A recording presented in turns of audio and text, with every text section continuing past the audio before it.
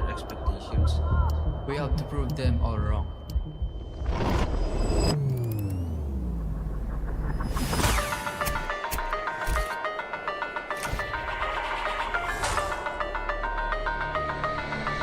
Time to win.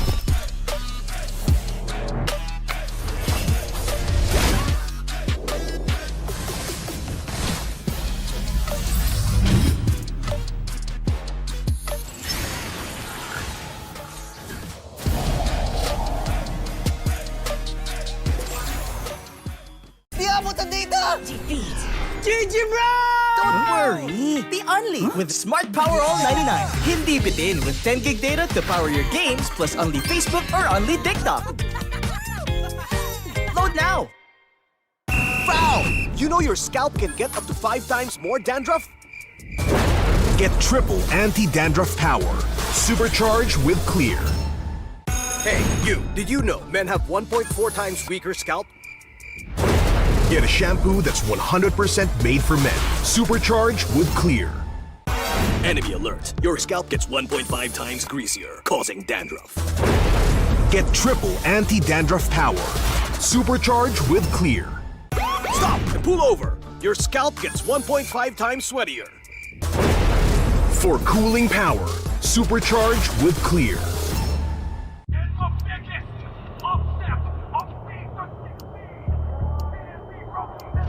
Paano ko kaya sila masusuportahan ngayon ng mas maayos? Kailangan ko ba magpalit ng strategies?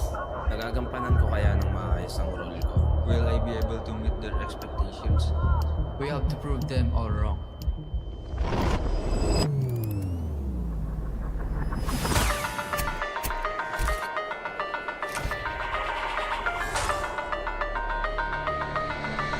Time to win.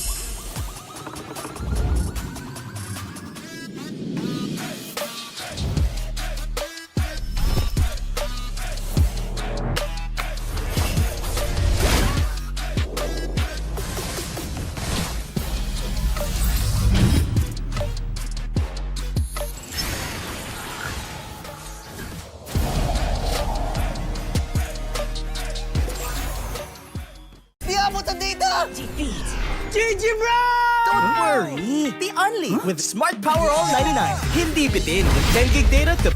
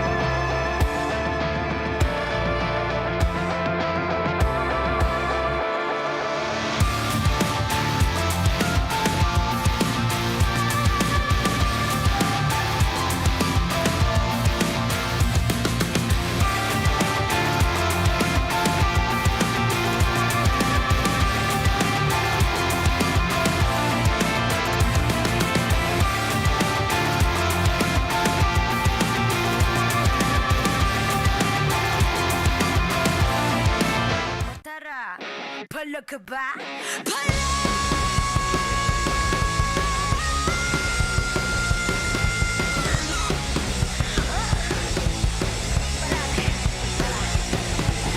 Handa sa laban, sanda ka sa aking kamay. Watch with my click, mighty fire in the eyes. Yeah, I walk with my head held high. Ano ba yung takot kung tore ang aking gabay? Diyan niya, may found niya. I hold down my lane. Ako ang kabuuan. When we bring our names to the game. Eyes on the prize, do not, 'cause it's our time. Palag na to, me again, you already know. Automatic ka na Pilipino. Break us when we steal the show. Automatic ka na Pilipino. Lakas ng Pinas. Palag na to, kami na ang batas. Pilipino. Lakas ng Pinas. Palag na to, automatic ka na Pilipino. Teka, wait. Remind you kung anong na-obtain. Palaging first place, lakayo sa PH. I'm here 'cause I got God, my team is super fast. Eyes on the prize, Pinas, 'cause it's our time. Palag na to, me again, you already know. Automatic ka na Pilipino. Break us when we steal the show. Automatic ka na Pilipino.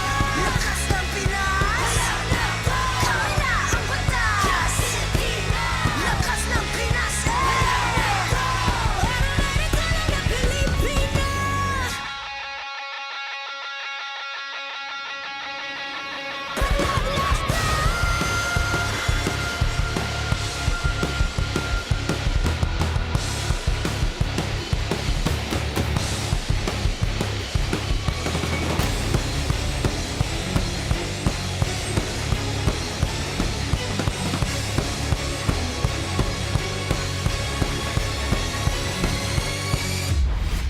The 17th season of MPL Philippines is brought to you by the following sponsors. Infinix, the official gaming phone partner, the power behind every madlang gamer. Smart, the simply reliable connectivity partner of the MPL. Our partner in esports, Clear Men. And our strategic partners, TT Racing, Theory, and SIP. Don't miss any MPL action by following our official Facebook and subscribing to our YouTube channel. Follow MPL PH on TikTok for more content. Catch the MPL PH Season 17 playoffs live at the San Juan Arena. Grab your tickets now via the official MPL PH website, Palag Na To. MPL Philippines is monitored and supervised by the Games and Amusement Board.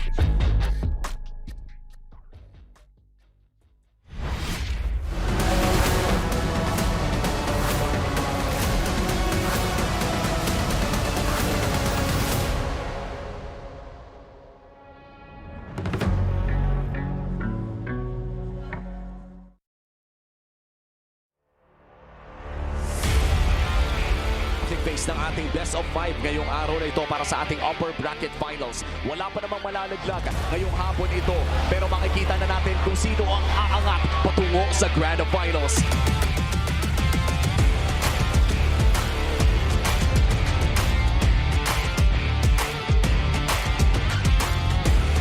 Ng ONIC at mukhang hindi nakakakayanin pa. Team Liquid Philippines will take game 1.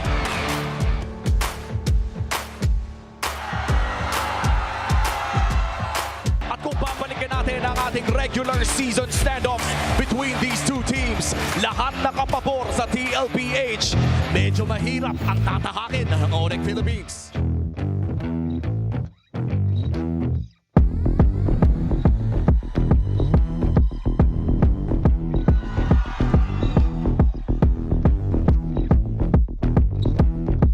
Team Liquid Philippines is now on match point.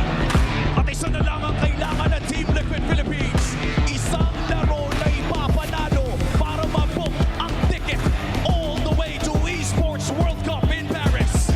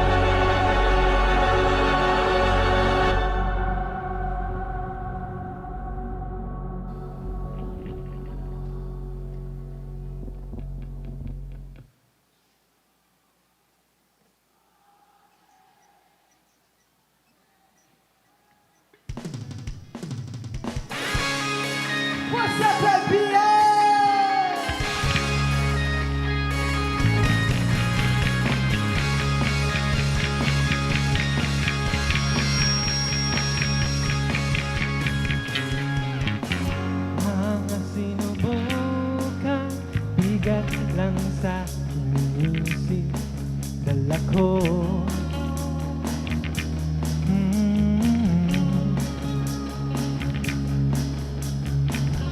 Kahit silaw sa araw, mas liwanag pa. Tuwing kumikina sa iyong mga mata, sa aking alaala.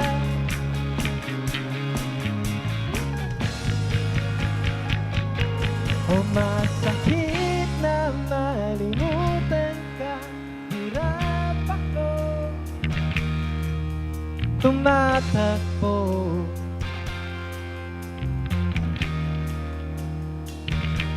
O at dala pa rin kita, o kahit saan man magpunta, hilo ako tumatakbo.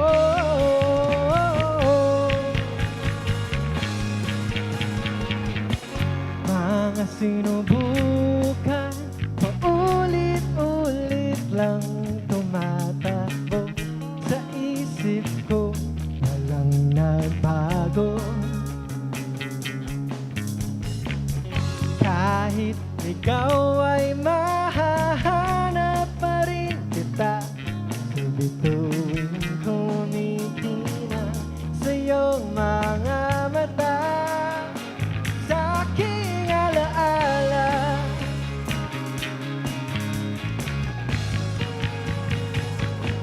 O masakit na malimutan ka, hirap ako tumatakbo.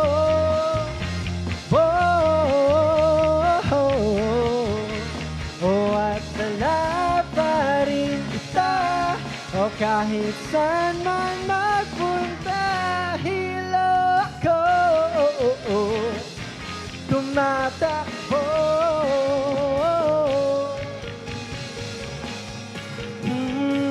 Kay sarap sa pakiramdam na kasama ka. O kay sarap sa pakiramdam na kasama ka. Kay sarap sa pakiramdam na kasama ka. O kay sarap sa pakiramdam na.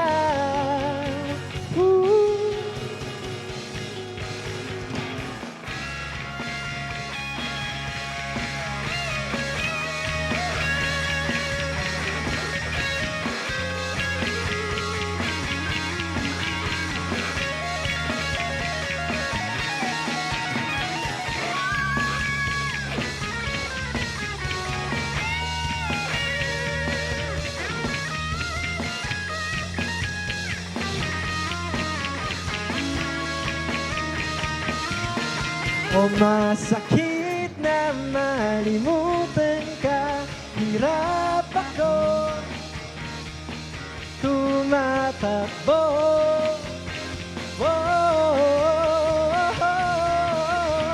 O at dala pa rin kita, o kahit saan man magpunta, hilo ako tumatakbo.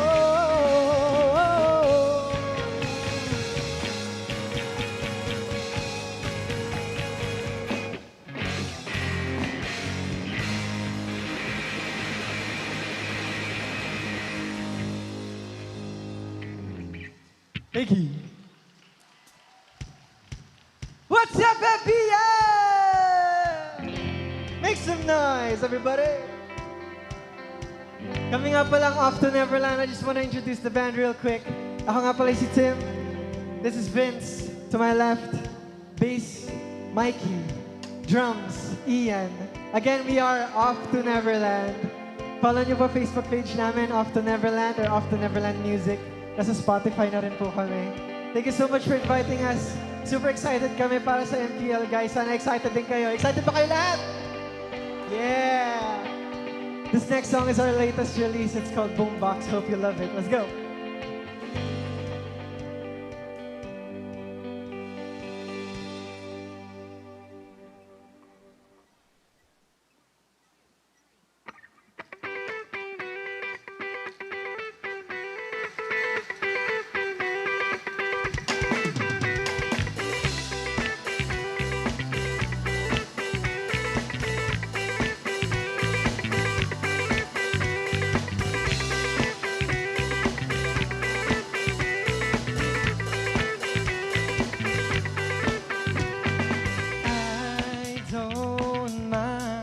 I don't care.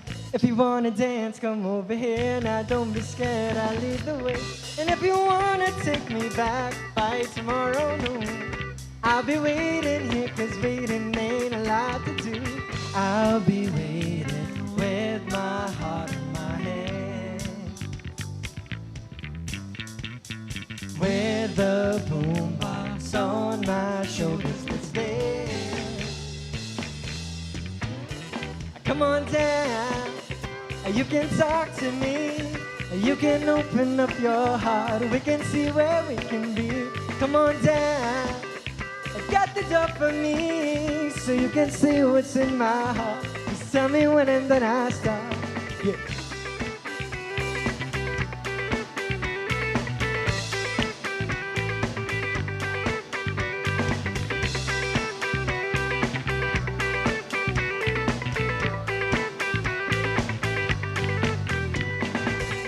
If you can't hear me, I'm feeling lonely. I'm feeling down, down, down. But I don't worry, 'cause when you're with me, I feel like I'm 2 feet off the ground.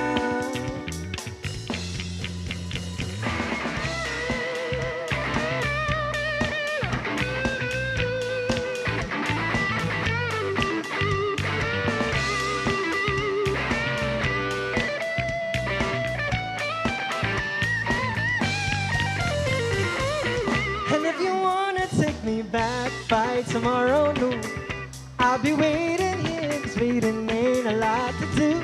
I'll be waiting with my heart in my hand, with the boombox on my shoulders. Let's dance. Come on down. You can talk to me. You can open up your heart. We can see where we can be. Come on down. Got the door for me, so you can see what's in my heart. Just tell me when and then I'll stop. Come on down. You can talk to me, or you can open up your heart.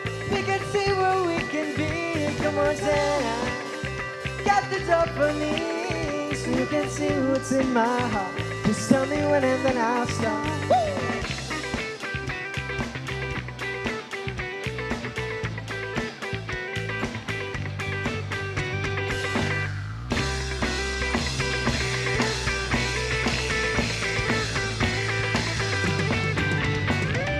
Thank you, MPL. Good night.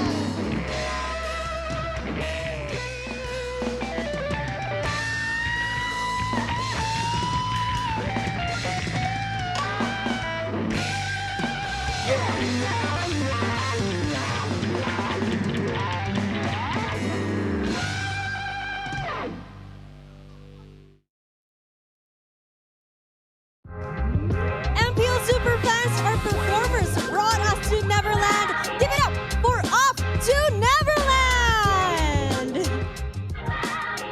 Welcome to the Champions Arena. I got so hyped. I love the music that they played today. Hello! Hello, welcome to the Champions Arena. Please introduce yourselves again. Hi, we're Off to Neverland. We're a band from Marikina. I'm Vince. This is Tim, Ian, and si Mike. Okay, they're from Marikina. It's nice having you here. We enjoyed your music so much. But I want to know, kamusta naman? How does it feel to be here in San Juan Arena for the playoffs? Saya kasi hindi namin naakalain na makakapag-play kami sa isang esports event. Bago siya sa amin. Wow. And ako bilang ML player din, it's nice to be here. Dati nanonood lang ako ng live stream, so finally I can watch the live event. And speaking of guys, how does it feel that you're one of the few artists who gets to experience na kayo ang nag-join ng world of esports and music here in one stage? We feel so honored. Ang pinaka nagustuhan ko rin sa gaming community is how games bring people together like all of us here tonight. Sa OPM din, ganun. So it's a nice feeling na napagsama rin yung OPM pati yung gaming industry. It's nice to have you here, guys. Alam nyo, nakakatuwa lang din, katulad ng sinabi nyo. And si Ian na naglalaro ng ML, ano ba yung main hero mo? Angela? Angela! Joy! Drummer na Angela, man. So, where can we find your music? Saan ba namin pwedeng pakinggan ang pinlay nyong music and yung mga nirelease nyo pa?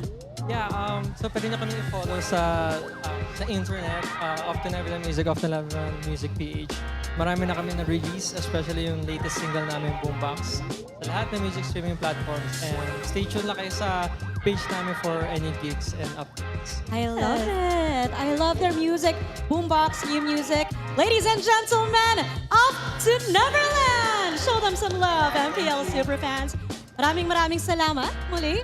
If you guys enjoyed their performance, I'm sure you're gonna enjoy what's in store for the playoffs day 4. At kung hindi pa kayo nanonood live here at the San Juan Arena, then this is your sign. And today, we will also find out which legacy will endure in the lower bracket finals sa pagitan ng ONIC Philippines at Team Falcons. Who will be the last grand finalist? Mamaya lahat ng yan, ako po si Denise. This is your host, Thea. And this is your very own Odin. Samahan niyo kami dito lamang sa tahanan ng pinakamalalakas. Ito ang MPL Philippines Season 17, the playoffs. Off to Neverland. When I say lakas ng Pinas, you say Palag Na To. Lakas ng Pinas, Palag Na To! Magandang hapon sa inyo lahat. Welcome. It's the lower bracket finals here. We're ready to kick it off. Thank you so much. We had an amazing night last night. Over here on the English stream, it's going to be me, Naisu, Brigida, and Midnight. And over on the Tagalog desk later, we'll have... Uwami pa rin kasama si Hans and Joshi and Naisu. Magandang hapon din sa iyo. Thank you. Salamat. Okay, also, before we talk about the matchup, MPL Philippines, of course, is monitored and supervised by the Games and Amusement Board. Thank you so much for that. Now, also, if you guys want to join us, as you heard, we've got a special discount for you guys going on right now. If you've been waiting to sign up for the MPL playoffs live, we've got massive discounts. You can secure your day 3 tickets, Brigida. Yep, for an absolute steal at only 150 pesos down from 300 pesos initially. And for the Epic Day 4 lower bracket finals, tickets are down to 350 from 500 pesos. Yep, big matchups, biggest savings. Score those seats right now by heading over to ph-mpl.com/tickets. Kita gets the toe. Hey, you know what? I'm never going to live it down. I hear your voice from yesterday. We were sharing the desk yesterday. Yep. I know you guys felt the same over there. What a day yesterday was. I mean... It almost felt like a final day already yesterday. Man, it was an emotional roller coaster yesterday. Ang dami nating nakitang bukod sa malulupit na action, ang dami na nating nakitang nawala. Nagsisiiyakan ng mga tao kagabi, ang dami din naghihiyawan. But man, looking at the players right now, half of the people are gone dito sa ating graphic dito. Yeah, when you think about it, this is crazy. There's a 4-time hopeful, of course, one of the leaders, yung Team Liquid Philippines nakarating na dun sa Grand Finals. And I'm just wondering kung sino pa dun sa 2-time, 1-time, and 3-time hopeful sa mawawala after today. And for this series, Falcons versus ONIC Philippines, isang tanong ang nangingibabaw eh. Sino ang pipigil sa rumaragasang Carl TZ na 6-time hopeful para dito sa MPL Philippines? Because this time, may isang tutungo ng Paris at may isang malalaglag. Yep, and we have a best of 7 to finally decide that this time around. So medyo pwedeng mahaba-haba yung gabi natin, or I think that's what we are all hoping to see at least for tonight. Yeah, ito yung magandang ito yung araw na magandang i-channel ang Inner Brigida curse na kung saan makakita tayo ng 7 games. Kasi ito lang yung series natin today bago tayo magtungo sa Grand Finals bukas na kung saan naghihintay ang final boss. Yeah, the final boss, Team Liquid Philippines. I think for a lot of people too, there was 2 kind of clips going around after last night, man. You know, of course, we had the great interviews after the match. We also had history, I felt like, made with seeing the 5-man Dark Wave, the Sansan duo, making things happen. Carl TZ going from somehow a 0 and 4-0 and 5 Lancelot into getting a Maniac. I mean, there were so many good things to catch yesterday. That's what's waiting for one of these 2 teams, either Team Falcons or ONIC. Can they surpass the legacy? Both of them have already been champions of the world at one point. They've accomplished so much. But now, they've got to make something new happen. They've got to surpass that legacy. Oh yeah, definitely. And para sa mga manlalaro na makikita natin sa laban na ito, at tila ba'y naglalaro sila sa anino ng mga nauna sa kanila. And I think most mababanggit natin dito would be Savero dahil hindi naman natin mapagkakaila na yung pinalitan niya sa loob ng ONIC Philippines ay isa sa mga pinakabatikan na gold laner sa buong mundo. I would say these two players na posible nating makita with Team Falcons having few in their recent roster ay mga foundations, hindi lang ng kani-kanilang kupunan, but also for the entirety of MPL Philippines. Champions in their own right, performance-wise, stats, nandun talaga sila sa taas. Yeah, maganda yung binanggit ni Hans. Aside from the removal of the TZ mantle, na kung saan gustong buuin ni Kyle at ni Flap yung kanilang storya, marami din talagang naging past history ang Team Falcons na kailangan nilang i-override ngayon, even on the side of ONIC Philippines. Pero ito, yung isang kailangan nilang override, men, yung pag-endure ng greatness. Yeah, I think it's great that we mentioned the word endure or override rather, because I feel like there's a bit more redemption in terms of the story that you see when it comes to Team Falcons. Because ONIC definitely they have something to prove, but Falcons, it took them quite some time to get back to where they currently are. So I think this really matters to them. If they have this moment, they definitely want to prove themselves right here and now.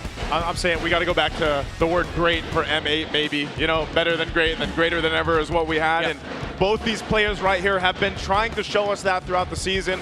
Of course, the main talking point, I feel like with ONIC Philippines coming into Season 17 was this import, right? Savero, what he's capable of doing on this kind of lineup, stepping into the shoes. And I think he's done it well. We look at the head-to-head stats here.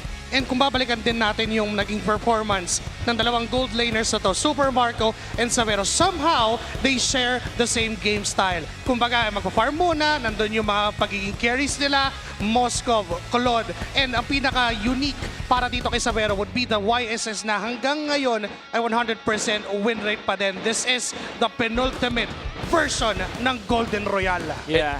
And I feel like one step closer sila doon sa mission na yun. It's again, overriding greatness. Kasi kung makikita natin doon sa final boss, sa grand final, si Carl Easy, yan yung lagi niyang ginagawa every season, overriding his prime. So I feel like for these two players, Savero and Super Marco, they have to go past the bulletproof. They have to go past being the gold standard.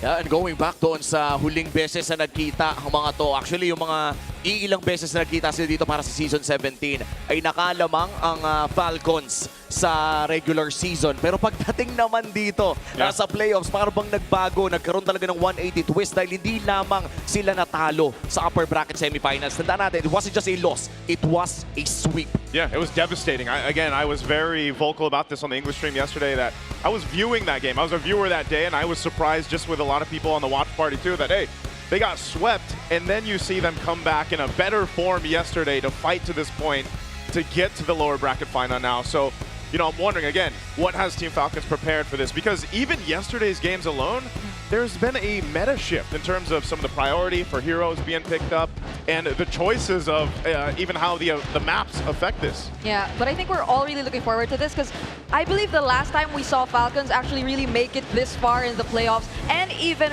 go up against ONIC in the playoffs was way back Season 14.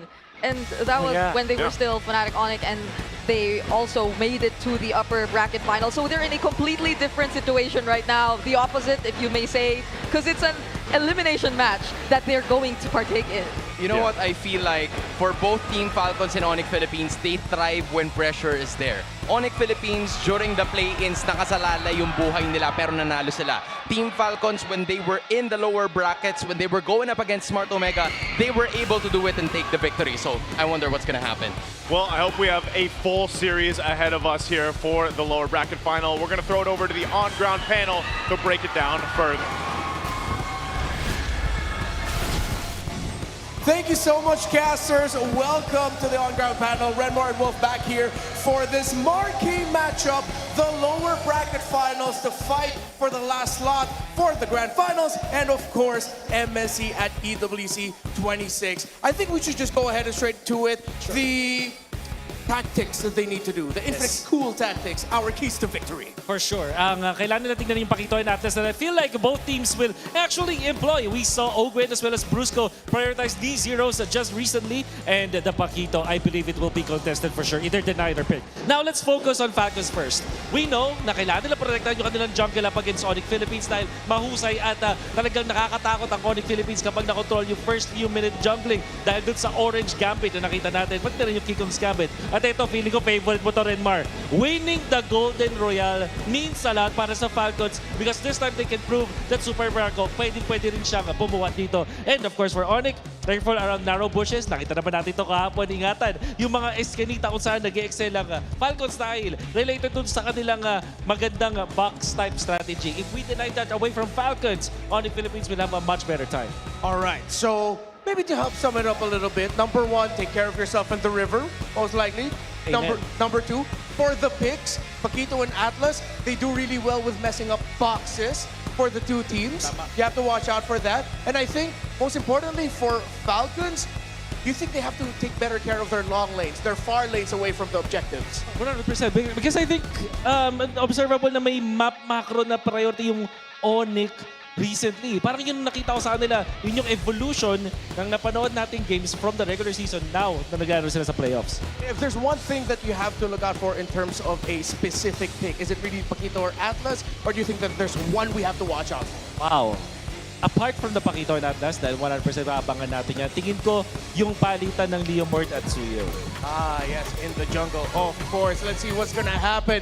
You see here, behind us, the fans are coming in. So, I think it's time for us to feel the energy in San Juan Arena. Super fan Maginay!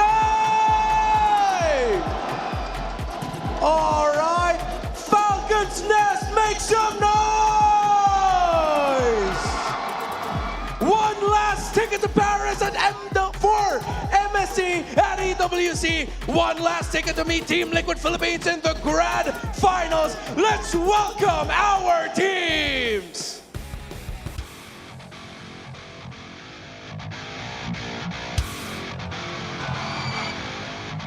They were brought down to earth, but now they have awoken. Tonight, they seek retribution against the ones who dropped them.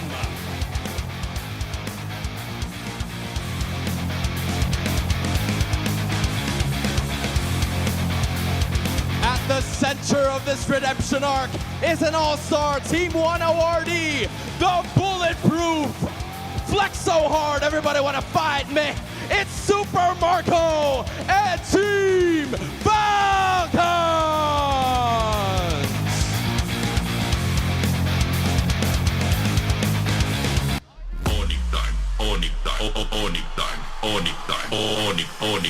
One final obstacle stands between them and the ultimate rematch for the crown.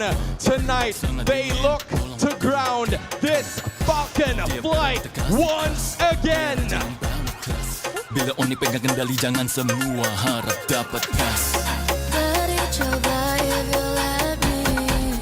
Under the spotlight, he shines twice as bright. The pressure is gonna prove that once more tonight. Press so hard, everybody want a piece of me.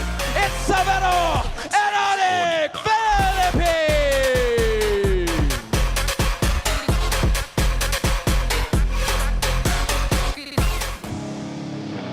To ensure the integrity of the game, please welcome our marshals Nico, Chico, Joshua G, and Luis. Our head referee is the Shout Master, Set. Our head coaches are Coach Moody for Team Falcons and Coach Hayes for ONIC Philippines. Who will be the last grand finalist? Will this be Titans in Paris or Rivals in Paris? Champions Arena, make some noise!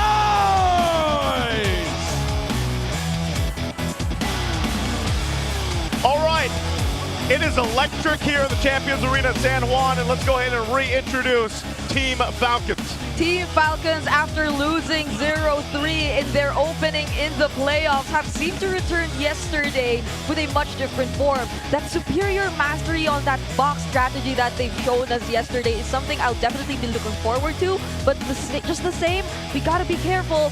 ONIC, when activated, they don't let your jungler rest.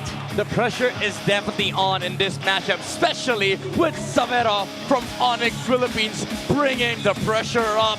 This guy has been phenomenal on the gold lane. May it be a reference to Standaremas, to being the standard, the golden standard for ONIC Philippines.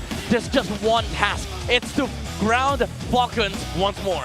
Yep, they're going to have to clip the wings if they want to, and we've seen shades of it before, like we mentioned. You know, their run through the regular season, Team Falcons beat them twice. Then they got swept by ONIC earlier into the playoffs. So, you know, when people were asking me, hey, Maisu, who do you think's going to win this one? I was like, honestly, I don't know.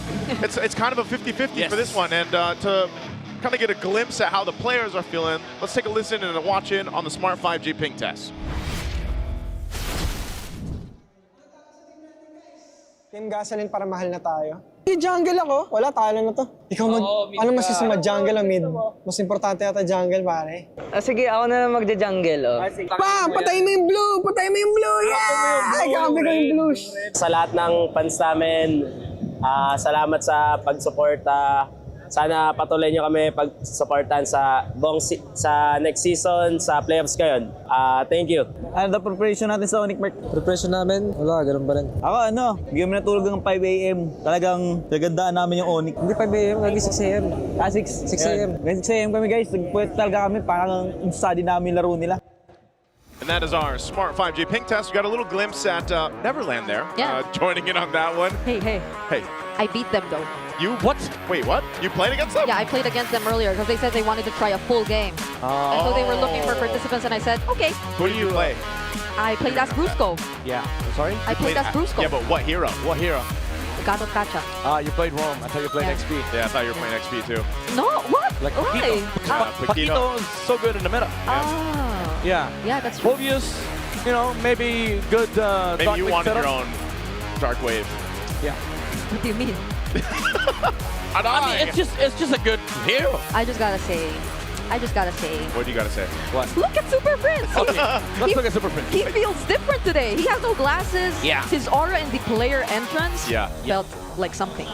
It is good that you pointed it out because I think Super Prince, aside from the gold laner, this guy is going to be a big headache for Team Falcons today because we've all seen the Louis. Yeah. We've all seen the clip. Louis. Yep. Hey, you know what? Even that, I like that how people pointed this out, and I'm glad that there's also things going around now using the Infinix liquid cooling beast mode mic checks, right? Nice. Because they get the player cams also, and people were talking about this a lot online. Just one, how cool and calm and collected Carl TZ was on the Lancelot. Yeah. Even when he was doing like crazy Carl goat things. But then also for ONIC, when they had that team fight not go their way and they actually just lost a really good team fight, like they smiled. They were laughing, they were smiling about it because they just knew that TLPH just happened to play better in that team fight. Yeah, they just accepted their fate, you know? Yeah. Like, what do you do against that? They played a hell of a game, but then Liquid happened. So they were just all smiles. I hate the joke. I hate the joke about this, but I was laughing too when I saw it because like I was scrolling and I saw a diversion to the lower bracket. I was like, oh my goodness, who made this? Oh my lord. Who made this? Like, but here's the thing. Yeah. Here's the thing. It's ONIC put up a hell of a fight, I will say. This one obviously is clutch for them because they've got to beat a team like Team Falcons, who clearly is on momentum. If we're talking about, you know, from day-to-day momentum, Team Falcons has that right now. I think they also have a little chip on their shoulder because of what happened in the sweep when ONIC took them out like that because, you know, that kind of did them dirty. So let's see how this draft pans out. We're going to jump into game one draft again. This is a best of 7 for the lower bracket finals. I'm so glad, by the way, that we have best of 7s for lower brackets now, not best of 5. Amen. So if it's best of 7, then the map changes or randomizes. Yeah. It's going to be our first time seeing it this season. Yeah, I can't actually remember what's the exact rules. So with the map selection, That's true. Something, and then choice game selected, 7. something random. Yeah, something random, something selection, game 7. Okay. Yes. That's about as in the grand finals as great as it comes here, right? So already bans coming through. We are gonna have Team Falcons on that blue side. We're going expanding rivers. It's so funny. Falcons banned the Phobius. I thought it was ONIC. Because if I was ONIC, I'm for sure. Yeah, there you go. They're gonna want to remove the Paquito. Yeah. I think day 3 and day 4 hurt ONIC more than it hurt Falcons. You know, it always comes down to this, man, where it's like whatever team makes more errors, obviously, is going to lose. Like, that's the nature of most competitive sports, esports, everything else. And ONIC was making clear mistakes in some of those crucial moments yesterday, so I hope they've refined some of that. It's interesting, though, because of that, you open the Kalea and potentially... No, the Marcel's banned. But yeah, the Kalea gets opened Kalea just Gord. because of that. And I don't think we've seen the Kalea at all yesterday. I think it's first time Or overall. for the past few. No, I saw it, I think, previously. Just yesterday, it was always a permaban. Yeah. It's kind of like a Freya situation, you know? It's very hard to like give enemies the Kalea. Now, Gwyn is actually, by the way, open still for Team Falcons. This is a very common combo that we might see from Team Falcons. They pick up the Zushin and the Claude on ONIC. Pure comfort for Super Prince and Savero. Now, do you take up the Gwyn? That's the question. I think Gwyn and Gord and maybe Arlott or Gord is okay Arlott, here. But then ONIC get to see that they are going for that same strategy they revealed in the regular season. Yeah. And then they might just take up King Kong Suyo.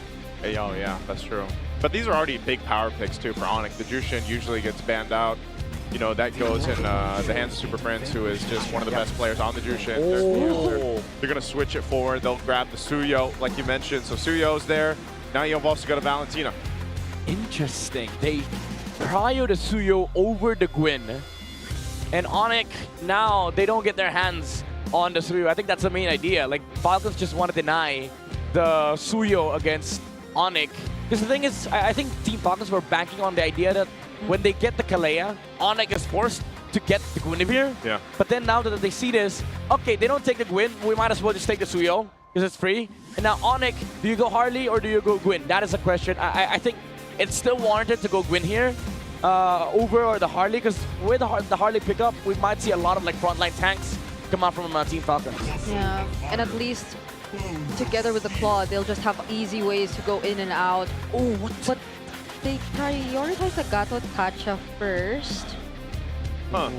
They just want to go ahead and secure that. They'll wait on the jungle pick for King Kong. Maybe also just to take the Revitalize, since they know there's a lot of regeneration coming in with the Kalea. So let's go ahead and throw it over to our on-ground panelists to break down our draft further.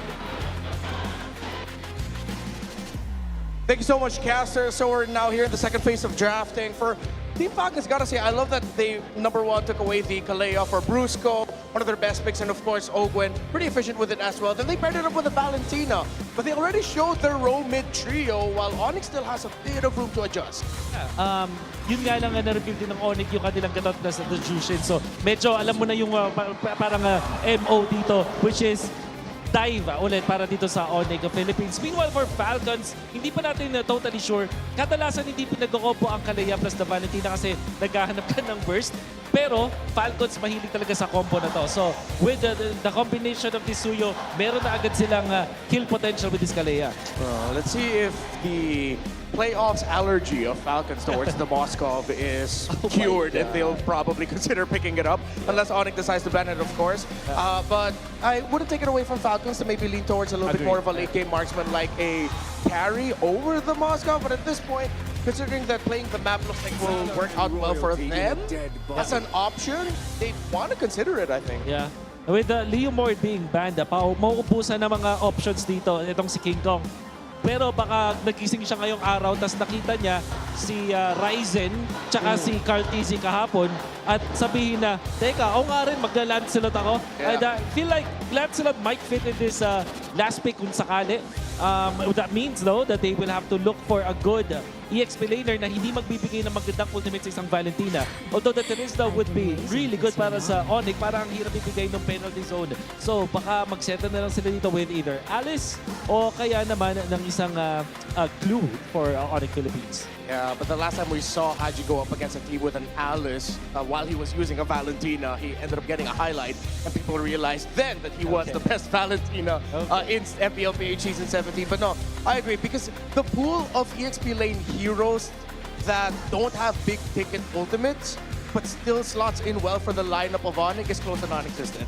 You really have to end up giving a good ultimate to Falcon. So, well, maybe the glue might be an option, but you mentioned the Lancelot for the jungle as ONIC rightfully so takes away the carry. I think there's still a world where instead of the Lancelot, ONIC might end up falling back on an old favorite and the Joy. It's just that with the presence of the Kalea and sure target lockdown, it's going to be a tough game for that Joy if ever. Yeah, and I don't want to pair it up with a Claude. Usually, you want to pair it with a independent gold laner so that you will not have these too greedy. There's the Alice that we talk about. Now for Falcons, they'll be looking for their shred. Moskov is still open and it seems like the best option here. At the same time, I wouldn't mind them going for a Bruno or a Clint even, because he comboed that up with a Kalea and you have that synergy. Oh, speaking of an old combo with the Kalea, I'm wondering, with all of the dashes, they might need more dashes. I was thinking maybe they take a page off of Severo's book and end up getting a Beatrix. But it covers the damage aspect, but because of the Alice being there, Moskov, as we suggested earlier, should just be the best pick. In terms of the EXP though, kind of tough with the Uranus gone. Oh wow, they might go to Hilda, and Harriet also has that synergy with. They go Arlet, even when there's no additional stun apart from the Kalea. So if you're ONIC, I think you're incentivized to actually go for the Lancelot here. Or maybe a Nolan, so that it will be much faster. I believe that amongst all the choices that we've said, Nolan might be the best option for them. We did see it earlier this season also. The Harley is open. Yep. They might end up settling for that if they just want to be able to match the damage that, of course, Falcons would want to go for. But I think it's unanimous. All the junglers we mentioned just have burst damage at one point. Yeah. But the best thing about Harley is that it is really good at starting the fights and the good poke as well. And you're very strong in the early stages when it comes to your farming. That can also be said for the Nolan, for example, or Lancelot. But the Harley is just easy to execute. And imagine that's picking the Harley in this. In this stage in the MPL Season 17. I bet they're wondering, how did we get away with that? I bet they were running down a list of junglers as well and thinking, wait, the Harley's open, and they get it. But for ONIC, I have to say, I think they ended up with a lineup that is a little bit more easier to pull off. If you missed it just now, you can go back just a little bit. We do have QR codes that you can scan for a chance to win 1,000 MLBB diamonds. 74% is the super fast prediction for this matchup. Personally, Wolf, I prefer the ONIC lineup. It looks more simple to execute. I totally agree with you. This Jushin Gaton catch-up with the Harley, it has worked so many times before, and I'm sure that it can work up against the composition of Falcons. This is a best of 7 lower bracket finals MPL Arena. I wanna hear you scream! Casters, let's go! Here we go, the first game of the lower bracket finals, a best of 7, a ticket to the grand final, and then Paris for EWC on the line here between these two teams who have gone through it time and time again. Let's jump into it. Yep, it's been weird to see the 9.1 rating for ONIC compared to Team Falcons with that, I think 4 point something rating. But I guess we get to really see that happen in-game because I think Falcons have gotten most of their signature combos as well. Yeah. And even heroes specifically for Haji. I mean, if you look at the heroes of ONIC, like baseline-wise, all of their heroes does something really well with regards to their aspects, right? Yeah. Like Alice is a big team fight hero. Harley is a good pick-off hero. Zushin is a good zoner. Oh, hold that thought. The Unbreakable missed! And that might be a punish, but Open still had the flicker! And instead it's Kyle who falls! Haji too! Almost! Yeah, this is what I'm saying. Yep. ONIC heroes are good at what they do. But meanwhile, on the side of Team Falcons, you kind of have to farm up. You gotta need to get your items. You do specific things based on your timings, right? So ONIC, they might have a lot more easier access to like their kits compared to how Falcons will be able to play this game. Yeah, and what did we say about be wary of your jungle? ONIC, after what happened in that first sequence, seem to have a much easier time now, just going for these annoying plays up against Team Falcons, but Kyle might find one here in mid. Super Friends will be okay though, had to use the Purify just to keep himself safe, however. Yep, this is one of the things though too, is I am also going to share the sentiment with the on-ground panel, Renmar and Wolf, where it's like, wow, we're in a weird world where Harley's last pick comes through. You get a first blood on King Kong. You've got control of the objective now, this turtle. Does Falcons want to fight this out? Kyle's not level 4 yet too. He does hit it now. They might just have to give up this objective though. Okay, Flap going in with the disruption, but then Kirk, look at how massive his zoning capabilities actually are as the Alice all alone. Flap will be the first to fall in this fight. Ogwen follows next with the knockup from the Lantern Flare, and Falcons might not want to fight, but they get to find Kyle, still knock him up, and they're just not allowing him to freely take this purple buff. Yeah, here's the thing about Falcons lineup, right? Again, wait, Haji. He's gonna be okay. Yeah, he's A-okay, but again, Team Falcons, they need timings, they need items, they need for their comp to go online first. Meanwhile, on the side of ONIC, you just press buttons, and then your hero naturally does what it does best. King Kong with the damage on Harley, and then this Alice is sort of immortal, especially considering the fact that Falcons have no damage in the early game to take him down. So I feel like this Red 4 Alice pick from ONIC was so damn genius, especially when they banned the carry Uranus. Basically, there was one immortal hero left in this game, and they picked it up. Yeah, they're able to grab it, they secure it. This enables them to have a really good team fight too, and I feel like that's a bit of what I'm worried for Team Falcons here. Just also the way the nature of that start went for King Kong, because you know when you look at Team Falcons lineup, especially with the Clay on their side, they're looking to go ahead and just get one of those pickoffs if they can. But most likely, it's just going to result in at least a Purify going down. And I feel like that applies not just to one player for ONIC, because even Super Friends, the way he just positions and goes for these plays on the Juicin, feels like he's just playing knowing that there's no threat of burst whatsoever. Yeah, and then you add the problem for Team Falcons that they fight head-on with a commitment from the Zaman Force, the Tsunami Slam, while ONIC can just dance around with the Lucian, with the Claude, even with the Alice. And again, you go back to this Alice problem. You have to wait for the Stardom Sight, the Feather, the Sky Piercer from from the Suyo, and maybe some damage items on Haji. But as it stands right now, they have nothing against Kurt.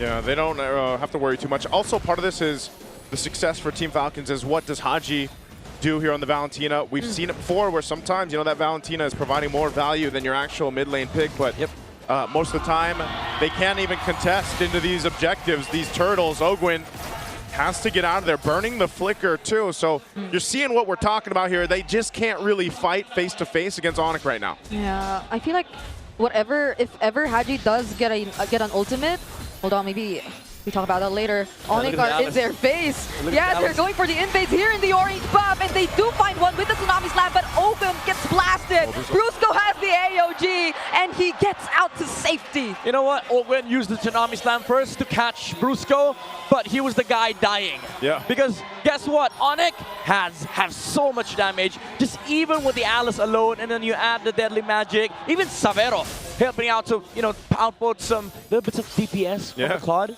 It's just overall lackluster for Team Falcons. They severely need items right now. Yeah, I was also supposed to say, Haji, one option might be the AOG, but it's more of like a secondary crowd control for Falcons, but I don't think they're able to find any openings right now, specifically because of what ONIC has constantly been doing on the map. This is the thing, man. They know his flicker was burned earlier on. It's still on cooldown. You can just continue to go for Ogwen as he's easy pickings. His ultimate wasn't up either, so there's no way he's going to get away from the Lantern of Frince. Frince is already sitting on 3-0-2. Oh, okay. Flap with the final slash. But again, ONIC, I feel like they can't just continuously pressure the game, and Team Falcons have to constantly look for trades because, again, as it stands right now, they don't have the damage. They don't have the Feather of Heaven yet on the Harriet, and then the Suyo decided to finish the Hunter Strike instead of the War Axe.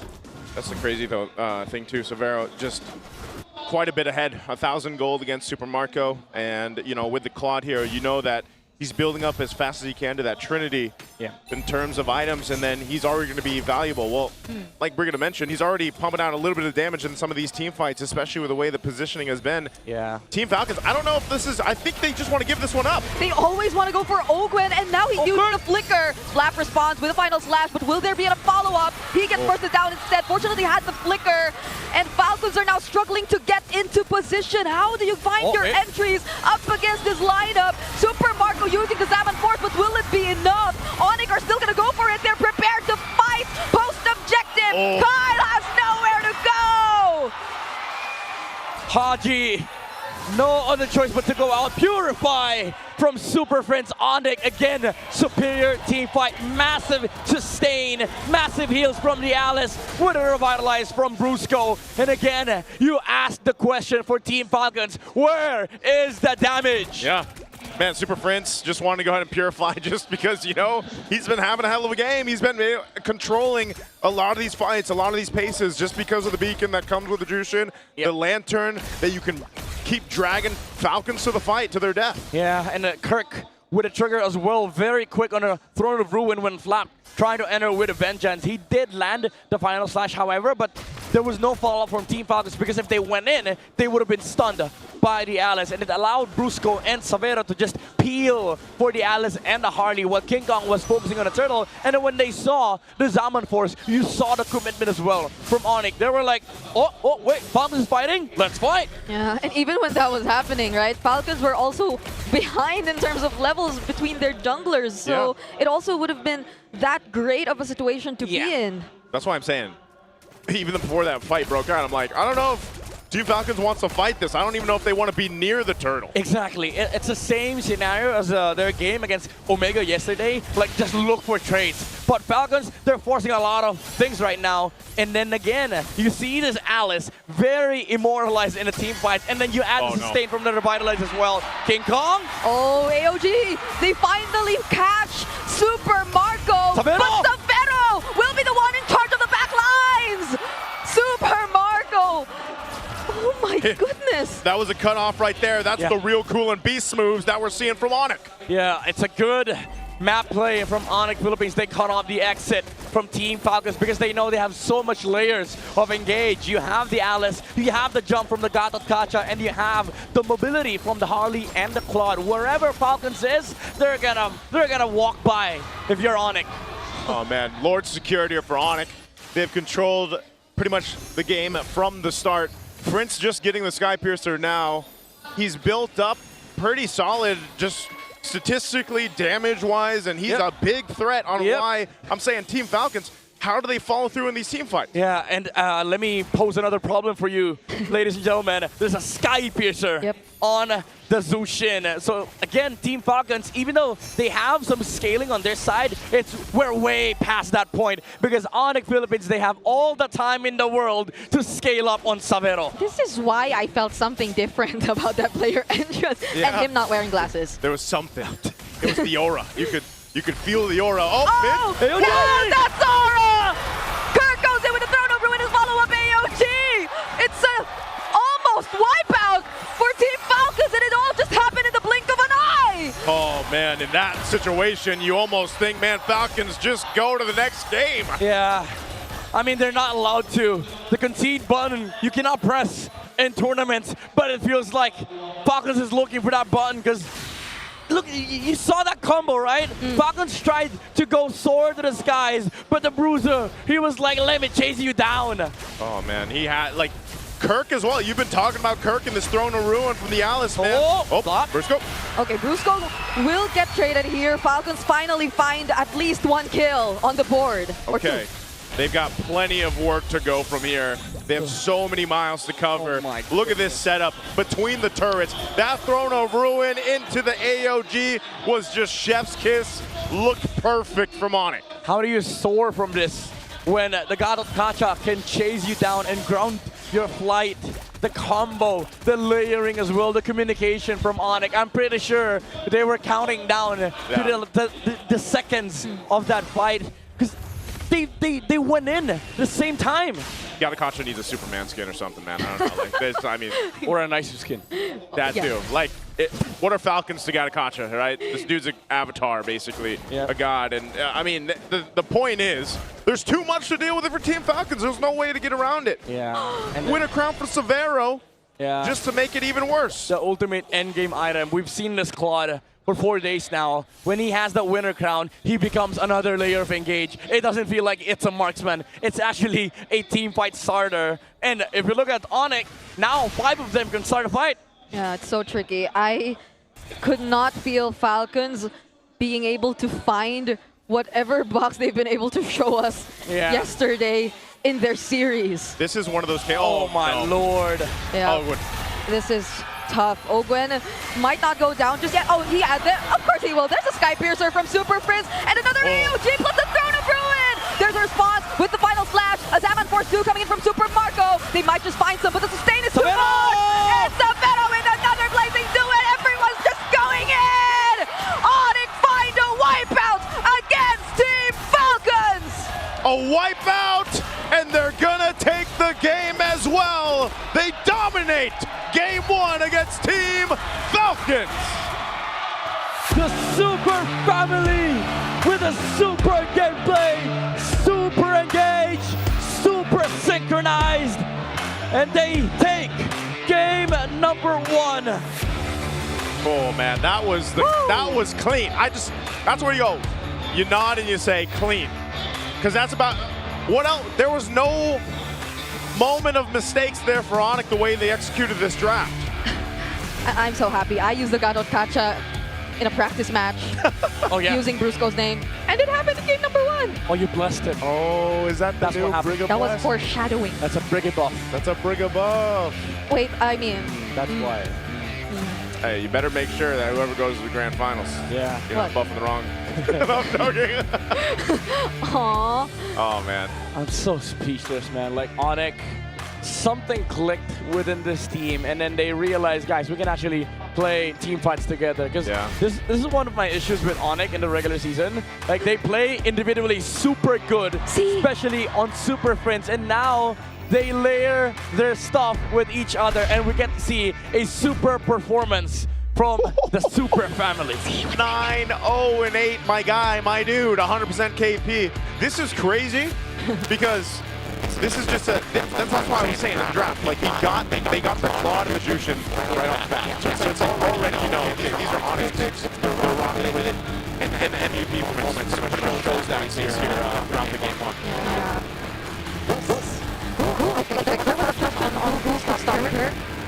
Maybe he was talking about who could stop this guy. Like he probably had a bit more attention on her before the fight broke out, but I know he did so much too. So started putting it on the classic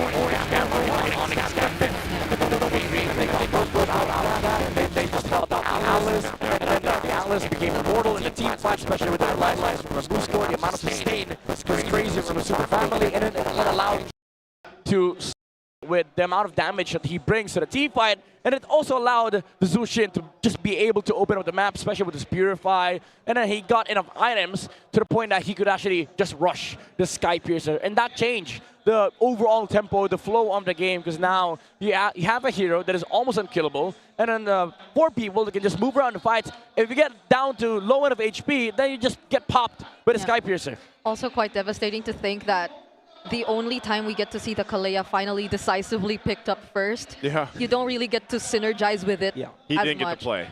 Even the panelists mentioned it. You don't really see a Kalea Valentina together that often. And so we probably saw the lack of hero synergy from Falcon. Yeah, that's why, like in my mind, we were talking about this behind the scenes. Yeah. Why no Gwyn? Yeah. Why no go full combo? This is the duo that actually beat Liquid in the regular season, the Kalea and the Guinevere. Guinevere, yeah. So where was it? I think the steal, the deny against King Kong, yeah, it's cute, but King Kong has shown himself to be able to play heroes like Baxia, Frederick. He's now willing to go past his prime of just Suyos and Leomorts. And that's why I was expecting him to be picked up too, because you can't rely on Ogwen just to be playing entirely that front to look for those picks. That's why the Guinevere works so well, because you can help go ahead and alleviate some of that pressure or that responsibility where you go and set things up with the spatial migration, you get the little knock up, and then Ogren, because this is completely Ogren, or it's Flap to get a final slash. But when the team had this kind of lead, brother, you don't want to final slash them into your team because that's just a death sentence, you know what I mean? So it's like your plan just falls apart. Yeah, that happened actually bot side. That's what I'm saying. Yeah. It happened, right? So, you know, Brusco went in, Kirk went in, they were like, okay, let's final slash under the tower, and they got Kirk almost down to, I think, 5% HP, and then the Revitalize kicked in. 3 people from Falcons tried to like finish the job and take down the Alice. Yeah. Guess what? 3 seconds later, he's back to half HP. He's back to half HP, man. That's why, I know we had our on-ground panel talking about picks, Yeah. but I know,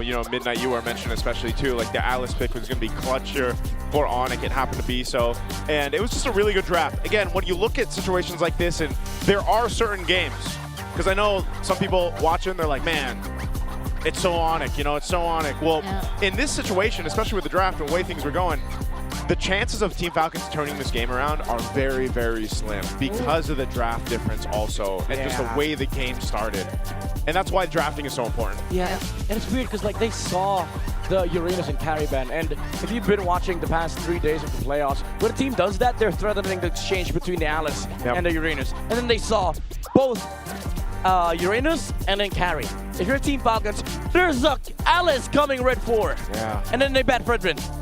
Yeah, I don't know. I don't, Yeah. I don't agree with the Fredrin ban, but hey, Yeah. No, it's done. Because honestly, even the Leomord ban was something I kind of pointed out because they already had the Valentina in their hands anyway, and that would have made things very difficult for the Leomord to come up. So I guess there was a bit too, like, it's weird because I think the first time they went up against ONIC, a lot of their focus was on Savero, but this time it feels like it's a bit too much on King Kong this time.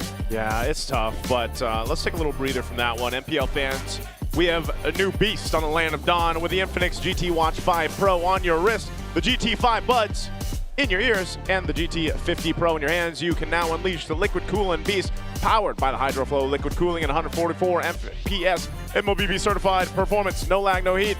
Pure cool, pure speed every game. And as a gift for our MPL superfans, Infinix is launching an exclusive payday sale from May 27 to 31. That's during the entire playoffs with up to 30% off. So scan the QR code now and grab these solid deals. For those MPL fans here at the venue, enjoy the exclusive GT50 Pro pre-order with 11,999 pesos worth of freebies and discounts, including an Infinix MPL jacket. Plus, the first 10 pre-orders daily at the Infinix booth will get free Grand Finals tickets. So don't miss out and get your Infinix today. Darn, the Grand Finals is already tomorrow, man. That's crazy. So get it today. Get it today.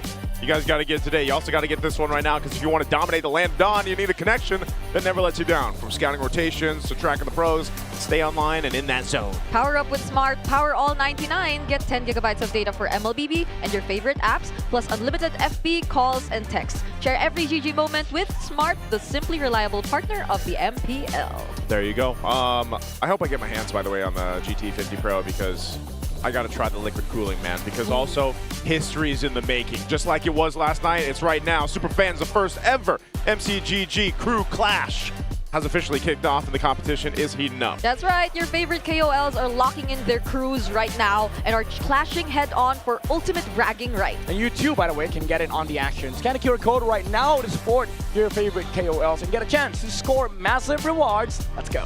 I love MCGG, by the way. I've gotten the chance to cast it a couple times, and I will say this, the effects in that game blew my mind. Also, by the way, if you guys didn't know, you play MCGG on your PC. Without an emulator or anything. They actually have a PC version that you can download and use. And when that happened, that changed my life. This is also going to change their life. Someone out there in the crowd. Smart Power pose. Hey. You gotta do the Super Friends pose. Gotta do the Super Friends pose. And you gotta match the aura. I'm doing it. I hope my life changes. I'm doing it. This is him right now without the smile, because when he's locked in the aura mode, he doesn't smile. Like, he's just locked in. He's locked in, yeah. Is that not a smile? No, that is a smile. That's what I'm saying. You gotta take the smile away. Yeah. Okay. When you're locked in. I'm sorry. Yeah, there you go. There it is. He's focused. There you go. Congratulations. That's why you lock in. He did the locked-in version. He did the locked-in version, which is Super Prince right now. So congratulations right there. I've always wondered what's in those little goodie bags, by the way, from Smart. You know, Smart buckled them on. Baka naman. Baka naman. Why not, right? Say baka naman. Yeah, baka naman. You Why know? not? Also, guys, this is a little cool down for all you. The super fans, did you know the men are 5 times more prone to dandruff? Don't let flakes ruin your focus. Power up with Clear Men. Its triple cooling power gives you 100% dandruff-free hair for that ultimate fresh feeling. So supercharged now with Clear, just like what this guy's doing. Good thing you're not a man, Brigida. Why not? Because you don't have to deal with this. You're not 5 times more prone to dandruff. Oh, that's right. But at least I'll have Clear. You what? I'll You have Clear. Ah. She has Clear, yeah. She has Clear for just in case, you know? Just in case. Hey, why not? Why can't I have Clear? You can have Clear. You can if you want to. Yeah. You know, I'm you can sure. be a Clear ambassador too. Yeah, you know, she doesn't need to be. Because she doesn't have dandruff? Because she doesn't have dandruff, that's why. No, you know? that's what makes you a Clear ambassador, right? That's true. Because if it's clear, then you're good. That's true, that's true. Why are we Okay. having debates? Hey, you know what? Okay. You know why we're having debates? Because game 1 was a slaughter fest. Oh, yeah. I'm not gonna sugarcoat it. Yeah. Falcons got their wings clipped to game 1. That's okay. Hey, it's a best of 7. That's fine. Right? Bring it off. It's fine. Yeah. We're going to get 6 or 7 games, hopefully. 6 or 7, right? Grown man, by the way. Anyway, let's go ahead and throw it over to our hosts for a bit of action in the audience. Ibang-ibang energy dito sa Champions Arena. Pero bago tayo bumalik sa kaba ng games na yon, we're here with a guest, Denise. At kilala siya as Jensen Guino. He is from EMI Records Philippines. Jensen, welcome to the Champions Arena. Kanina sabi mo mahihain ka. Kamusta? Napakaraming tao dito ngayon. Hello po sa mga nanonood ngayon. Ayan. Kamusta naman? Kasi balita ko, ikaw ay isang ML player at MPL fandom. Sakto lang naman. Sakto lang. Opo. Pero meron siyang binabanggit kanina na sinusuportahan. Sino ba yung sinusuportahan mo din? Ayan, actually, yung mga friends ko na tumugtog kanina, yung Off to Neverland. And of course, naka-green ako ngayon, so ayan, Falcons. Ooh, Falcons. At sino naman sa Falcons, specific player ang favorite mo? Si Super Marco. Kasi rin ako marksman user. Marksman, and specifically, anong hero yung lagi mong ginagamit? Clint. Clint. Favorite ko yung Clint. And I heard, Jensen, that this is your first time watching here live. Opo. Madalas kasi sa online lang, sa YouTube lang po na. So ano naman, kamusta ang experience na nararamdaman mo yung kaba? Ayan, masaya. Tsaka maingay. Di ba? Totoo, di ba? Super fans, maingay kayo. Di ba? Maingay nga talaga sila. Pero ito, since sinusuportahan mo ay Falcon, and they are, ONIC is up by 1. Anong message mo sa Green Falcons? Ayan game 1 pa lang naman, so marami pang mangyayari. Diba? Yan, good luck sa both players. And you know, Jensen, since you're a singer-songwriter, susulitin na naman yung pagbisita mo here sa Champions Arena. Baka naman pwede kami makahingi ng sample na song? Ay, sige. So, kantayin ko na lang yung unreleased song ko. Pero soon, marirelease din siya. Title nun, Sweetheart. So, ito yung chorus niya. Sweetheart, lagi kang uwian, lagi kang tatabihan sa tuwing sasapit ang gabing kay lamig. Palakpakan naman natin, Jensen Guino, ladies and gentlemen. Ang lamig ng boses. No, but it's true. Hindi ka na. Magaling talaga, magaling. Just like your friends kanina, no? All from UMG, if I'm not mistaken. Yes, Denise. And magandang stream soon yung Sweetheart na music na yon. Siyempre, kapag may kaduo ka sa ML, it's the perfect Sweetheart moment. But maya-maya lang ay babalik na tayo sa aksyon sa game natin na best of 7. And we'll see if makakabawi ba ang Falcons or magpapatuloy ba ang Team ONIC. But meanwhile, ay babalik na natin to sa ating casters. Abisado ko na. Parang parang naramdaman mo na, hindi ko mangyayari Nagulat ako doon. Ang lamig, shoutout sa'yo, Coach Budi. Pero ito talaga, nako, nagtataka kami doon sa panel bakit hindi napili ang Moscow. I like what the term that you used earlier, that Moscow allergy. And I think that most of the fans of Falcons are quite expecting this hero to be picked up in the last minute. Parang lahat ng signals nandun eh. And yung best Moscow player natin dito sa Pilipinas for a long time, hindi nakakawakan yung Moscow. Well, I mean, you could see though what Falcons were thinking about with the Arlot, with the Harith. Pero yun nga yung sinasabi namin, mas mahirap siya i-pull off. It's so much more demanding to make work. So let's see some clips that would maybe help supplement that, or at the same time get a good feel as to how ONIC Philippines took care of that really quickly. So, tinignan natin dito yung bandang 9 minutes and 6. Although lamang naman yung ONIC Philippines at this point. Pero papakitaan nila tayo ng symphony of skills as Coach Kenji would say. Ayun, no, napakagandang initiation coming out from Kirk, but the backup was even better. Kaso nga lang yung mga ganito play, hindi ito yung parang pwede natin sabihin na talagang matindi. Kasi parang ginalingan lang ng ONIC Philippines, but this one, somebody is stepping up once again. We talked about how the Golden Real needs to be won by Falcons, but this time, yung mga initiation na naman at syempre, yung blazing duet that eventually will come from Savero, yung timing talaga ditong ating import mula sa Indonesia, really impeccable at all times. There's really not much to explain on that, pero yung fact na stagger nila yung kanilang mga team fighting tools that allowed them to actually win against Team Falcon. Yeah, and say what you will about drafts. At the end of the day, if the opposing team just look like they're performing better than you, they're executing better, and especially with how ONIC Philippines played that game number 1, there's only so much that you can say about going back and calling back to, oh, I wish they picked this, I wish they banned this instead. We have to acknowledge ONIC Philippines just look really great today. Yeah. At Renmar, you mentioned to me earlier, off-cam mo naman ito nasabi, na yung lineup dito ng Team Falcons in the game number 1 was time composition, or they want to go for the burst, against the time composition. At ang ginawa ng Team ONIC Philippines, they staggered yung kanilang mga team fight. So parang imagine mo siya na parang imbes na bayaran nila ng buo yung kalaban nila, yung kanilang utang, installment nila. That allowed them actually to have even more tools as the team fight progressed. So yun yung naging advantage din ng ONIC Philippines. I think for Falcons now in this, as we head into the draft. Oh wait, before we talk about Falcons, let's talk about these stats on screen right now. For King Kong, 1,067 GPM. The highest GPM in a game in MPL PH playoffs history was in the Season 14 upper bracket finals. Of course, also against then Falcons AP Brent. Game number 4. It was the Suyo. It was during the time right before Suyo got, before the little bit of changes to balance him out. This was when he still had the magic defense with his immortal form. Oo, yung talagang masasabi nating OP na Suyo. Pag nahawakan ni King Kong, talagang nakakatakot. But at the same time, hindi pa ito yung updated na mapa. But of course, parang pwede nating expect na itatanggalin to ng Team Falcons away from them. That's probably why the priority on the Suyo was there for Team Falcons, despite them being a primarily Guinevere type of team. Yeah.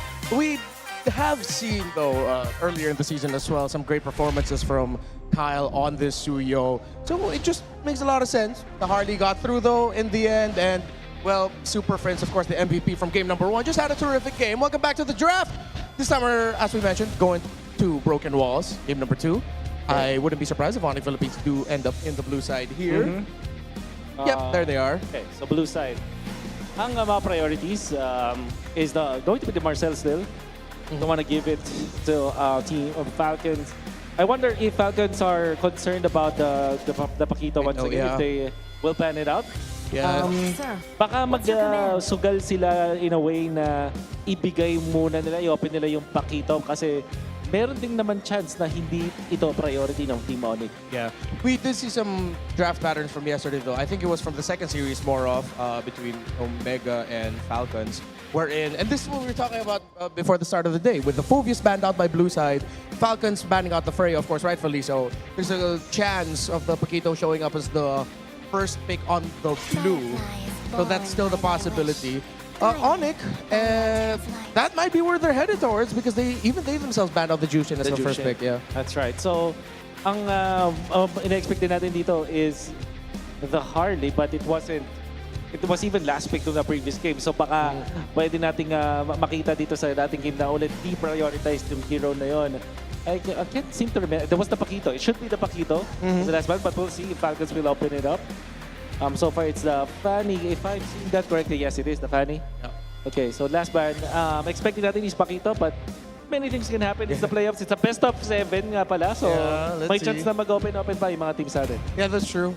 With the longer series, you have a chance to usually open things that you don't usually open. So yeah, they'd rather ban all the box shot. Rightfully so. I think it's a well-warranted respect ban towards King Kong and ONIC Philippines as a whole team to take it out. And as expected, Oh, that's we were the talking about it. Paquito. There's the Paquito.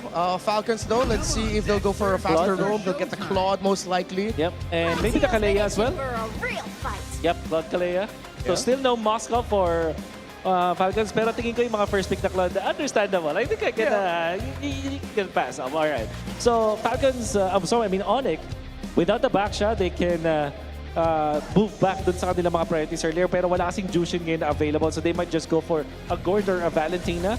And what if i-prioritize din nila yung Atlas na ngayon ay pinangsasagot sa Kalea? So what if this is like Gord Atlas or Eve Atlas as the secondary picks mula sa ONIC? I'm a little bit more towards the Gord here. And yes, the first time we saw Atlas this season was it was used by TNC. I think if I'm not mistaken, that was their match against Aurora in week 4, week 5. That was their response towards the Kalea. The Kalea has a hard time. But ONIC, they're Pakalma giving lang. themselves some time. Roman mid later. They want to see what Haji will end up with first. Now they pick up the Harith and the Lemon. Oh wait, no, yeah, I get why it's tough for them to pick up the Harith. The Atlas already is because the Valentina is still open. Tama. Which is now going to be picked up by Falcons. There we go, yeah. So, it's still the combo. Kalea and the Valentina, but this time it's going to be the Claude. Pero mukhang mababan na sa kanila yung Suyu. I highly doubt that ONIC Philippines will let that through.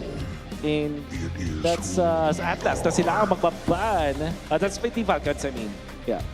That's kind of interesting to me. I thought that because now that they have the Valentina, they don't have to worry much about the Atlas. So okay.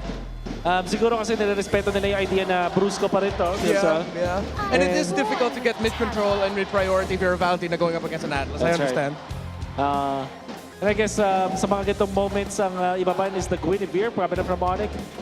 Maybe the Suyo eventually. Atlas and probably Hylos para sa Falcons na ban? Yeah. That opens up most likely, I think they're going to end up with the Khalid. Usually teams who want to pick up the Khalid in the second phase, they want to take out the Guinevere. So that could be also one of their options. If they just want to like play fast, go for speed, it won't pack or revitalize. But with them most likely taking away either the Hylos or Gacha, one of those. Yeah, there. That's the Gacha. Sa ngayon, ang ONIC, will they consider the Suyo ban or just the Frederick this time? Understanding na parang may option kasi ang Falcons na kumuha ng utility kapag damage type yung XP ng kalaban. So that could be a consideration for ONIC. Yeah, plus you get the passive from the Fred a bit more. Such a good ban by ONIC. Alright. So what do you pick now? You still have the Suyo if you're Falcons. Yeah. At the same time, parang yun ba yung gusto mo talaga priority ngayon? They can go for the Flap Hero.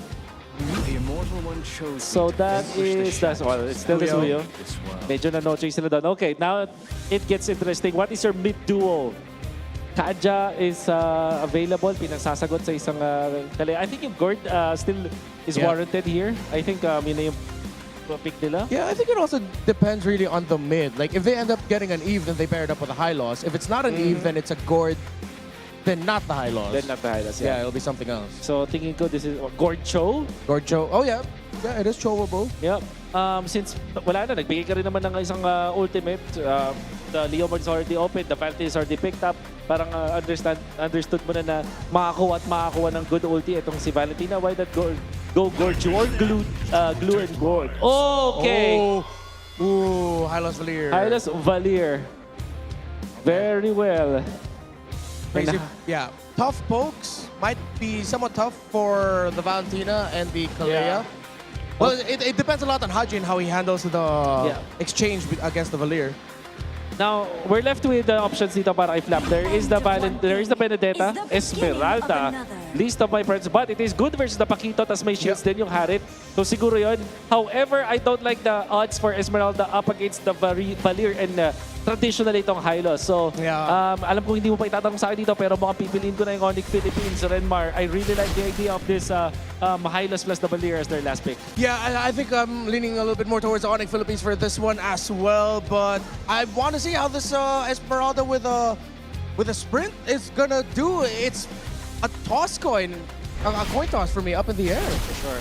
So ang benefit ng isang Valier is of course HP-based damage, panggulo dun sa Kalea, and of course yung supplementary damage mula sa malayo para tulungan ng isang Pakito. Alright, casters, you ready? Let's go! Here we go, game 2 upon us in this best of 7 lower bracket finals. It was a devastating game for Team Falcons, and in game 1, hey, they didn't change too much going into the game 2. Maybe this will work out better for them, but I don't know. The Esmeralda, I have to feel the same way, man. I don't know how this is going to work out for them. And this is interesting, too. The Valier comes through for Super Prince. Yeah. Okay, that's the sigh. The sigh of what Midnight's thinking. Yeah, so this is Grandma Gears, right? So Wolf and Renmar went with ONIC, and they sort of like, you know, said, okay, maybe there's a good point for our Team Falcons. I'm gonna be on the opposite, okay? I'm a mauled on stream. Okay, you can mauled, man. I don't like this come from Team Falcons. They pulled out the Kalea and Valentina again, and then now they put Esme as the answer against Pakito and Harriet, which is nice, but you're up against a Valier in a high loss. These two can peel like crazy. Yep. Whoa, but not again. Not again. This is very similar to what happened in game number 1. But at least it doesn't convert into a casualty. Yes, because if that was the first blood, then I would be a little worried for the same early game situation in the last one. This is better, though. I'm wondering, though, because picking your gears here, Midnight, since they're grinding. Okay, let me oil up. Is there... Not too much. Is there a way that this could work, though, for Team Falcons, even though it hasn't changed too much? There is, but this Suyo has to overperform to the point where he can slow the game down and Super Marco gets F1, that this Valier and Hylos becomes a non-problem. But my biggest worry is that even in fights, like let's say you have a lot of items for Team Falcons, the heroes on the side of ONIC have a lot of utilities. They don't even have to deal damage. They just have to control heroes and then let the Leomord and then Harriet take over the team fights. Yeah, and I think it's something we saw previously too, the way that Kirk can just choose to not be as active when it comes to the team fights first and just constantly keep the pressure along the sides. And that'll maybe make Team Falcons a bit more hesitant to just go for whatever they want. But Brusco's already pretty low, but that's going to be a bait after all, forcing out the flicker from Ogwen. Now ONIC have found themselves in position for the objective alongside a first blood from King Kong. I'm surprised he was able to go ahead and get that. Haji looking for his own, though. Okay, Flap will find Brusco. Could they punish Flap? They might not have enough answers just yet. Falcons win turtle number 1. It's kind of expected for Team Falcons. Good in fourth. Oh, almost took out Super Friends, but at least Team Falcons, they do take first turtle. They do have Prio, however. That's sort of expected from their lineup, but ONIC, they've managed to somehow find a trade, force the flicker on Ogwen, took a kill for King Kong, and they also forced the sprint on Flam. So overall, ONIC is in a very good positioning, considering that they just have to wait for mid-game, wait for the Leomord and the Harriet timing, power spike in the mid-game. Yeah, this is I don't want to say a much better start, but a better start for Team Falcons anyway, at least.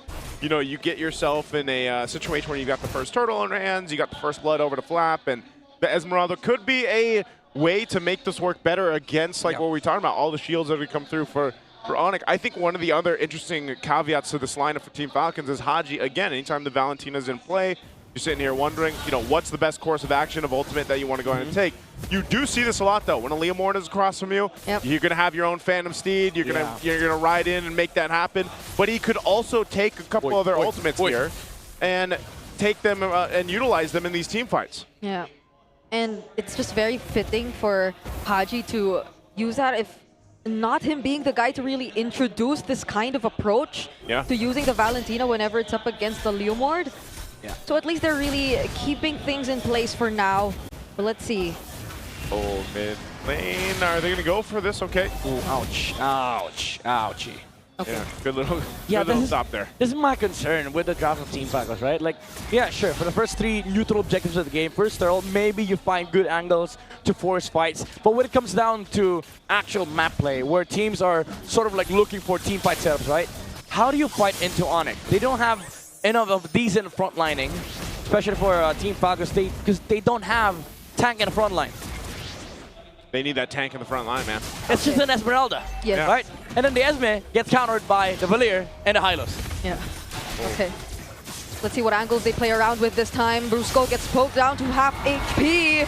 And that's all the time they needed just to secure the objective. Now he gets brought back in with the Tsunami Slam. ONIC still want to go for the fight. Third fight is going in as well. With the Blazing Duet coming in from Super Marco. Might just be enough. They sort of caught up whatever ONIC wanted to do.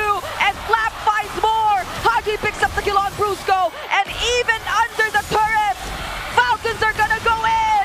It's going to be a wipeout for ONIC. I think they felt how Game 1 felt for Team Falcons, and they come in making it work. I don't know, Midnight, that looked like kind of a tank in the front line to me. Yeah, I mean, so here's the thing. Team Falcons, the answer is not tank in the front line, but 5 people in the front line. We 5 dudes. We don't play front to back, bro. We play back to back. Back to back. And they got a dancer in the front leading them, man, basically. Yeah. Like this is not what you expect this early on, where it's a team wipeout for ONIC. Yeah, they thought they could play it slow with the Zaman Force. They had it just focusing on the Esmeralda, but then they were surprised they were caught off guard because Supermarket just flickered in with a Blazing Duet. Yeah, I'm sort of starting to see a bit of a similarity in terms of what problems Falcons had with the Alice earlier on, but now with the Esmeralda, especially now that we've arrived at this point where they're 3K up and Flaps 3-0-2. Yep. So they're in a very identical spot as to what they've been through in game number 1. Oh, okay. This is the other thing, though, too. Flap is just so tanky, but Yeah, look at that. even at some point, the itemization that ONIC can get here on this type of composition, is it going to be enough to deal with Flap feeling unkillable right now? Well, it does come down to that point. Whoa. What? Okay, 2 people get stunned with the Falling Star Moon, but Kai will not commit the fight.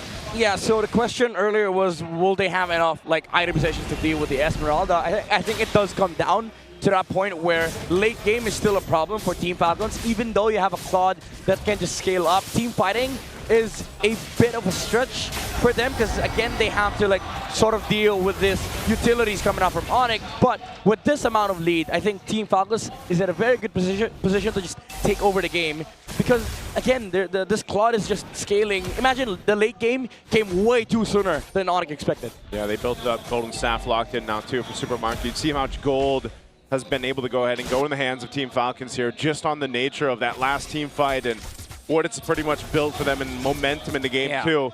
So that's the thing. If they don't want to lose this and then give a chance to ONIC to kind of scale up in the late game, they've got to go ahead and cap it out while they have this lead. Yeah. And I think Ogun can afford to just really be more proactive right now with the use of the Kalea, since they pretty much have much better map control now. They even got a turret just now, potentially even 2 more, because ONIC are just trading out this tier 1 down bottom. So this will help them a lot, really push the limits of what their lineup is capable of doing. Yeah, because the thing is they... Oh, wait. Oh, going for Flap. Oh, if this is going to be a shutdown, I don't know anymore. King Kong, of all people, gets that kill. Yeah, but it's fine though. They took the top tower. Team Falcons, again, they're playing the map. This is the point of the game where if you're Team Falcons, they're in a very luxurious position where they can just look to take trades. Because again, the idea for their lineup is just to let Super Marco scale up to the point where even if ONIC forces a team fight, even if they do have the kits to deal with the Esmeralda, this Claude is just too damn big to deal with. Yeah, the Claude's going to be an issue, but I would say in ONIC situation, if they're able to go ahead and get some of these pickoffs like that, kind of solo someone out, then that is the small steps for them. Ogun probably conceal. Kirk's going to spawn it out though, so Kirk is fine. Kirk can also play the long game. You know, he can go ahead and continue to put pressure on sides of the map. They are doing that. Like, they're putting pressure where they can. Eventually, though, I feel like Team Falcons will just put them in this situation where it's like, you have to fight us, you know? Yeah. And ONIC at this point is just waiting for that time to build up here. This Lord first being up, I don't know if this is one that they want to throw themselves at, because if they do have a devastating team fight again and get potentially wiped out, they could just be clearly a game for Team Falcons. Yeah, I think if you're ONIC, you just have to just wait for the scale, wait for the utilities to be online on your side. I mean, they do have the utilities. The problem is they don't have damage. Yeah, you can't go for that one. Yeah. Better to let the First Lord go. Good push up top, though, from Kirk. This is what we were expecting him to do, but mid lane. Ooh. Falcons actually want to fight still after that objective. Lap doesn't land. The Falling Star went on to anyone, but it will be enough to get that tier 1 in mid. Kirk. That's probably all they wanted. Kirk, though, he gets found out. Kyle and Haji force out the flicker. Dude, did you see that knockout strike? Yeah. To dodge the blade surge from Kyle. Who does that? Yeah. Like, you would think Paquito would just use second skill, but the problem was he didn't have the second skill at that moment, so he had to improvise just to escape the clutches of the Suyo. But then, again, ONIC, you saw the amount of utility they had earlier. They're able to deal with the composition of Team Falcons, but now they have to defend Lord. This is a crucial Lord to defend. If ONIC can buy time, then maybe they get a better chance of fighting the next team fight against Team Falcons. Yeah. You know, I see this 5,000 gold lead, which is the majority of that is in the jungle right now for Team Falcons. So ONIC across the board here isn't too far behind when it comes to lane, and that's why that threat, that potential threat of ONIC turning things around is still there. That's why I'm saying Team Falcons doesn't want to let this go on too long. Yep. They will take out the tier 2 turrets. They still have this First Lord jumping into the base here. They want to defend. Okay, Glorious Pathway already laid down. The Lord gets taken care of by ONIC. Falcons are not forcing a fight just yet. This Searing Torrent from Super Friends is annoying for Team Falcons. Like, how do you actually go in? Somebody has to suicide it. Even with the stolen Glorious Pathway for Haji, it still feels a bit awkward. So I feel like the biggest spike for Team Falcons, for them to actually take a team fight convincingly, is the winner crown from Super Marco. We'll keep an eye on Ogren. 20 seconds for the flicker here. They're going to go ahead and assault the base anyway. Oh, a slightly off angle. OG, Glorious Pathway. Yeah, it's just keeping them on their toes, you know? Nonetheless, it's the lead for Team Falcons. They get some of the shields down to work with. They're clearly stronger in the team fight. Yeah. You're looking at the itemization here too. Severo, I'd say he's ready to fight. I mean, on the Harith, this is probably the best that he can do. Look, Super Michael, he knows this as well. Like, the way to end this game is a winner crown. He's not even going for the prolific gun. They know that they have to force the team fight in the next, 3 minutes of this game. They cannot afford ONIC to buy time because, again, even if they don't have the infinite scaling composition, even if they don't have the same amount of damage that Team Falcons has, what they do have is insane amount of utility. Yeah, that's the thing working against them. There's the winner crown.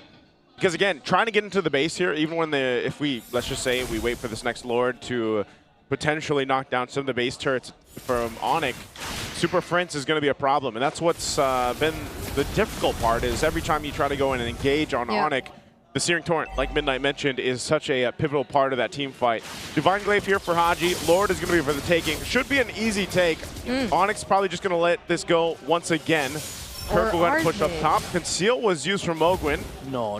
Yeah, he's going to threaten ONIC to not just go for the contest and instead use the Tsunami Slam onto Brusco. They're going to go and burst him down first. Fortunately, still has the Glorious Pathway though, and will escape as Kirk just works on the trades across the map. Okay, they're playing the split game. They lose their Revitalize for it. They might lose the Paquito as well. Kirk, you got to run. Maybe this is just a sacrifice. Yeah, they don't care. They don't care. And he saw this coming. Look at bot side. They're pushing out of waves. Whoa. They've dealt with the Lord waves. This is so damn genius for ONIC. Now, this maneuver, yes, you lose the Revitalize, you lose the Paquito. At most, you lose 40 seconds, but you buy 2 minutes worth of game time. And that's all they have to do. This is the game plan of a team that is down 6,000 gold with this kind of composition and lineup. Team Falcons can still play into this, though. There's still potential for them to take down some of the base turrets here, but Kirk did work there. Immortality picked up here for Ogwin.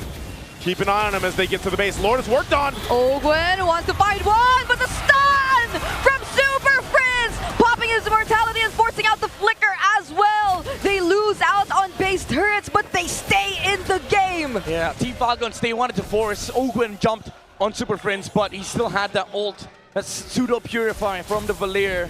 But Team Falcons knew they had to force, they had to do something, because now ONIC, again, gets to play for another 2 minutes of this game, and they get all their spells back, they get all the skills, and then they will allow Severo to farm up more on this Harith. Again, it's all a matter of time for ONIC here. Malefic Aurora picked up too.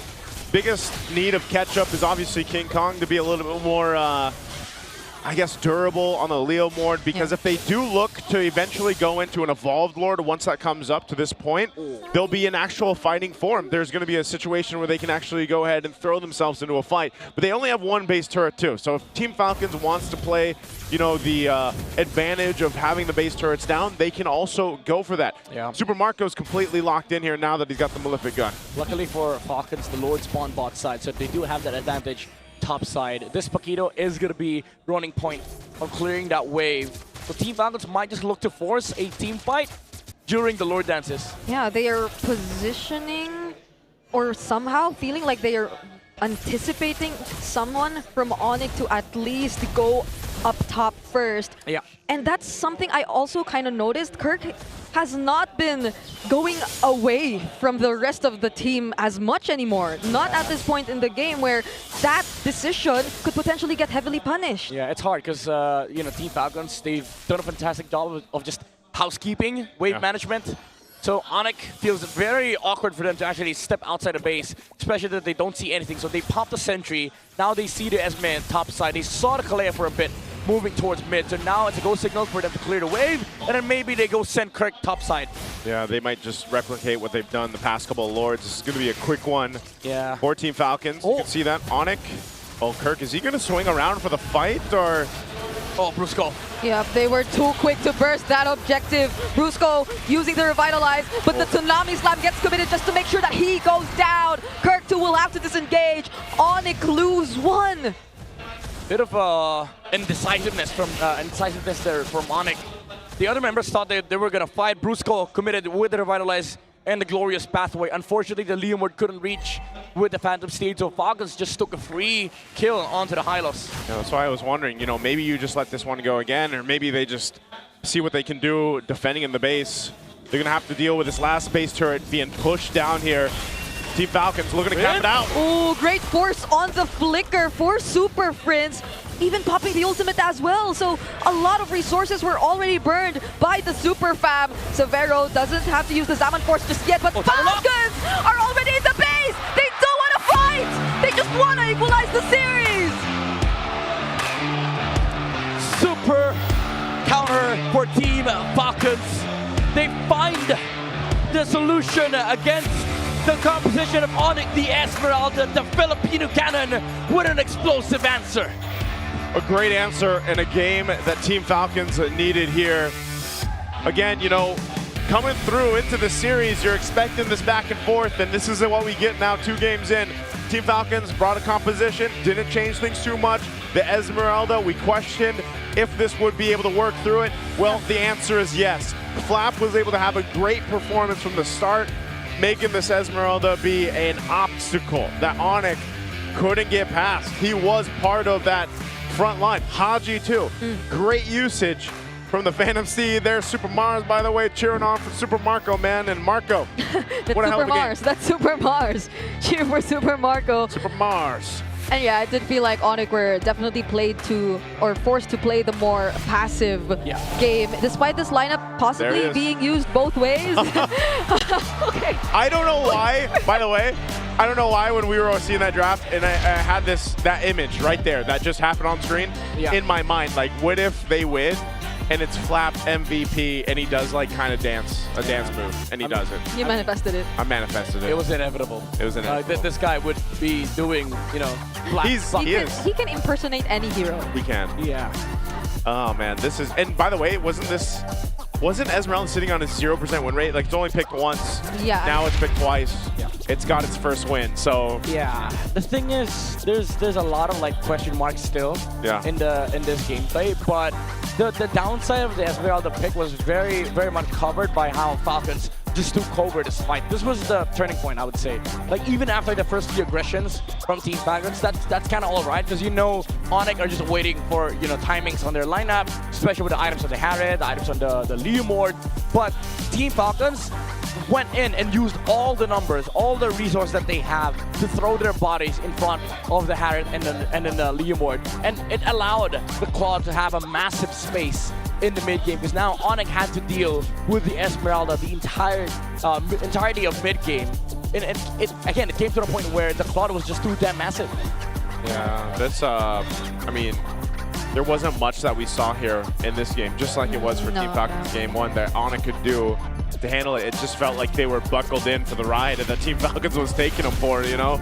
And it'll paint an interesting picture as we go through the next game draft even, because there's just a couple things, like when you look at this is, you know, where did it falter for ONIC? Was it the decision to go ahead and, you know, bring out this Valier? Was it not successful enough? Or was it just the start that Team Falcons had? That's why a lot of times when we're also talking about, you know, the early game, the early objectives being the first turtle, sometimes, hate to say it, but that first turtle is so crucial for certain compositions to scale out of control or not. Yeah, more so for ONIC, because we're so used to seeing them really play the consistent post-objective fights, but you could expect the same from Team Falcons. Now that they've been able to win out on that first objective, they completely denied ONIC of what they were supposed to do. Yeah, and I truly believe that ONIC just lost their sights on what is important in this game, because you saw how they played Turtle 1, right? Like, I actually think that's the way to play neutral objectives. You play for punish. You don't play for the turtle. You play to punish heroes on the side of Team Falcons, so that you lessen the numbers. You allow yourself to have tempo, and then you reduce the amount of moves that they can make after taking neutral objectives. But then, second turtle happened. They actually contested Team Falcons, and then it was the other way around. Team Falcons looked to punish. When they went in with a Zaman Force, Phantom Steed, they were dealt by the Esmeralda. And then they were like, okay, maybe we can fight the Esmeralda. And then came in Super Marco with the Blazing Duet on the backside, under the Zaman Force, mind you. And they didn't have enough resources to deal with him, because, they contested. Yeah. So I think it was just a big lapse of judgment on the side of ONIC, that they forgot what was supposed to happen in this game. Especially considering their lineup, which I feel are mostly just really ultimate dependent. So a single mistake and miscalculation when it comes to fighting out these objectives would really cost them a lot. It's just really Kirk, I guess, who can afford to be really in their face a lot of times, trying to just scout them out or even deal a bit of poke damage if he wanted to. But for the rest of the members, or even Savero wanting to join in, that's the thing. You just really have to make sure that by the time you use either your Zaman Force or your Phantom Steed, you're pretty much committed to that fight. But I think there were also a couple of times we just felt the hesitation. Yes. That one time where Brusco used the Glorious Pathway, but you don't really see ONIC deciding to do the same together with him. Yeah, it was all, you know, it makes sense. They talked about it in the draft. Esmeralda's great with, you know, playing into all these shields, especially the Paquito. Now the Paquito's raising back up into the meta. Harith, obviously, Gold Lane's been Gold Lane, Claude Harith, you know, nothing new there, but definitely something that can work. And Team Falcons, decisive game too. So now we've got 1-1 in this best of 7. I'm happy about that, you know, but we might have to call some backup here. Good thing I have my trusty Infinix GT50 Pro. Let me call the host here. Let me see. Hello? Hello? Somebody speak English over there? Yes, hello? Hello? Yes. Denise. Nasabi sa akin na may sorpresa daw sa screen. At kailangan din natin isama yung mga super fans kung ano nga bang makikita nating surprise. Okay. Let's take a look at our screen.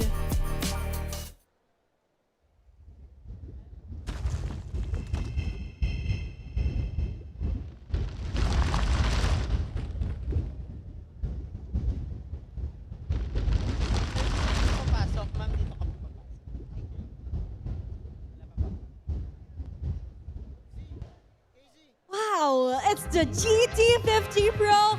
The beast is coming from Infinix. You know what, Denise? I'm so excited for this.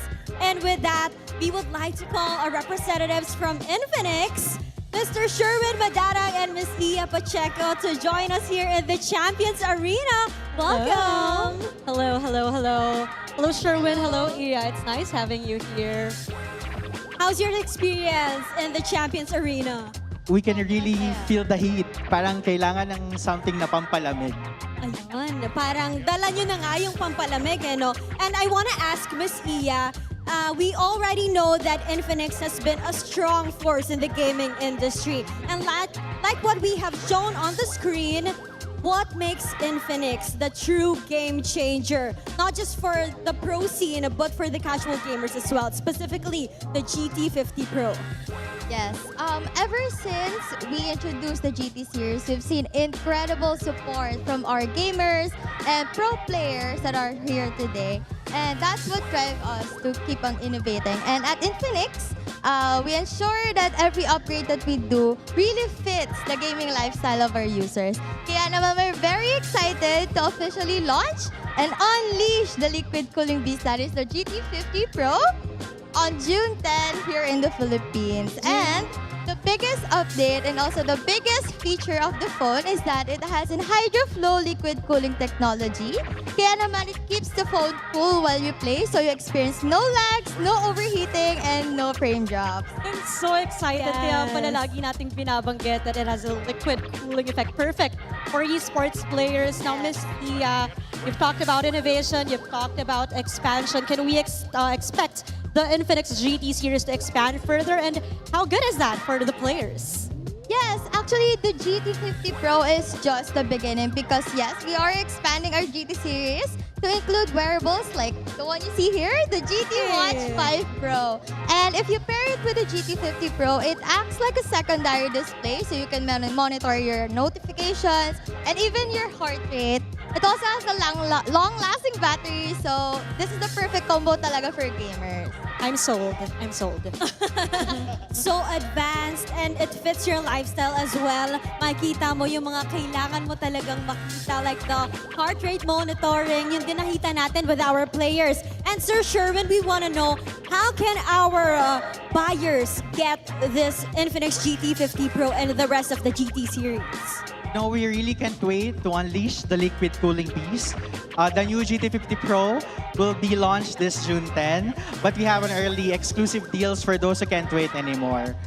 For online, you just have to visit the Infinix TikTok shop and get up to 30% off discounts during the MPL playoffs exclusive payday sale. For offline naman, you just have to visit any Infinix stores nationwide for you to enjoy all the gifts and promos discounts worth up to 11,999. And syempre, hindi naman natin pwede kalimutan, for all the MPL fans here in the arena, you just have to visit our Infinix booth outside for you to get the exclusive GT jacket. And we have a bonus because we're giving away for the first 10 customers who will pre-order only for today, we're giving you free MPL Grand Finals ticket. Oh my gosh! So sa mga gusto makakuha ng Grand Finals ticket, and not just that, sa mga gustong makakuha ng early discounts, visit na kayo sa ating MPL Festival. Alam mo, Denise, I would have to check that out later on. Yes, at sino bang may ayaw manood ng Grand Finals tomorrow? Thank you to Infinix, but I want to hear your thoughts, Sherwin, because for the longest time, Infinix and MPL have been partners for so many seasons. So how does it feel that you guys are playing this major role of empowering our esports players? You know, it's been a beautiful journey for us in Infinix because through MPL, it allows us to continue our commitment to the gaming community because it allows us to empower our Filipino talents. We're able to give them a platform where they can grow, compete, and succeed. And I think that's one of the main objectives of Infinix as a brand is to develop high-performing gaming devices, just like the GT series, for us to give them the ultimate gaming experience. And I think it's very, it makes us happy that we see our local talents not only thrive here in the Philippines, but also locally. And we're happy and proud to be part of something as big as that. I'm happy to hear that. Thank you so much for supporting local gamers, Filipino gamers, at alam naman natin na nagtathrive tayo even worldwide. Thank you so much, Iya and Sherwin, for being with us today. And sana na-excite din ang ating mga super fans sa mga narinig nila. Palakpakan naman natin ang Infinix! And with that, ito-throw na muna natin sa ating panel. At pwede niyo ba kaming sabayan? When we say lakas ng Pinas, sabay-sabay nating sabihin na palag na to. Okay? Lakas ng Pinas! Palag na to!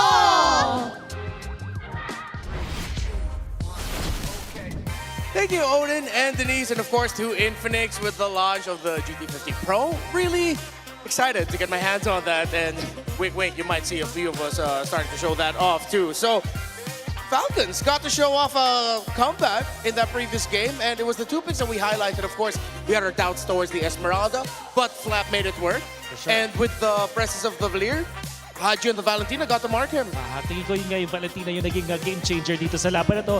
And you would remember that game as a game na pinanalo ni Haji, lalo dun sa mga mid-game choices niya kung anong kakapin niya. But it also started dun sa first turtle pa lang. So I'm gonna show you this clip that is a precedent of what will happen. Kasi itong ONIC Philippines, parang nagkaroon sila ng awkward situation where gusto nilang kumukunin yung kill dito kay Ogwin, pero makapag-sustain si Ogwin for a little bit, nakausog siya ng konti doon. Tapos ito si King Kong, mapapansin nyo na magdadalawang isip siya kung i-go ko ba to o hindi. He has the retribution, pero parang hindi pa enough yung mga skills niya. So parang kailangan niyang i-commit to kanyang battle spell, which is retribution. Tapos, that will mean that Falcons will eventually get their hands on the turtle for free dahil na-retry na nga. Tapos, Brusco was low. You could give the ultimate naman na kinopen ni Haji na naging sulit na nga. Eventually, Flap will get the kill, but this is the start of the snowball na makita natin mula sa Falcons. So, it all started with that awkward spot na nilagay ng Falcons itong si Kinko that eventually snowballed because Haji was able to just control and pilot this Valentina like a boss. And this is why Valentina for Haji has been his best pick, and Haji is the best Valentina so far in MPL Philippines 17, at least for majority of the stats in the regular season. And you can expect that if there are heroes such as Lapu-Lapu or the Leomord, the Valentina loves cosplaying as those two.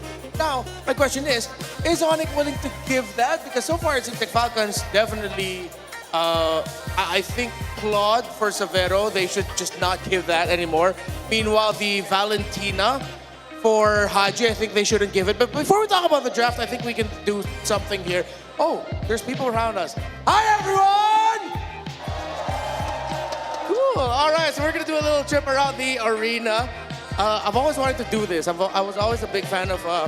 wait, this is part of my dreams.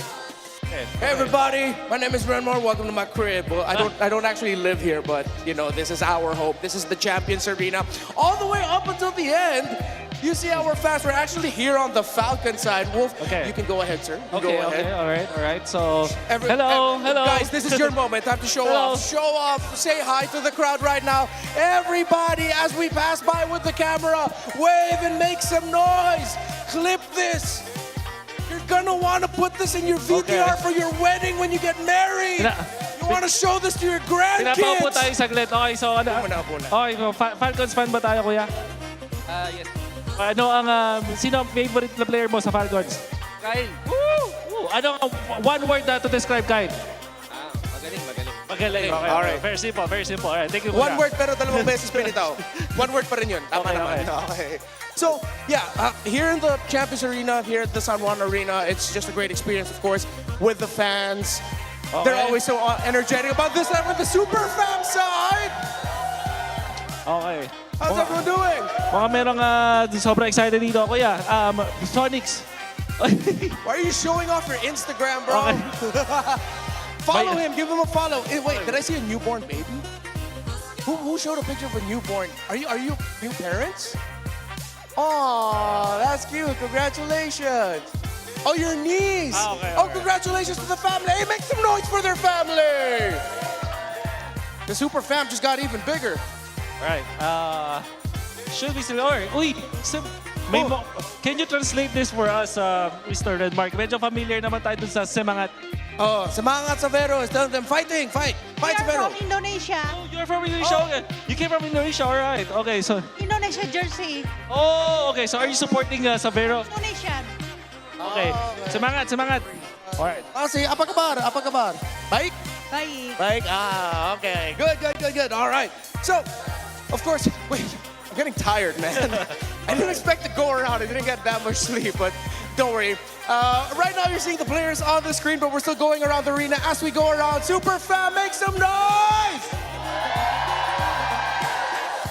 But I'm pretty sure the Falcons won't let up. Falcons Nest, make some noise! We loud here in MPL PH. Shoutouts to our Indonesian fans who actually flew here to the Philippines just to support their Indonesian representative, of course, Savero, is here. So, terima kasih for coming here. Terima kasih, that is fair salamat. Oh, yeah. Thank you. Forgetting to thank you in French. Merci. Merci? Merci. beaucoup. Merci. Tama ba? Yeah, right? I think so. Dude, I'm gaslighting myself and thinking, nga. is it bonjour? Wait, no, that's hello. That's hello. All right, we're in the draft, and Okay. I sort of missed what maps we're in. Ay, That was a bit of a hike. Medyo hindi ko in-expect na mag-workout ngayong araw na to. Yeah, it's all right. Ganun pala yun. I'm wearing... Shoutout kina Hans at Bri. Akala ko hindi siya nakakapagod. Sa una, nakakahingal pala. Yeah, it is. All right, folks, watch the countdown. 3, 2, 1. Drafting phase. Don't you ever wonder why we have a countdown for the drafting phase? Oh, no? Well, I guess because of the hype or why? That's true. Yeah. Well, we are hyped because this time, baka makakita na tayo ng hinahanap at inaasam-asam natin Moscow. But I think the same set of bans. Blue side naman yun ng Falcons. The hero that they prioritized before was the Kalea, actually. So, there is a big chance na ito yung unahin ng Falcons. Parang dinay nila away from ONIC. Yeah. And there might be a chance here where we'll see Falcons rectify maybe their pick on the Suyo. Maybe this time they'll go for the Gwyn, the Galea Quick. Gwyn combo we've been talking about. Atin na nga yung Kalea. So this is what? Jushin and Claude for ONIC. I think it has to be. Just lock it. Just lock it in. Yeah, you don't even need to like tease whether or not you're gonna pick the Claude. Siguro ang pwedeng alternative for that is Harley, priority for ONIC. But I doubt it. Tingin ko yung Claude yung safest. Kasi parang tinake away mo na siya sa Falcons. Tapos pwede pa matago yung jungle options mo because there's so many jungle options left. There's still the Suyo, Leomord, as well as the Harley. So, can also say? Okay, so yeah. So this should be Gwyn. Yeah, instead of the Suyo or Harley, just pick up the Gwyn already. Gwyn Harry? Suyo Valentina. Okay, they're still, they just want to see if they can attempt what happened in game number. But maybe this time, I'll get my wish. Okay. We'll get our wish. And we get to see a Moscow. A Moscow, all right. But I think if ever they have to change something, because earlier, right, they banned Leomord tsaka Fredrin. Kung gusto nila mag-Moscow, pwede naman nila iwan na lang yung Fredrin eh. Iwan na lang yung Fredrin. Ban mo yung Leo or just ban Leo Harley. Leo Harley, I agree with that. I think it's a valid set of bans here for Falcons, knowing na sila yung second pick. So, pwede ko kayang kalabitin yung katabi na. Meron kasi akong idol dito eh. Naka-sombrero. Pwede kayang tanongin ito anong mga suggested nyo na picks. Hindi ko alam kung pwede. Pwede kaya natin. Parang pwede. Konting sorpresa lang. Pwede ba? Pwede ko yatang lapitan tong idol ko na to. Pwede ba? Boss. Kamusta, boss? Welcome to the greatest match show of all Okay lang, boss. Ano ba i-describe sa atin sino yung kinakausap natin ngayon? Actually, feeling ko, pa-introduce na lang po. Ano po ulit pangalan nyo para sa fans? Introduce yourself po. Ako po si Renmar. Uy! Parang may something. I'm kidding around. Please make some noise for Coach Yeb! Okay, so Coach Yeb, meron ka bang dito, bibigyan mo namin tips, ano yung tingin mo hero na mapipick dito? Saan ba? Sa ONIC? Kahit saan po. Harit ulit to. Harit, okay. Thank you so much, Coach Yeb. Thank you, Coach Yeb. Very good.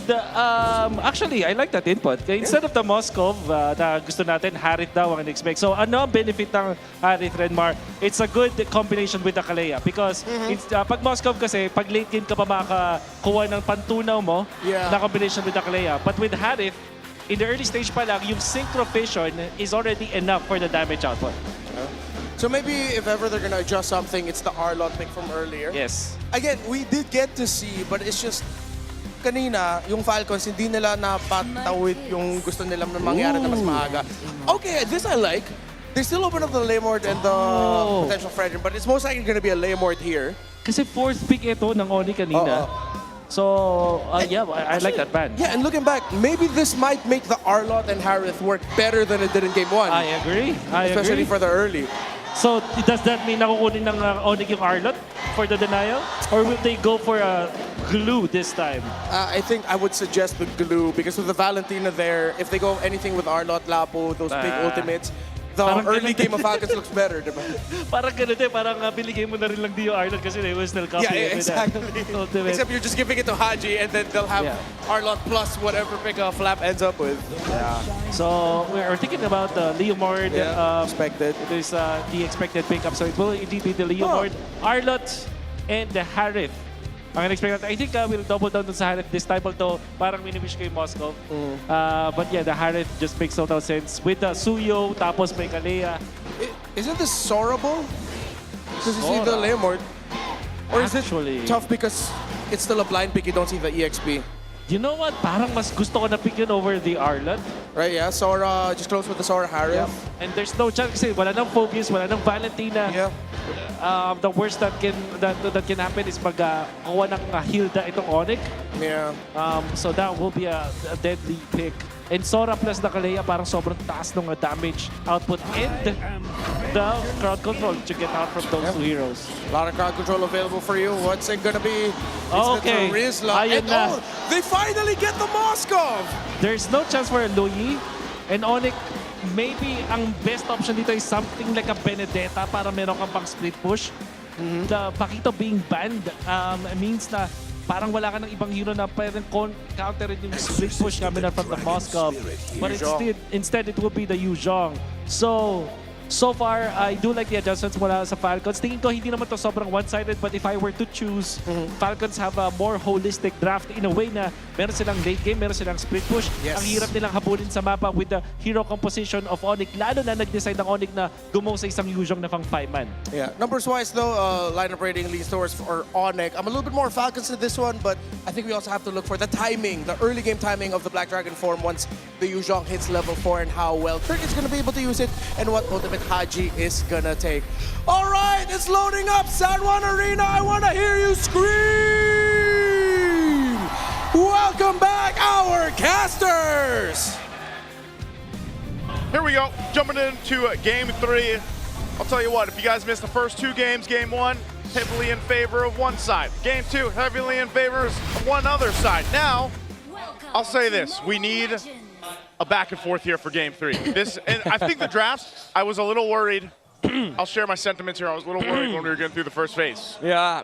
Dude, when I saw the Alice, I was like, thank God. Thank God they removed Alice.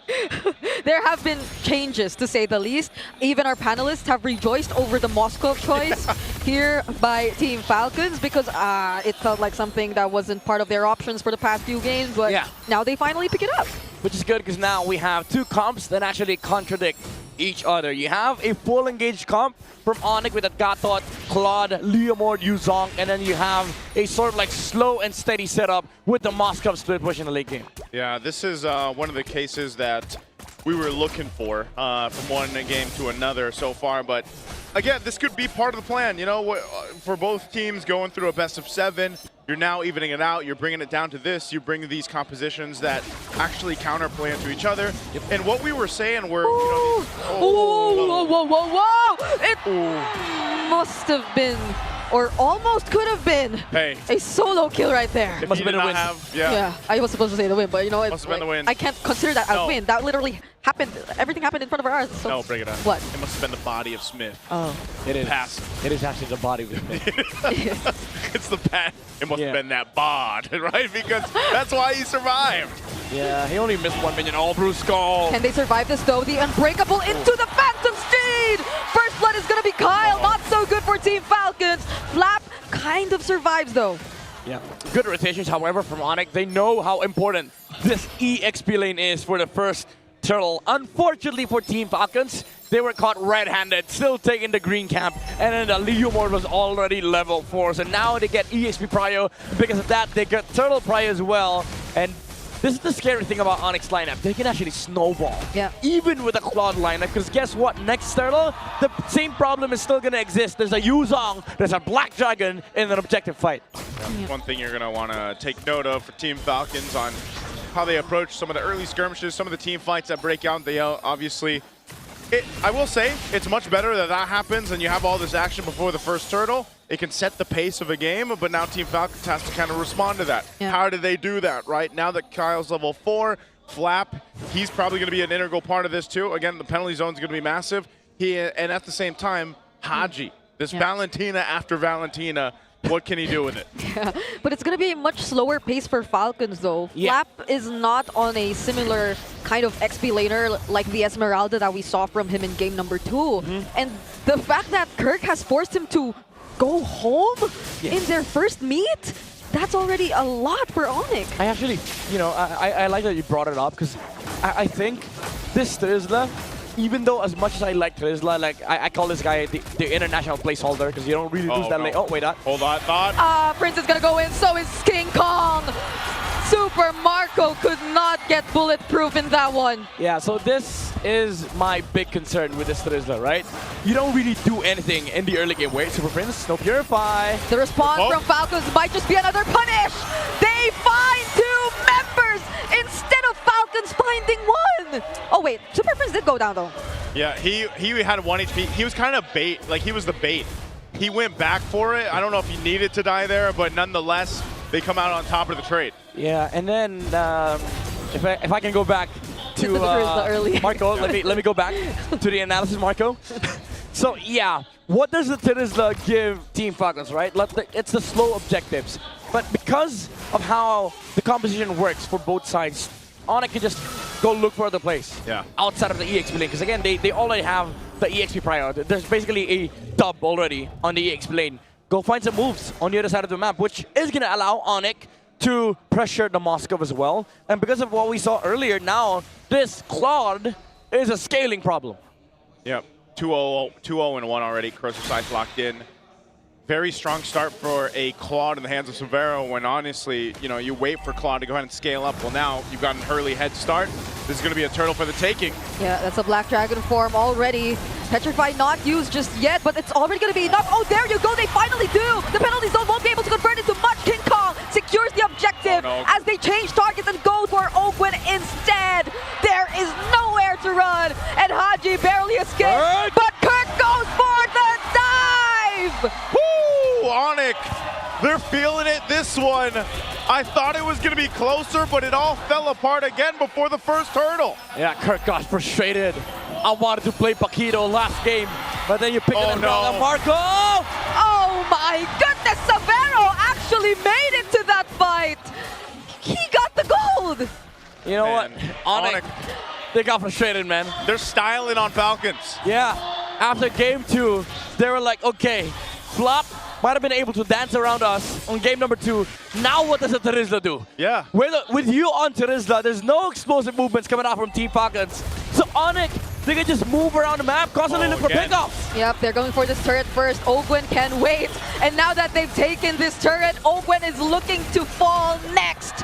Kyle, Flap, and Super Marco will be here, but ONIC, that's all they wanted to take. This feels like Team Falcons just can't keep up with the ONIC Flash, is what we called it, you know, when they went through that sweep too. And it's just, they're everywhere they need to be at the right time, and Team Falcons' lineup is moving a little bit slow to respond against ONIC. And it's not really their fault, because their lineup has to check for a lot of things, right? Number 1, where's the Leomord? Yeah. But even step number 1, they can't even check the box, because the first guy that they see, the first contact is always the Yuzong or the Gacha, which becomes a little bit problematic for Flap, because even if he finds the Leomord, even if he counter-engages, the Yuzong just destroys the backline. Okay, Brusco, could he be taken out here?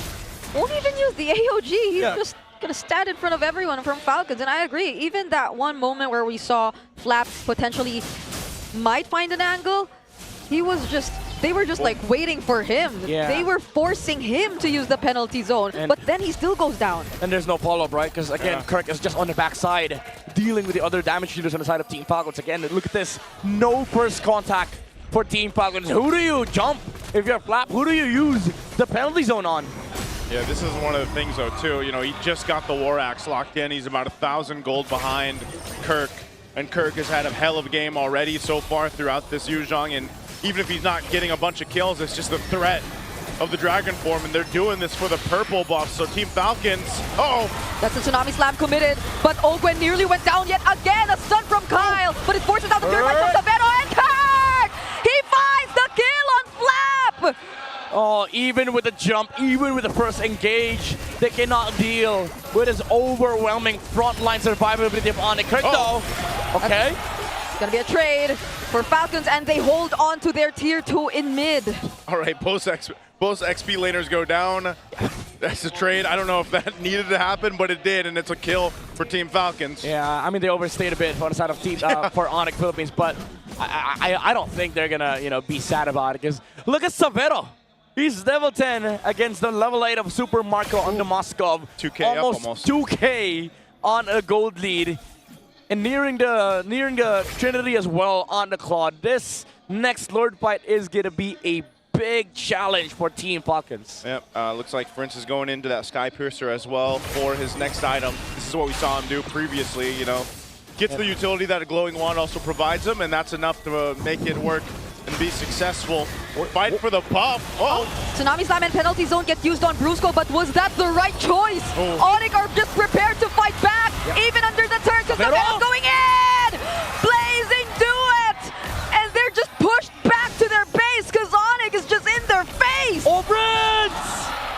He got one more! Don't give this guy the juice shit anymore. He also just got the Sky Piercer. Yeah, and guess what? Almost same draft from game number 1. Yeah. Same outcome. And Kirk again, what a counter engage. It feels like there's no answer from Team Falcons. This Yuzong last pick is just destroying all reinforcements from Team Falcons. How do you follow up with the Tsunami Slam when there's a big black dragon destroying your back line? Hey man, you gotta watch out for those dragons from Kirk and anybody else. It's just so threatening to deal with, and now Lord is secured. Wow. Yeah, they barely got any turrets too. They just got one tier 1 up top, and that's about it. It's not even a lineup you could also really just convincingly get out of your base with this kind of lead that already exists between you and ONIC. I mean, they do have Super Marco, but it feels like you need Super Marco to get online. Oh, wait. Okay, Purify at least. They force out on Savero. They do get a Purify out, so Savero might want to keep things in control. Doesn't have a defensive item just yet, but they do have free reign to go ahead and knock down some of these base turrets of Team Falcons. They get it low enough. Lord's going to be walking in. Oh, not looking good for Flap. Uses the penalty zone to escape. But the Sky Piercer and the AOG just blocks off their exit once more. They get to dodge the Petrify from Kirk, but ONIC are in the base. They still have the Lord, and they don't want to mind anything else, anyone else. They see nothing but the base as they secure game number 3. Once again, ONIC showcases mastery, dominance, in the House of the Dragon from the House of Kirk. Season 4. That's what we're going to. No, wait, sorry, that's Season 3. That was Season 3, yeah. Hey, we're going to Season 4. But man, I'll tell you what, that was as dominant as we saw in Game 1 for them. I thought it'd be a different result because of the draft, man, but no. It doesn't matter, they still come in through with the ONIC Flash. Yeah, we did get the Moskov, but I don't know about the Terizla. Again, it just opened up the game for Savero. He became too massive. Same story as in game number 1, and Kirk again on this Yuzong just completely dismantling the front lines, allowing the Claw to just free hit Savero as well. So active with the blazing duets, even sometimes diving the backline alongside the Yuzong, which gives a lot of space and a lot of playing room for the Super family. Yeah, I swear this last pick Yuzong changed so much of what we expected to happen in this game. Yeah, this is, I like to see it too. So Vero's gonna be MVP here. He's got him. No, man, I've been loving Savero. I'm so glad he's here in the MPL Philippines. Yeah, dude. 5-0-9. This guy. While keeping the pace. He always does. That's what. So it's like a little thing that I just noticed with Savero. Like every time he gets MVP or every time he has this moment with the camera, it's like you see him smile and be really happy, but then he like goes back to serious. It's so, I don't know, it's just so warming to see. Yeah. I feel like he's really set into the Super Fam kind of environment and culture there. It's a good character, right? Like you get that outside of the game and inside the game. Guess what? He plays the same way in game. He smiles, okay, I'll join team fight, and I go back to farming. I go back to brushing weight. I go back to, split pushing. And then, I see a team fight again. Let me smile, blazing do it. And then I go back. He's a very chill guy. Because that's his default. That's his default pace. Yeah. I love it, man. All season long, I've noticed that, and I'm just like, man, that makes me so happy to see. It also just makes me happy to see him, perform like this, get to a point where he's like, because every single time a Claude is picked up, and the reason why Claude is so dominant throughout our picks and the draft is because Claude scales up really well. Well, hell, when you start early like this, it doesn't really matter. I mean, you're still going to scale up, but you just hit that timing way faster here. And also, I would say maybe my second MVP for this was actually Kurt. The Black Dragon form, the way that it started too against Flap is so solid because, hey, I will say we saw Kirk make some mistakes yesterday. Today he's playing out of his mind in a very important match to get to the grand final. Yeah, and to be fair, even game 2, he was playing okay. It's just that he was countered. This game, no counters whatsoever. Even though there's a Valentina on the other side, there could be 2 dragons this game, but it didn't matter because every time he used the Black Dragon form, there was always that threat of the AOG and the Blazing to win, which is, funnily enough, wouldn't work if you're not ONIC or if you don't have synergy, because the way that ONIC played this game is they go play front to back, and then the Yuzong dismantles the back line. You can just leave the Yuzong on the backside, right? And then just deal with the frontliners of Team Falcons. But what Brusco and Savero keeps on doing is we don't have to worry about Kalea. He's useless. Yeah. Let's just kill the Moskov, the Suyos, the Valentina. And because of that, there's no other way for Team Falcons to actually follow up with the engage from Flap, which also made the game awkward for the Rizla. Because again, when do you actually use the penalty zone? Yeah, that's the thing. I feel like before we got into the game, both drafts were relatively honest. Yeah. Like you knew that they would most likely go for that front to back approach nonetheless, but same picks we see in first it's almost the same picks as well for Falcons, but this is a 10 and 35, by the way. That's the thing. We barely they just had what, 1 Lord? Yeah, this is why I'm saying this is the ONIC Flash, man. Yeah. Season 14. Also correct. What is going on? And that's the last time they met too. Imagine that. Oh, in the playoffs. In the playoffs, yeah. Damn. This is so.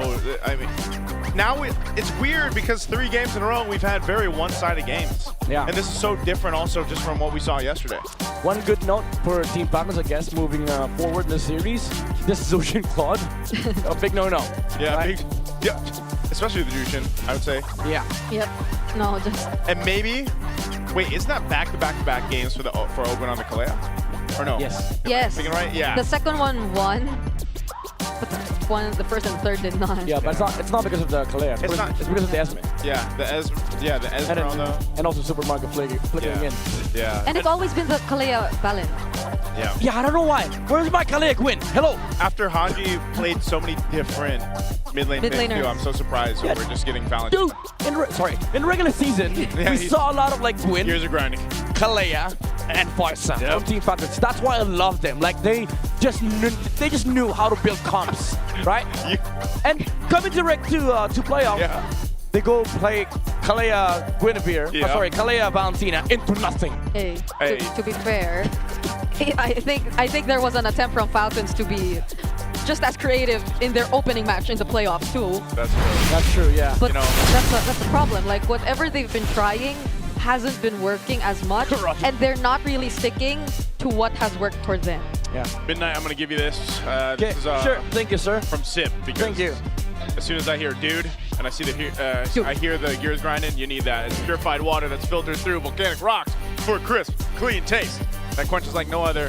Quench that thirst. Take that sip, Midnight. Yes, please. There it is. Okay, do you need a fan? I'm good. Yeah, oh wow, yeah, there you go. There you go. No, this is a manual fan. Because people are probably sharing the sentiments, and that's why comfort's important. Thank God for the players over there having the max 5D. Yes, sir. On stage. That's clever engineering, keeping these teams locked in, no distractions, just pure performance. Brought to you by TT Racing Philippines. We have your back. These are. I always look at these. These are the Swifts. Not Swift X Pro. Yeah, Swift X Pro. Make sure you guys get those as well. There's tons of pairs to choose from. Also, we're calling all the super fans if you guys want to go ahead and connect with the most passionate community out there. most passionate out there. Scan those QR codes, MPL Philippines official Facebook group, the Superfan channel, and the MLBB official Discord. That's all for you guys. Get your all-access pass to exclusive content, the latest news, and community discussions. You can lead the conversation and have a chance to be featured as our super fan of the month. Be part of the MPL Philippines family. Scan the QR code right now on your screens and join the conversation. See you there. See you there. You guys can talk about this Kalea Valentina situation. Say whatever you want. See you there. Go. I'm sure, you know, discuss. if you feel the same way Midnight does, just start with, dude. No. I'm just saying discuss. Dude. You don't fight. Just discuss. Dude. Okay. Yeah, just Start. discuss. Don't start a conversation with dude. I mean, that's what you do. It's so abrupt. Sorry. Right? That's what he does. Am I wrong? No. You know that Midnight's about to make a point if he starts with, dude. Like, that's just how it is, right? I know someone else wants to make a point. I think later we got a special guest. Let's throw it over to our on-ground panel. Evas, maraming salamat, Womi, and of course the casters as well on the English broadcast. Redborn Wolf still here.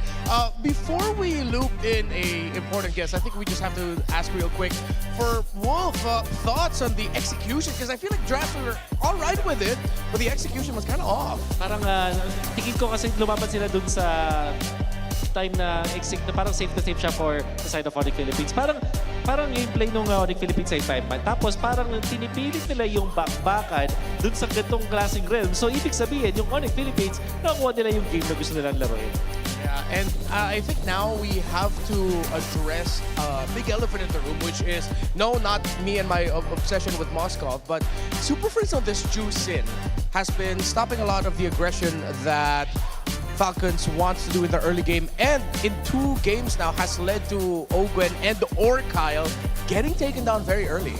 I think yung Jushin, isang hero na nung pagkakalabas pa lang gamit na gamit agad yung Super Friends, so automatically banned against them. And the reason why the Jushin wasn't picked there by ONIC Philippines in game number 2 was because of the bans. Tingin ko dahil sa red side doon yung ONIC Philippines, blue side. Nang nasa red side sila, nagkaroon sila ng chance na kunin yung hero na yon at sobrang masterful nga naman ng Super Friends. I think yung way niya na paglaro ng isang Jushin is sobrang aggressive. Nakita naman natin na mataas yung river control nila because of the aggression coming out of from Super Friends. That's why even with just the Gatot Kacha, parang napaka-oppressive nila from the mid lane. Yeah, and that was in the keys to victory earlier, where we said that river control is very important here to be managed, especially on the Falcon side, because that's been one of ONIC's biggest strengths, not just in the... Well, we didn't see that much of it in the regular season. Back then, it was the jungling pattern. It was really in the playoffs. But the more we talk about this, I feel like it's time for us to loop in our very special guest live from a very iconic setup in Indonesia. It's our good friend Mirko joining us on the broadcast as we loop in. What's up, boy? Yo! Hey, what's up, boy? How you doing, boys? How you doing? We're doing good. Loud. Sorry. No, but we're doing good. All right, so as everyone knows, MPL ID is taking a break. Their playoffs are going to be in the upcoming week, but we just want to get your thoughts on a few things here. First off, how are you enjoying the MPL PH playoffs, man? Thoughts on it so far? Hey, dude, I mean, it's great. So far, I've been really enjoying it. You know, the viewers have been enjoying it as well on the restream. It's fantastic. I always enjoy MPL Philippines, and this season especially, we're 100% mirror blessed. I got all the predictions right. So far, it's also very close in the lower bracket finals. ONIC and Falcons are definitely competitive, just trading a lot of one-sided victories. But of course, one of the biggest headlines heading into this preseason is, of course, that big trade. Kelra going to Indonesia, Severo coming here to the Philippines. How has, for people who may have missed out on the action in Indonesia, how has Kelra been? Dude, Kelra's been horrible, you know. No, I'm joking. Dude. He's Kelra, you know. Like, any team he joins, he's going to pop off in, especially because he's an ONIC. He's already in the best team in Indonesia by a long shot, so Kelra is popping off as expected. I think it's more surprising that Severo is connected with the rest of the team quickly. And speaking of Severo, he's the first import player in MPL PH, and I'm personally impressed about his performance. But how about you? Are you impressed about his performance? What are your thoughts about Severo so far? Oh, dude, I'm very impressed. I wanted to make a joke, but no, seriously, this guy is special. Like, he's very, very good. Even in Season 15, when he debuted, we were hyping him up so much. We were talking about his potential. But unfortunately, in Season 16, right, ONIC ID decided to go for a ready gold laner. A gold laner who was already matured, who was already complete. And that's why they got Skylar. But yeah, I think Severo, even from Season 15, all of us were saying, the analysts, the coaches, that he can have a higher peak than even Skylar. And he's always been the richest when it comes to the gold lane. So how do you feel about being the richest caster, Mirko? Don't answer that question. I feel like these. You are the richest caster, Wolf. Pinaka rich. You are Pinaka rich right now. And so another Pinaka, if you know, you know. So this is what it feels like with two rich people talking, and me as a normie, I'm just here. I'm just like, all right, you guys duke it out.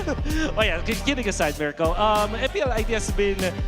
I guess interesting is the word that I would use. It's just making it very chaotic. But what are your thoughts about the regular season of MPL ID? Dude, it's been amazing. And honestly, I think this is the best regular season we've ever had in ID. Everything was so close except for number 1 and number 9. Unfortunately, those were decided very early. ONIC are clearly the best team. Arcure clearly the worst team this season. But number 2 to number 8, it was close all the way to the final day. We even had a tiebreaker scenario. The fight continued all the way to day number 3 of week number 9. Navi versus Geek Fam to make it a playoff. So regular season ID is amazing. I just hope that the playoffs gives us similar vibes. I hope it's not just ONIC trashing on all the other teams, as usual. All right, since you already touched on the playoffs, and we know ONIC being ONIC in Indonesia, who's the one team that we should watch out for in the MPL ID playoffs? Renmar. What is this question, man? What is this question? You have the green robots right there. You know, they're choking all the time. We have the red robots in Indo, bro.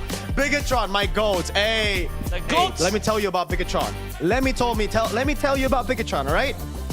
They're pretty bad. I'm not gonna lie. You know, they're pretty bad. At least you're honest. They're only bad against lower teams, okay? If they're going up against teams that you expect they would smash, they will lose. But if they go up against the top teams, they for some reason show up. I don't know why. We even gave them the moniker of Robin Hood because they steal from the rich and give to the poor every single time. God. They were actually the ones to make the tiebreaker scenario and all that possible. So thank you, BTR, for an amazing regular season. Horrible win rate, but again, as I said, it's about beating the top teams. And guess what? No other team is worse than Bigatron right now. So they're gonna win everything, Wolf, Renmar. Seems like it's gonna be a really tense time for the fans of Bigatron by Vitality. But hey, it's time for us to wrap this up just in a bit because the draft's about to start. So this is a two-part question real quick for the lower bracket finals. What's your mere bless? Since you said it's been a bless so far for your predictions. Okay, so far, predictions have actually been 100%, so I'm gonna go with the same prediction as the video. Falcons 4-3. That's sad because I want ONIC, you know, I want Severo, I want King Kong to make it. But let's just leave it at that. I don't want to curse anybody. I love both teams. They're amazing. And MPL PH are already in grand final, so it's okay. All right, so let's see if that'll be a mere curse or bless. One last. Personally, who do you want to see move forward? Predictions aside, analysis aside, who do you want to see move forward and face off against Liquid and get that ticket to MSC and EWC? ONIC Philippines. I think I want to see that. After yesterday, like, dude, what the heck? Come on, yeah. I mean, the Sonics are amazing. That's one. And then to see them in the grand finals. Plus, Game 4. Was that not the best game of playoffs so far? And it was ONIC TL. So we got to get a rematch. Right. Well, thank you so much, Mirko. I know you have to get back to the watch party, but it's always great to have you here in MPL Philippines. Thank you. Say bye while waving and give us a big smile. See you, GOAT. There we go. My GOAT's Bigatron. They're gonna win everything. That's my GOAT, Mirko! Okay, thank you so much, Mirko. At syempre, ipapunta na tayo sa ika-4 na laro ng ating series na to. And he did say that it will be ONIC Philippines that he wants to see. And I don't doubt that because I think he's a Severo. He's from Indonesia. Severo's from Indonesia. True. It's easy to really correlate that. And I feel like itong ONIC Philippines, nagbago sila sa playoffs, Redmar. Hindi ito yung ONIC Philippines na nakita natin ng regular season. Yeah, well, what ONIC is showing here has been a lot of growth. Whatever the results of their scrims has been leading into the playoffs, I feel like this is what we're seeing. We put a lot of focus on their jungling pattern during the regular season. Here it's just that surprised, unabashed aggression in the river. Manggugulat lang sila na biglang magpipick off sila, magpo-force sila ng mga laban na 4v2, 4v3. parang nakakagulat lang ata para sa Falcons. And even for the teams that faced off against ONIC PH so far in this playoffs, that where is this aggression coming from? And why can't we read them? Yeah, I think it's coming from comfort. Kasi, and I say that because they're picking heroes that they have worked with before, like Katon Kacha, tapos meron kang Jushin. So, tingin ko yung pagiging kabisado ng ONIC Philippines, yung ganitong klaseng playstyle that gives them that aggression factor. So parang, because you already know your calculations in your head on which heroes you can kill or cannot kill, that gives you more leeway to be aggressive at the right moments. So, we go back to one of the biggest questions we had at the end of the draft in the previous one, especially after what we saw. Is Super Friend still going to end up with the juice in? Because I feel like if Falcons want any semblance of control in the center, they have to think of a way to make sure the juice in doesn't end up there. But surprisingly, it's actually ONIC who bans it out. This is something that I've seen about ONIC blue side this playoffs. When there's a pick where it feels like their opponent needs to address, because they want to pick it, they ban it out themselves. Yes, so it will be the Paquito. So yung naging sagot dito ng Falcons kanina is still the Kalea. And they combine up with the Claude. And I think that's still a valid decision here mula sa Falcons. Ang tingin ko magiging sagot doon ng ONIC yung magiging babago na. They will not go for what they did in the game number 2, which is the Hylos and the Valier. So baka bumalik sila doon sa gatot na sa aggressive mid laner. Like Gord, for example. Well, Gord is not an aggressive mid laner, pero parang it kind of counts like that. Parang yung mga may constant na pressure pa nga. So ang Falcons, they do have that, the Claude and the Kalea. Pero if ever, they can opt to go for the Kalea plus the Valentina agad. Kung sakali, kasi may chance nila yung ONIC kunin agad yung hero na yun. Falcon says, we like the Claude, we don't want it to end with Severo. And instead of picking up the Kalea, they want to pick up the Suyo. They are giving the Kalea to Brusco. Yeah. And you ready for this? Well, I think ang kanilang gagawin naman is Valentina third pick in that scenario. So if you're ONIC, I think you're fine picking up the Harley agad. Harley and Kalea, tapos meron kang Paquito sa gilid, parang sobrang aggressive na pwede mo paglaruan. At the same time, meron ding benefit na kunin na yung gold laner for ONIC Philippines for Savera against the Claude, which typically comes down to Harith or the Moskov. Yeah. They'd be keen to pick up the Harith again, but there's the Valentina. There's the Valentina as expected. And Kalea, perhaps? Get the Kalea. It's also one of their comforts. Talk about ONIC and comfort. Yeah. That is comfortable. But of course, this is a comfort as well, and it's been great. Yeah. And I think this is sort of ONIC telling Falcons, sure, get the Kalea. Yeah, we still lost that game number 2, but I think they're still okay with it. Because so far, it's been 2 games where the rotations early on of the Kalea and whatever pick Haji ends up with, which has been the Valentina, to them, it's like, it's not good enough for them. That's right. So, ang nagiging sagot dito ng Falcons will definitely be yung, perhaps yung kanilang maaga pick dun sa mid laner, like a Gord, para dito kay Haji. At the same time, pwede ka rin pumili na ng iyong roamer for Ogwen, which in this scenario, yung Kalea ay nabalik pa sa nila. Falcons on the red side. I wonder if there's any chance that they're considering a Zetian a little bit later on. Maaga pick dito sa isang Esmeralda. Ang pinaka-proud pa lang sila sa kanila dito is just the Paquito. Paquito has a lot of shields, so it makes sense. However, wala pa siyang directly kina-counter dito apart from that. What ONIC can do is to shift their focus. Hindi na sila mag-Harith in this scenario. Siguro, best na pwede gawin din ng Falcons, magbaan ng Moscow, magbaan ng Clint, so that ONIC Philippines will be forced to pick up Harith or a weaker na gold laner. Here's the thing though, I think there's a realm that maybe we'll see Severo get a YSS here. And that's why I was thinking maybe Falcons would want to consider Azetian at 4. Because Yisun Shin, as we've seen ONIC do in the past, if ever they're up against a Claude, he'll really hold on to the turtle boat toss of the Mountain Shocker. So, that is Yisun Shin and perhaps semi-fighter din na gold na roamer, na jungler. Like Fredrin or Guinevere. And Leomord, that's right. Pero kasi may mataas chance maban yung Leomord ng Falcons. Whereas ONIC, ang kanilang pwedeng iban ngayon is their mid roamer options. In this case, it's going to be the Hylos. Probably Hilda na isang Kalea pa na iban dito ng ONIC. Yeah. Oh, seems like ONIC has such a really good pool of heroes that so far Falcons hasn't really been able to answer that. I feel like Falcons is wishing that your wishes came true where we get an extra ban in the second phase. Ganun na nga. That would be great. Nahihirapan nata sila eh. Yeah. Leomord, potentially the ban para sa Falcons. Yeah. It is indeed going to be the Leomord. So, ONIC, parang may language sila dito na pinasabi sa atin na willing silang ibigay yung Kalea. But I think pwede pa rin namang ban yun. Apart from the Kalea, yung glue ay potentially din ay pwedeng iban dito ng ONIC Philippines that could be played in the roam role as well. Yeah. It's a safe pick then. Yeah, and so far this season, Glue has been mainly a roamer. Not really an EXP laner anymore. But hey, you also mentioned the Hilda as one of the bans. Okay. ONIC. Falcons at red 4, either they show their mid or they show their roam. Yeah. May option sila na kumuha ng isang Kimi para safe, but the Gord seems like a valid option din dito para kay Haji. So ang benefit ng isang Kimi is hindi naman din talaga ganun kadaling i-pressure. You can pick up the Wind of Nature para kontrahin yung Pakito later on. And remember, yesterday, this was also the hero that was used by Team Liquid. But it instead will be the Eve kahit ang composition dito ng ONIC may pang backlines. So now, you're looking for Savero hero na pang late game against this YSS? If they do go for the YSS na so far 100% win rate pa rin. Undefeated. Yep, undefeated. Ang combo nun is isang parang Leomord-ish kind of jungler. So Nolan siguro or a Guinevere. Okay, let's see what ONIC's gonna end up with.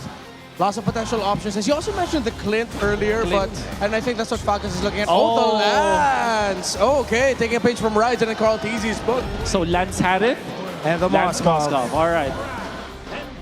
If you are Falcons, you're gonna be looking for good catch. Maybe this time Kaja. Or what if sila'y mag-Beleric dito sa composition ng ONIC? With all the dive, with the Valentina on the other side, but the Valentina will most likely get the ultimate of the Eve. You need a solid, tanky front. You don't really need to go that fast, but it just can't be the Esmeralda frontlining. Tanky na frontline. Dapat tanky, oo. Ang kailangan natin dito ng Team Falcons.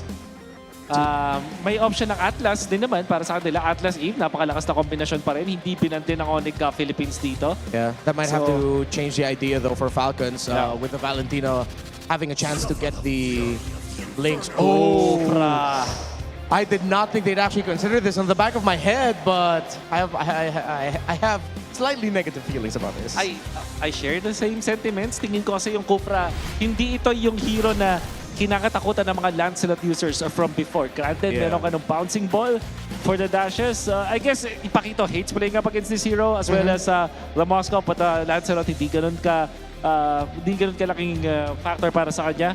Hindi din ganun kalakas ang Kufra sa metagame natin yan. So, as much as I want to say na maganda yung mga ganitong klaseng picks for Falcons, parang mas papabor ako sa ONIC Philippines.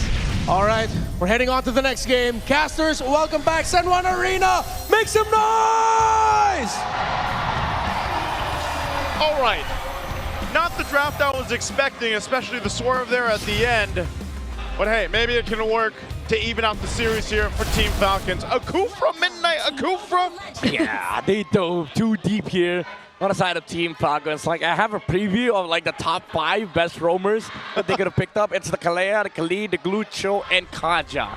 We went past the glue and then went straight to Kaja. What list are we? Where's the Kufra sit there?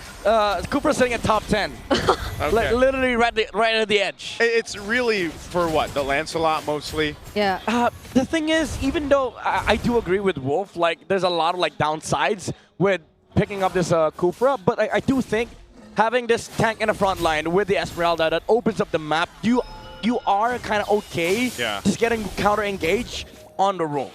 And I just love tanks in the front line, you know, because that's the way you got to play it sometimes. Yeah, because you need somebody to open up the map, right? Yeah. Okay. And the Kufra allows for counter-engage against the Paquitos, the Valentinas, even the Moscow.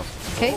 And honestly, I feel like even with Falcons occasionally waiting for the opposing team to engage, it sometimes just really works in their favor because then they don't really need to force themselves out in order to put up that box, which I feel like we might see more so now in this game, because they finally picked up a different mid lane, and that's going to be the Eve. Yeah, so we literally see the box. I just wanted to say they picked something else, but did it sound different to you? Finally, you know, like I honestly agree. Like finally, finally, we see a box, right? Like we see the Falcons box. Yeah. And hey, but that's also partially because Super Prince has a Valentina, right? Mid lane though. Whoa, bouncing ball stopping Brusco from getting out, but the Revitalize is gonna keep him alive. King Kong instead finds a double. Falcons can't just get a break, man, in the early game. Yeah, so this is the downside of like having a Kufra in this metagame. Like you don't stay in a fight. Yeah. As long as like the likes of the Glues, the Hildas, the Khalids. You literally do like two things. Yep. Yeah, you jump on in and you ball. And you ball. That's it. After you ball, you're done. You're done. You know, fighting for this first turtle. Falcons do have control of it. They'll take it, secure, that's fine. King Kong was getting his buff anyway, and he's got 2 kills up ahead. Yeah, they didn't want to engage because, you know, the whole game plan for ONIC is just to scale in the late game. They have a Lancelot and a Moskov. Every single objective fight is going to be hard for ONIC unless they take down the Kufa first. So Team Falcons, you know, Ogwin and Flap, around objective fights when they're together, like the tank in the front line with the counter engage with the bouncing balls and also the Titan's Rage, then you're a lot stronger. But if they're split up, ONIC might, you know, find a way to engage. And so what happened in the beginning was just a bonus for ONIC and them just really gaining an advantage they didn't need to work hard for, because Falcons were the ones who started that, I believe. Yeah. And so you see how ONIC have been rotating, even just occasionally stealing away some camps from Falcons, but not necessarily into a major team fight that could happen. Yeah, Falcons do a pretty decent job, though, just finding the gold and XP they needed across the map. So despite giving those 2 kills over earlier on, you know, they're still in a really good position. This will ultimately lead them to being well-equipped for that next turtle to go ahead and secure it again. And if they can continue to do that, then they put themselves in a good position to allow Super Marco to get where he needs to be on the Claude for this. And hopefully Kyle set things up too. Okay, that's a no-go. That's Brusco. But this is what you expect from Ogren on this Kufra. He's going to see if he can make plays happen. Yeah. Again, the big ones will happen when he has a flicker. Earlier, he had to burn it defensively, not to go down. Yeah, that's I would say the benefit of having this composition from Team Falcons is that it's so stable. Like, you just have an overall game plan, a blueprint of how you want to play this game. You allow the Claude to just scale up. Team fights are very, very methodical. Esmeralda opens up the game, and then the Kufra goes for a re-engage. All the while you have ONIC, this is classic ONIC by the way, the risky composition where mechanics is everything. Like the Lancelot has to find good angles against the Kufra. And then, Savero, very sound Moscow player, has to be really profound with his dashes. And then you can also have that amazing steal from a Valentina where if you get a Titan's ratio on Team Falcons, then maybe you get to outplay them. That's the other thing we haven't talked about too much of, and this popped up even yesterday. You know, Savero, this Moskov is his hero so far. I mean, some of the most crazy plays he's been able to make throughout MPL Philippines Season 17 has been on the Moskov, and you see glimpses of that, so that's always something to take in consideration. Team Falcons starting up the second turtle, fighting for control. Kirk flickering out. Yeah. They're fighting for the space. Super Friends holding on to his own Kufra ult here. Brusco's pretty low. Pops Revitalize. Yeah, ONIC want to fight this time. Super Prince used the IMU already though, but that was the space they were trying to create, but they still fail to take the objective for themselves. Retry from Kyle on the Suryo, not even hitting the turtle, and that actually has an advantage because you know your Retry is much bigger compared to the enemy jungler, so Falcons played that chill. Even though it looked like ONIC was going to outplay them, they played it stable. Again, it's just a blueprint gameplay from Team Falcons. Yeah, they continue to do that for now. Around the objectives, this is also just kind of what you expect with this kind of lineup. Like you mentioned earlier, Brigida, this real-world manipulation with the Eve is great for Haji to kind of play around. So for ONIC, it's more so of how do we approach these team fights in a way of getting the advantage or the upper hand, of being able to pull back if we need to when the RWM is dropped down. And, you know, that's something that can help them secure a team fight. Also, they got to get in position to be able to do that. Now, yeah, Lancelot can go ahead and maneuver through those fights and everything else, but that's why potentially this Kufra is such a good pick, the counter pick, to kind of help alleviate some of that pressure that a Lancelot will do, even to an extent the Kirk on the Paquito. Which makes the choice for Super Friends much more interesting, I feel. Because earlier when he picked up the Tyrant's Rage, I think it was just a way to get more space or buy time, but not directly through like creating space. It was just holding down one member. And speaking of holding down one member, Brusco, forced to use the Revitalize, gets to take the Unbreakable and stun Flap, but Flap is still alive! King Kong goes for the chase though. Here's the SOD from Severo, joining in at the perfect moment. Kyle looking to be next, but he gets back to safety. Dude, so Severo doesn't miss these SODs, and another double kill for King Kong. Yeah, this is, again, the advantage of this comp from ONIC, the outplay potential. Even though it looked like Falcons were the ones dictating that tempo of that fight, Brusco held on. He was like, guys, I can sustain, I can regenerate, we can fight. Yeah. And then the SOD came out from the Golden Boy. Oh my lord, the outplays are actually real. Team Falcons, they're now starting to feel the pressure. Okay, no SOD for Severo this time, but they get a turret even before this objective, which ONIC might have just let go. Yeah, I don't care. It's just Brusco right here. Ogwin doesn't have the Tyrant's Rage either. So that was just about it. A bit of info, but they still split up. Yeah, look at top lane though. They don't care. Again, they're just looking to trade here for ONIC. They're waiting to scale up as well. So from the POV of ONIC, if you want to farm, sure, let's go farm. Because again, we get to the point where we can outplay you with this Moskov from Severo, and we've seen that even up against MPL PH. This is not a problem for ONIC. Kirk could be in trouble. Oh, no. Oh. Massive, okay, SOD doesn't laugh at the Tyrant's Rage! Coming in from Ogwin, made sure that Kirk could no longer run. Brusco getting slowed down, but he will still survive. Kyle? Yep, great pickup. Kyle, oh, he's going for Severo, not going to be able to get him. Good pickup by Falcons, RWM. Oh, that's a stolen RWM, but they see Ogwin charging, would not want to risk it. Yeah, that's a good force on the side of Team Falcons. Even though ONIC sort of overcommitted onto forcing that trade with the SOD, I don't think it would have been a good choice anyway. They would have been fine with just split pushing the map, put Moscow on top lane, let the Lancelot farm. And Team Falcons, again, this is the way they want to play this game. They just go play Blueprint. Oh, Brusco didn't let that AOG onto anyone. Wasn't even able to create enough space. Kyle will go in. They take that tier 1 in mid, and Super Marco will find Kirk. Wait, what was the play there? I mean, you got both splits happening on top and bottom. I'm wondering what did he just want to clear out the waves and maintain the turret or what? I don't know, man. Again, they're losing sight on what is important. Just farm King Kong though. Oh, the dodge! Kyle will be okay. Falling Star Moon from Flap, but the fight ends there. All right, fight ends there. Again, mistake made by ONIC. So in this case, Falcons keeps control of the map, keeps things in pace for them, and they're built up for a really good take of this first Lord, unless ONIC wants to fight it. Again, Team Falcons, they can actually just force any fight that they want. They have all the kits in the world, the real-world manipulation, Esmeralda opening up, and the Cupra with a counter-engage. They just have to be wary of the outplay potential from ONIC, especially with the dodges from King Kong. He dodged one Tyrant's Revenge on the Cupra earlier, so should just, be on point. Wait the time against OD though. Okay. It's still gonna be Falcons taking this first Lord. Brusco doesn't look like he'll get out of this. King Kong 2 will get punished. Winter Crown already committed. Brusco somehow finds his way out as Kirk will just try to clear out this mid wave. Severo's he's knocking down turrets though. This is one thing that Falcons have to maintain. Yeah. That's a shield that gets bursted down too with that push that Severo's able to make happen. They want to make sure that they keep tabs on him. Yes, they've got the Lord. They can charge in towards the base here.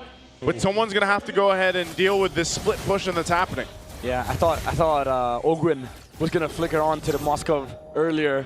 This guy has no Purify, by the way, so ONIC should be careful and should be concerned where the Kufra is coming from. Because again, there's a lot of ways for Falcons to just force a fight, engage, and jump on targets that they want to go for. Yeah, Brusco has to really block off these Tyrant Revenge jumps. Oh, they got the box. From Ogwin. Super Marco is massive right now too. 2,000 gold ahead of Severo. He's looking to go guns blazing when these team fights happen. So shield will go down in the mid. Super Marco also picks up the Wind of Nature now. So they're in great fighting form, and this lineup is going to let them kind of force a fight into the base if they want to. Hachi using the RWM. King Kong goes in, Phantom Execution. AOG2 only lands on one, and the Unbreakable on Kyle as well. And they hold on to their tier 3 in mid. That's just a few hits away from being taken down, though. Yeah, bit of an, I would say, over-defense from ONIC. They committed the AOG with stolen real word manipulation to clear the wave. They didn't punish the Kufra. However, they did force out the flicker on Haji. So maybe they use this time to force Falcons, but the thing is, again, this block from the Esmeralda is kind of annoying. Oh, Thornrose gets to dodge that Tyrant's revenge! Ogun might get punished here, but Super Mark instead goes in! He gets pushed back just a bit and is forced to BMI out, but the SOD makes it inside the battle in the play! He finds the kill on Super Marco, and he almost made it out of there alive! There's King Kong. He can go back. AOG gets dodged by Kyle. Kyle is still alive, but Kirk goes in with a knockout strike. But Kyle is in for the outplay! Without Silvero, ONIC falls apart in the team fight. Oh, King Kong! Touches it with the Thornrose. But it's King Kong all alone. Super Friends will make it though, but they'll probably lose all, or this second base turret down bot. Oh my lord. It was almost an outplay for ONIC. Again, this is the strength of this comp. But Kyle says, no, we can outplay too. That blade surge dodge on the AOG, able to take out Kirk afterwards. And because King Kong didn't have enough HP, he wasn't confident on going back, especially because they lost the vision on Ogwin. Yeah. And now Team Falcons, they get the control back, they get the tempo back, but man, again, this pressure, man, from ONIC Philippines, Team Falcons, they have to be careful with this Savero Moskov. Oh man, if you fight for this Lord, ONIC's gonna just be pushed off of it, so they have to go and find themselves in the defense once again. You know, I almost think, what if Savero had enough itemization for that fight, if he had a win in nature or something else? Eventually he's gonna get there. Yep.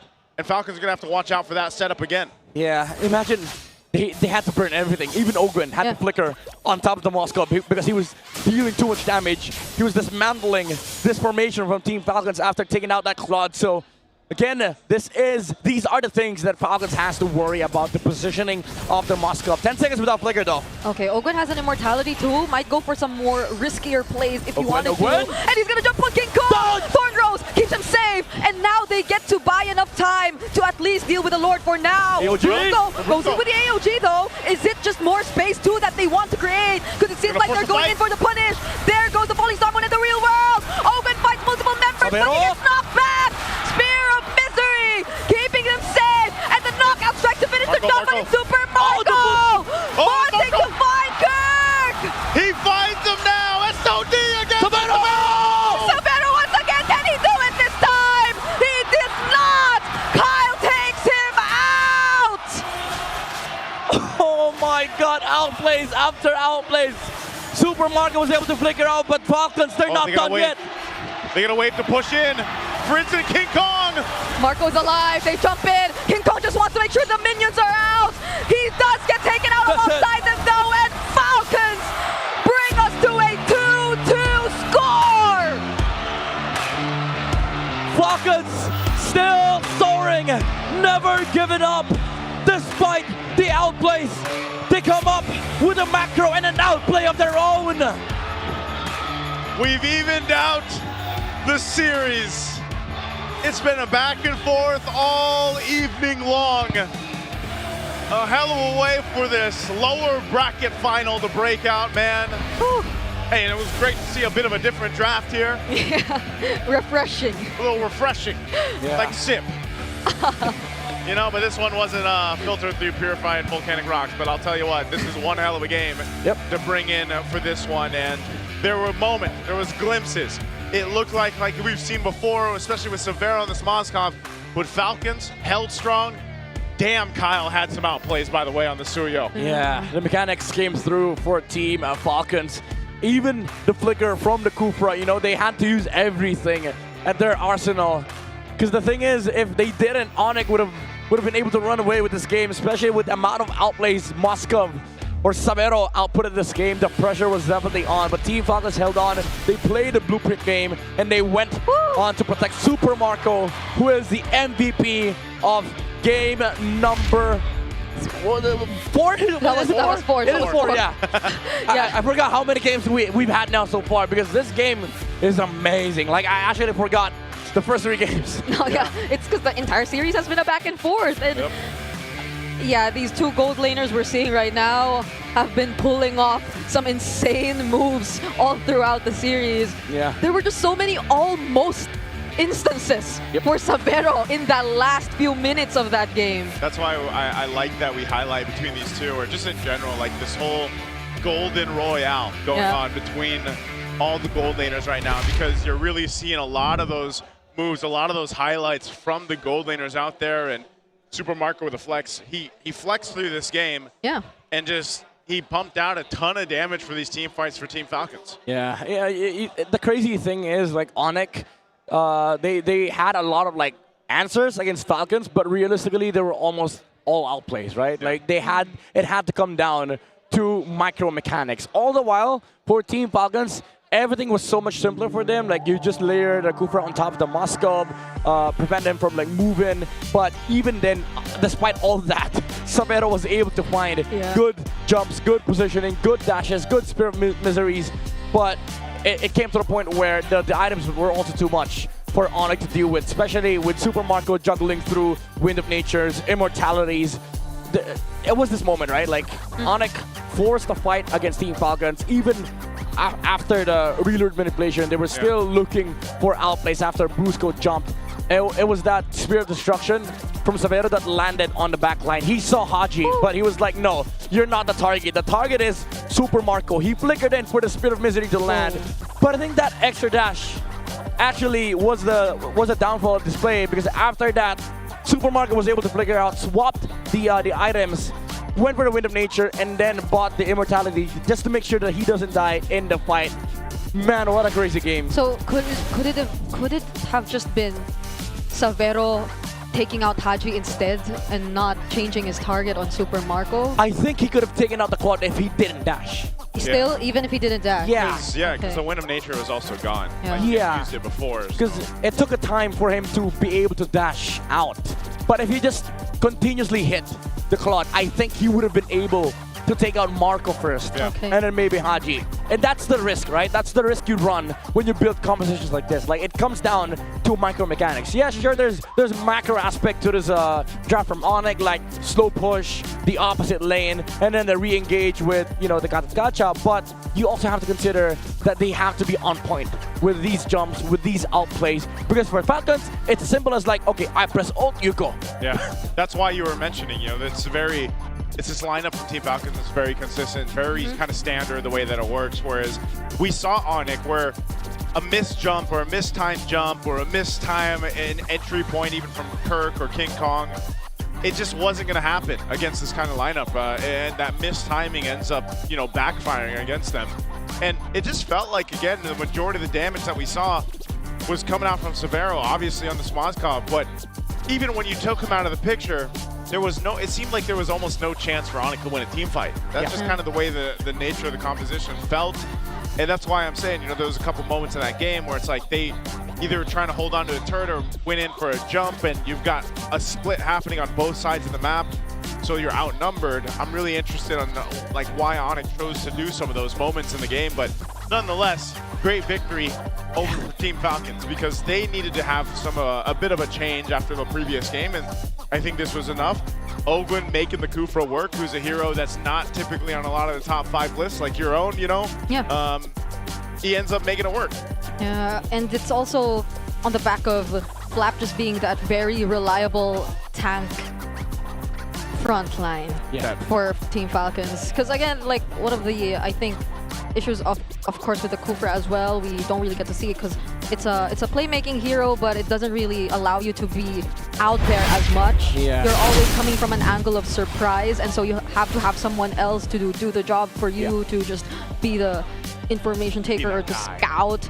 but Flap was reliable. I think we barely got to put any highlight on him either in this game, but he was just consistent all throughout that game. Again, it's a blueprint, right? Like you just go play stable, you jump, you use ult. If they outplay you, it is what it is. You know, Yeah. it's just the sole job of the Kufra, which I think is what we said after the draft, right? After we we broke it down during the on-ground panel. Like there's a reason why this can work. Like you just act the stability or the pillar of stability for Falcons, where you see Lance, you see Paquito, you see Musket, just jump.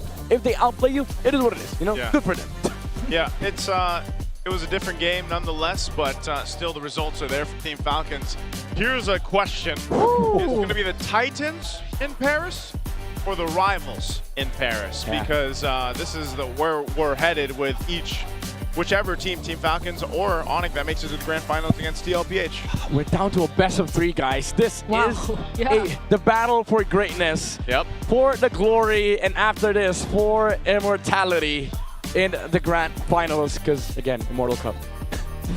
Immortal what? Immortal Cup. Immortal Cup. So this is for glory, battle of greatness. Like, all these players are great, but they have to prove that they deserve the spot to be in the grand finals to deserve the chance to fight against the greatest. Yeah, and the things that they want to prove, they both really have such meaningful backgrounds prior to the season, which really wants to make you root for both of them. Yeah. So it's kind of tricky to be in this spot where you see them in the lower bracket finals, because imagine everything that ONIC has been through preseason, the doubts that they had to prove wrong, and even for Falcons, who've been not soaring that much in the previous seasons. And speaking of soaring, see this is a recap you're seeing right here. This is interesting though. Falcons have not yet won in the lower bracket finals since becoming a best of 7. Yeah, and the last time they won an MPL, if I'm not mistaken, was season 12. Well, yeah, I think season 12. Yeah, since season 11, there's only been 3 champions, which is funnily enough, the 3 teams that we have right that are now. left, yeah. And they weren't really Falcons back then. Yeah, so this is like the legacy that they have to endure, right? Yeah. Like they have to soar past these legacies, even in the storyline that we have with Falcons and ONIC, like going past the TZ mantle, going past the gold standard. They also have to go past the achievements for the last 3 years of MLBB. That's exactly what we were just talking about. This is the triangle of power here that we've had throughout our MPL Philippines seasons. This camera work. The camera is great because you're going to look at all the flags that have been hanging here for all the champions throughout the seasons and the years. And look at that. You know, you're so close to seeing more history made by potentially Team Liquid being the very first team ever to go back to back to back for championships. Yeah, W Prod, by the way. This is amazing. This is amazing camera work. Yeah. Damn. That's great. It's kind of terrifying though. Like that history graphic we saw just now. 3 teams. Whenever we went to a best of 7 in the playoffs, in the lower bracket finals for Falcons, it's always been them stopping at 2 game wins. Yeah. And we're at that point right now, so. They're at this point. Yeah. So there is a chance. Hopefully they can pass the limitation. Move past that. That's the first step. Moving past. Am I crazy? Or since season 11, TLPH has only missed 1 grand finals? Holy what the hell? Season 14, brother. Fnatic ONIC against Aurora. That's what I'm saying. Season 14, yeah. Yeah, every grand finals. Every grand final. Echo's there, Liquid's there. Yep. It's like Call of TZ saying the same thing to all the stats. And this is I have to be there. He's in all the stats. And that's why sometimes, you know, some people are like, man, why do they talk so much about TL? Why do they talk so much about Call of TZ? Look, I mean, the stats are there, man. We're looking there because the banners are there. Yeah, the banners are there. The storyline is there, you know, and it's just, they've been so dominant. Yeah, apparently we don't glaze enough. We got to glaze more. Yeah. We might as well just make a Team Liquid glazed donut. Like, what would that be like? Dude, 3 years. Glazed donut? Liquid's been there. That's crazy. You know what? We'll let the on-ground panel glaze some more. Let's go ahead and throw it over to Renmar and Wolf to break down our next draft. Thank you so much, casters. Historic is the last 3 teams in our playoffs, and even this matchup between Falcons and ONIC Philippines. Crazy. It seems like the pick that we're not the biggest fan of ended up becoming a, not scapegoat, but it helped them out. The Kufra helped them out. Tapakita natin yan dito sa isang na prepare ko. I would say na itong laban ng ONIC Philippines versus Team Falcons, baka hindi na siya about sa draft, Redmar. Although, of course, some teams will have their advantages and disadvantages according to the draft. But overall, I feel like dahil sa execution pa rin on how experienced these championship caliber teams are. By the way, para sa ating super fans na nanonood live dito sa Champions Arena, you can vote kung sino ang favorite nyong MPL Pro. Ganyan lang ang QR code na nakikita nyo sa LED. Ayan, ang ating mga rankings so far. Cast your vote.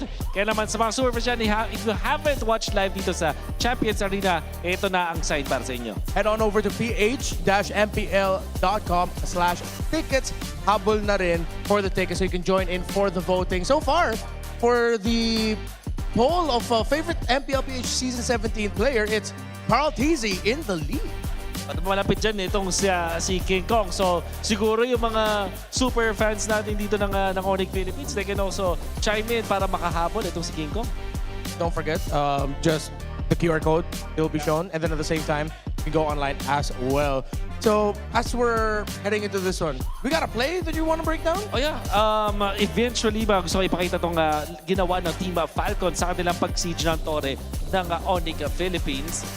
Unfortunately, ang pinakasikat dito, so far, si Flap, ayan, tsaka si Super Marco. Umaangat ko kay Flap at masasabi ko na sa game number 3, Flap was amazing. I think there were so many times na nasulit ko itong Esmeralda, third pick. Third pick Esmeralda, mga kaibigan, ay naging sulit. But, of course, let's take a look at this clip. The siege of Team Falcons, granted lamang sila dito. Pero, magagawa ng paraan ni Savero, yun nga lang, merong isang Kufra na haharang sa kanya in the end. The natural counter, which is the bouncing ball. Makita natin yung napakagandang pagtalon doon ni Savero sa may likuran. But because of the fact na nandito si Ogwin, para mapigilan siya with that conceal and that flicker bouncing ball play. And I believe na kinombo rin niya to with the Tyrant's Revenge, which is the first kill of that Kufra. It was able to stop Savero dun sa may backlines. Para pwede nang ubusin ng Savero, mga members ng Team Falcons. Pero yung low HP with the flicker on this Kufra, it was enough para makontra yun. Yeah, so for those wondering why the Kufra to us was a pick that we were worried about, I think it boils down to something that we saw in the early game, which was it was very highly punishable. There are a lot of moments very early on where going to go in, try to Tyrant's Revenge, and if it doesn't land, and even at the times where it did land, ONIC were ready to answer back. But then once Falcons were able to get their farm, and especially Haji's cover with the Starfield, with the real-world manipulation, and I think that was one of the things that maybe we very slightly overlooked. Haji's timing with his ult actually saved Ogwin a couple of times. And I think yung sinasabi natin about this Kufra na may konting reservations tayo kasi it doesn't stop the Lancelot.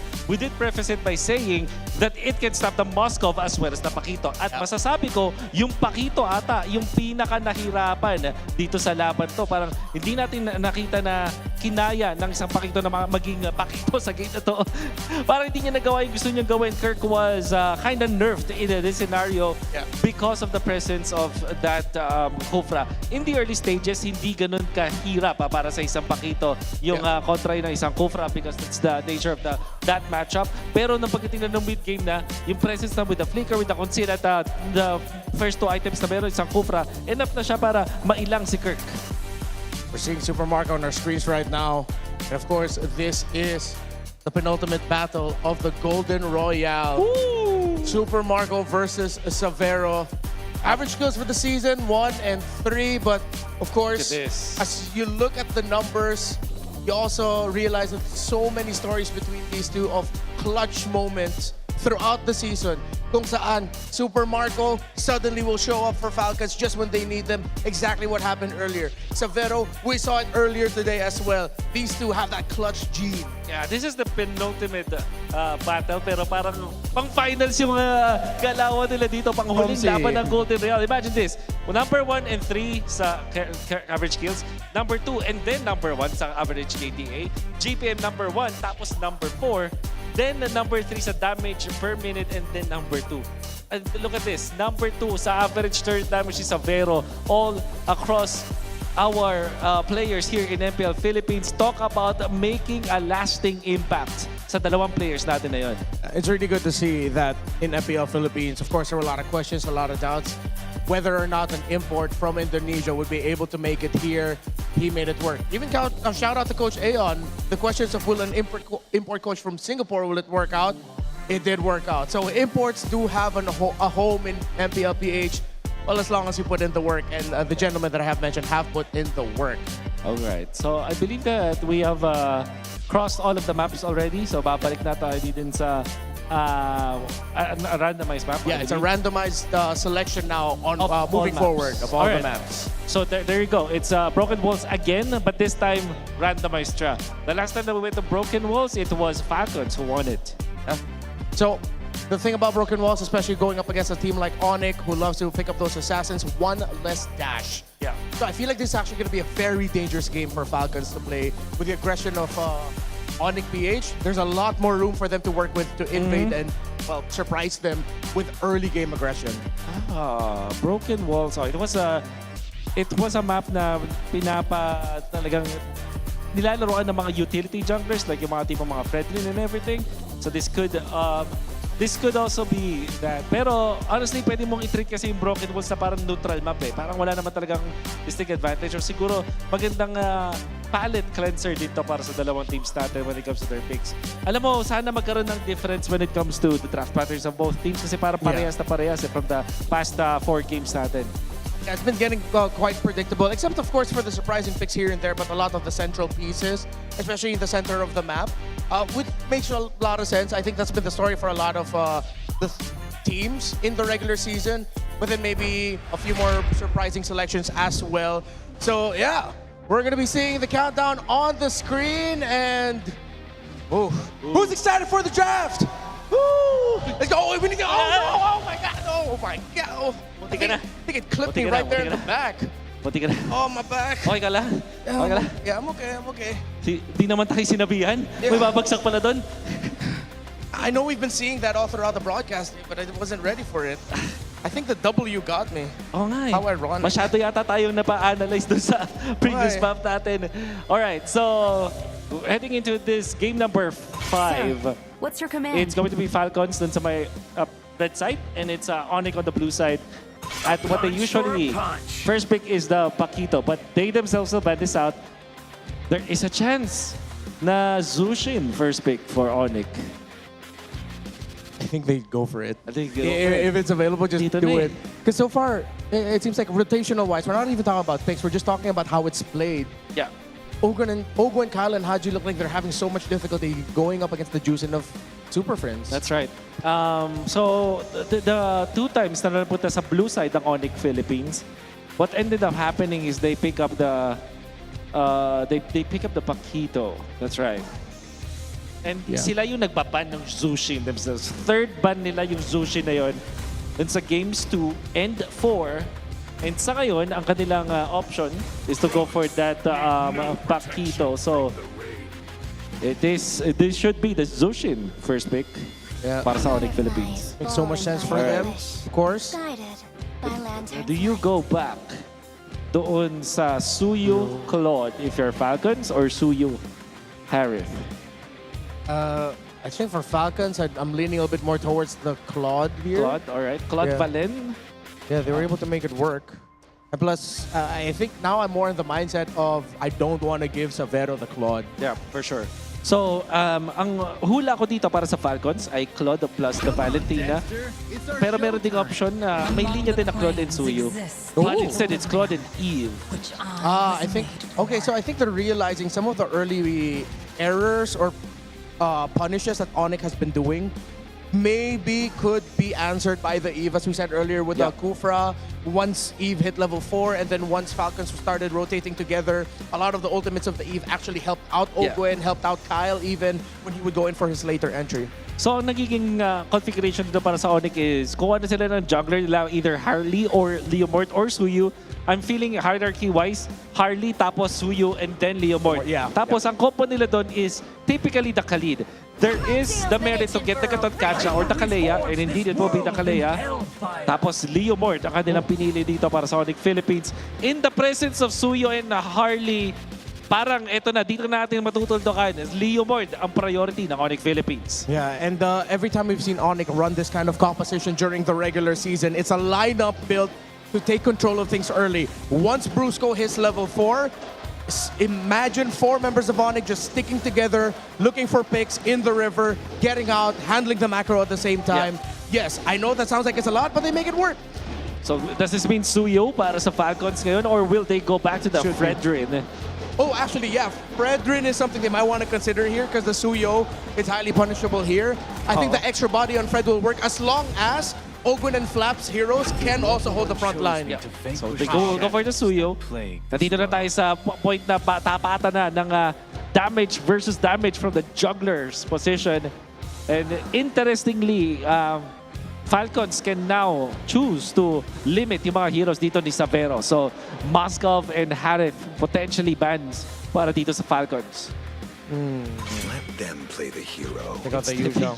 Oh, well, yeah. Or with what Kirk did to them earlier on that hero, it's a warranted ban. Oh, so far, parang ito yata yung game na masasabi kong in command totally ang Falcons. They don't have to be crafty with Esmeralda kasi wala namang pakito na available para sa ONIC. Yeah. Although pinigay nila yung Zushin ng ONIC dito, parang prepared sila, especially with the Fusong ban. It kind of tells me that they have a different approach. ONIC will ban the Atlas. Good ban overall.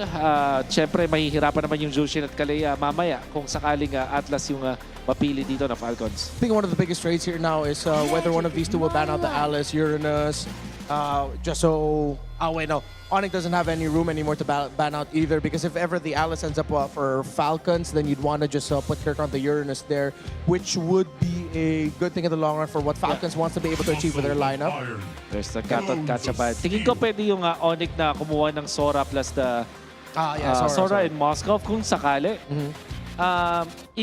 But siguro yung medyo delikado na is kapag may Valentina pang available na pwedeng piliin ng Falcons as their last pick at their XP lane. So, that yung Sora pick na coming out from ONIC, tingin ko mangyari lang pag napili na itong Alice. So now, you do have that go signal para sa ONIC Philippines sa kumuha ng Sora in combination of the Moskov here.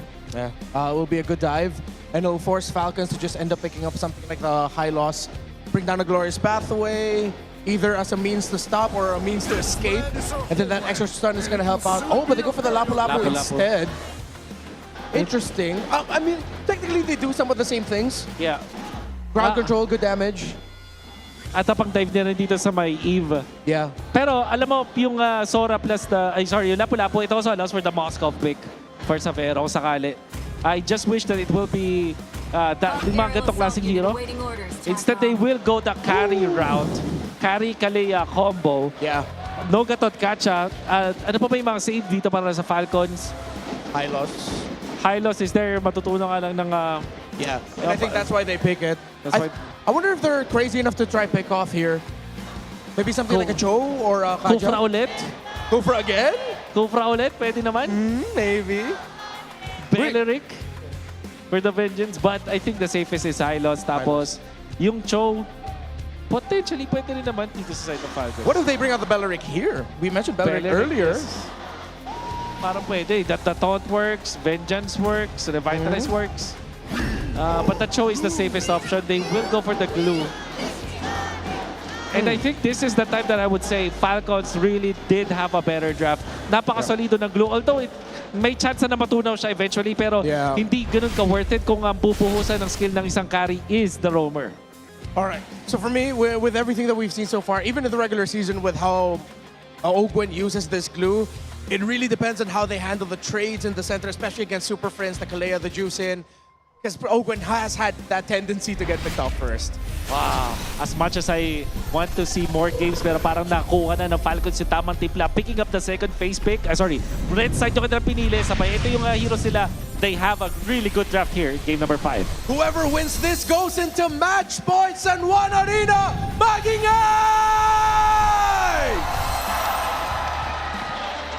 I am ready for this one. Again, 2-2 across the street, and now, hey, it's down to a best-of-3 between one of these two teams. Team Falcons and ONIC Philippines looking to surpass the limitations, surpass the legacy, hell, make a new legacy at this point to get to the grand final spot. And this is the drafts they brought out here at midnight. I saw you celebrating a little bit. Yeah, I like this glue pick from Team Falcons. Wolf was actually on point when he described what this brings for Team Falcons. The only downside of this glue pick is when you hit rock bottom. Yeah. When you hit the bikini bottom. Yeah, I The think bikini bottom. we saw him hit the bikini bottom yesterday. Yes. When he went We 9 did. deaths. Yes. That was not where you want to be. Yeah, if you lose out an early game mid-prio. But the thing is, in this game, you do have that pass to just die constantly every team fight. Because that's his job in this game. He's basically a body bag for this combo on the side of ONIC. Because if they don't burst the glue down, he can just reset the fight. Yeah, this is one of the things that I would say for most glue roams right now is what you have to deal with, all right? You're living on the edge a little bit here, and that's why the glue roam can work out pretty well. But as we saw yesterday alone, there are situations where it's like, next thing you know, you're dying. You're the body bag for the team. But this can also help activate this lineup once again from Team Falcons, like we've seen throughout the series already. Kyle on the Suyo, you're able to do so many things. Super Marco can scale up quickly. Yes. They just needed somebody that can actually open up the map or open up fights, and that basically is what glue is fitting into this composition because you already have this Alice. Yeah. This Alice, as much as he wants to go frontline, he can, but the thing is, there's the shred from the Kalea combo, so you just needed double body bags. Yeah, and Alice can be also somewhat of a more reliable person to go in for the secondary engage because of the capabilities through the Throne of Ruin. Kirk, though, gets to isolate 2 members. ONIC are starting to work on the turtle, all the while Flap finds a 3-man Throne of Ruin. Enough space has been created for ONIC, though. They secure turtle number 1. Yeah, that was a good way to kind of approach that fight. ONIC was just fighting, kind of feigning to see if they would actually engage against Team Falcons, but nonetheless, it was to secure that first objective, that first turtle for them. Yeah, weird choice for Kyle to actually commit a lot of the dashes that he has to try and burst down Kirk. They lost out on the turtle hold, which King Kong really held on. So this is going to allow the Liamu to just constantly pressure the map with the Phantom Steed whenever it's up. And then they also have mid-prio. Now this is where the Kalea starts to become scary. Ooh, Savero. Yeah, I think he just used the BMI. Hold on, though, here in the river. Yeah. Ogwen gets his first death. Yeah, that's probably a preview of what we're going to see about a handful of times throughout this game. Yep. I mean, we just did mention that this is what's going to happen, especially after ONIC took that first turtle. So again, this Kalea is going to become a menace. And this river, nobody can walk past on the side of Team Falcons because they don't have prio for the Suyo, they don't have prio for the Alice, and then they don't really have the kits yet or the items on the glue for him to be able to do his job as of right now. Yeah. So much information provided by Super Friends there, as you just saw him, using the lantern to go and check the bushes here from Team Falcons, and that's what he does so much. And not only that, but depending if he decides to go ahead and build up the same way, get the Sky Piercer, second item usually is when we see him build it in. Yeah. Team Falcons is going to want to make sure that he doesn't get the stacks. Yeah, this is the sad part, right? Like Team Falcons, I like the maneuver that they did on mid. They brought in the numbers to sort of take over the mid prio. But then after they cleared the wave, Zul'Shin just stepped up and he was like, I'm zoning 3 heroes. I'm ready. Yeah, because they haven't really let go of this river control despite what we've been seeing from Falcons and their potential in terms of the lineup. Because ONIC acknowledges the fact that that's really what they have to do. Just hold it down together because it's really waiting up until Savero can be a reliable source of damage that they can just go and commit for the fights. But now it seems like they will still try and start this next turtle. Yeah, they're going to go ahead and start it up. Team Falcons has control of the space. Ogwen? Ooh, that's a flicker from Ogwen, a very aggressive engage at that. Now he finds a grab. It's going to be Brusco, but he gets isolated under the turret just the same. Haji gets the last hit on the objective, but ONIC are going for more. They're forced to flicker out of the RWM though, and Falcons will be okay, but they lose too. It's a bit of an overcommitment from Falcons. The target was right. Ogwen immediately jumped onto Brusco to prevent the jump from ONIC Philippines, essentially delaying the team fight. They have to wait for the glue to step down from the Kalea first, but then Falcons overcommitted with the RWM, with Ogwen diving under the tower as well. And because of that, they lose out on tempo here for Falcons. Yeah, they're gonna, ONIC's gonna play a little bit of tempo now by taking it down at the tier 1. Yeah, they traded out that kill there. Like I said, Ogwen, that's gonna happen to him. And sometimes if you're fighting around that turtle pit, you get dragged to the turret, you're engaged, you know, you're going to go down. But that's what you said, Midnight. This glue works in a sense of you're there to open up the map. You're there to open some of these team fights. But unfortunately, if the team fight isn't kind of centered the way that it needs to be around the objectives, you're just pulled away from the team. Yeah, you don't force it, basically. You slow the game down for ONIC so that they don't get to play fast with the Kalea combo. And Flap already was able to set up. He was able to cut the XP lane, and then they got the turtle set up, their turtle prio, took the position in the bush, but then again, Ogwen tried to force too deep onto Brusco, which spelled this, tempo spill for ONIC. Yeah, it's just so unfortunate because you feel that they also want to be a bit more proactive with the blue, but at the same time, it was just probably not the best target to go for in that particular sequence. So it could have worked differently, maybe if they changed or tweaked it a bit for the upcoming team fight, which might likely happen a few seconds from now. Good gold build up there for Severo. You know, he's had all the time in the world to pretty much just go ahead and farm up. He's got a Corrosive Scythe working into his second item right now, but you know, farm-wise, he's had that experience, and this is the thing we see with the carry picks. You know, eventually, before you know it, your Team Falcons and your front line that's supposed to be tanky is getting shredded down by a carry. So this last turtle of the game, ONIC will all be here for this fight. They center around it to gain control for this.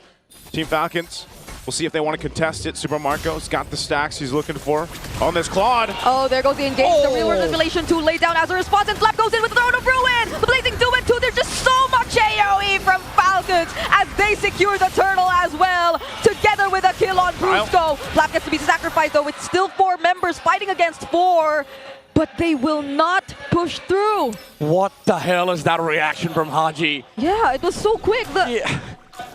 The title strike was on point from Brusco with the flicker.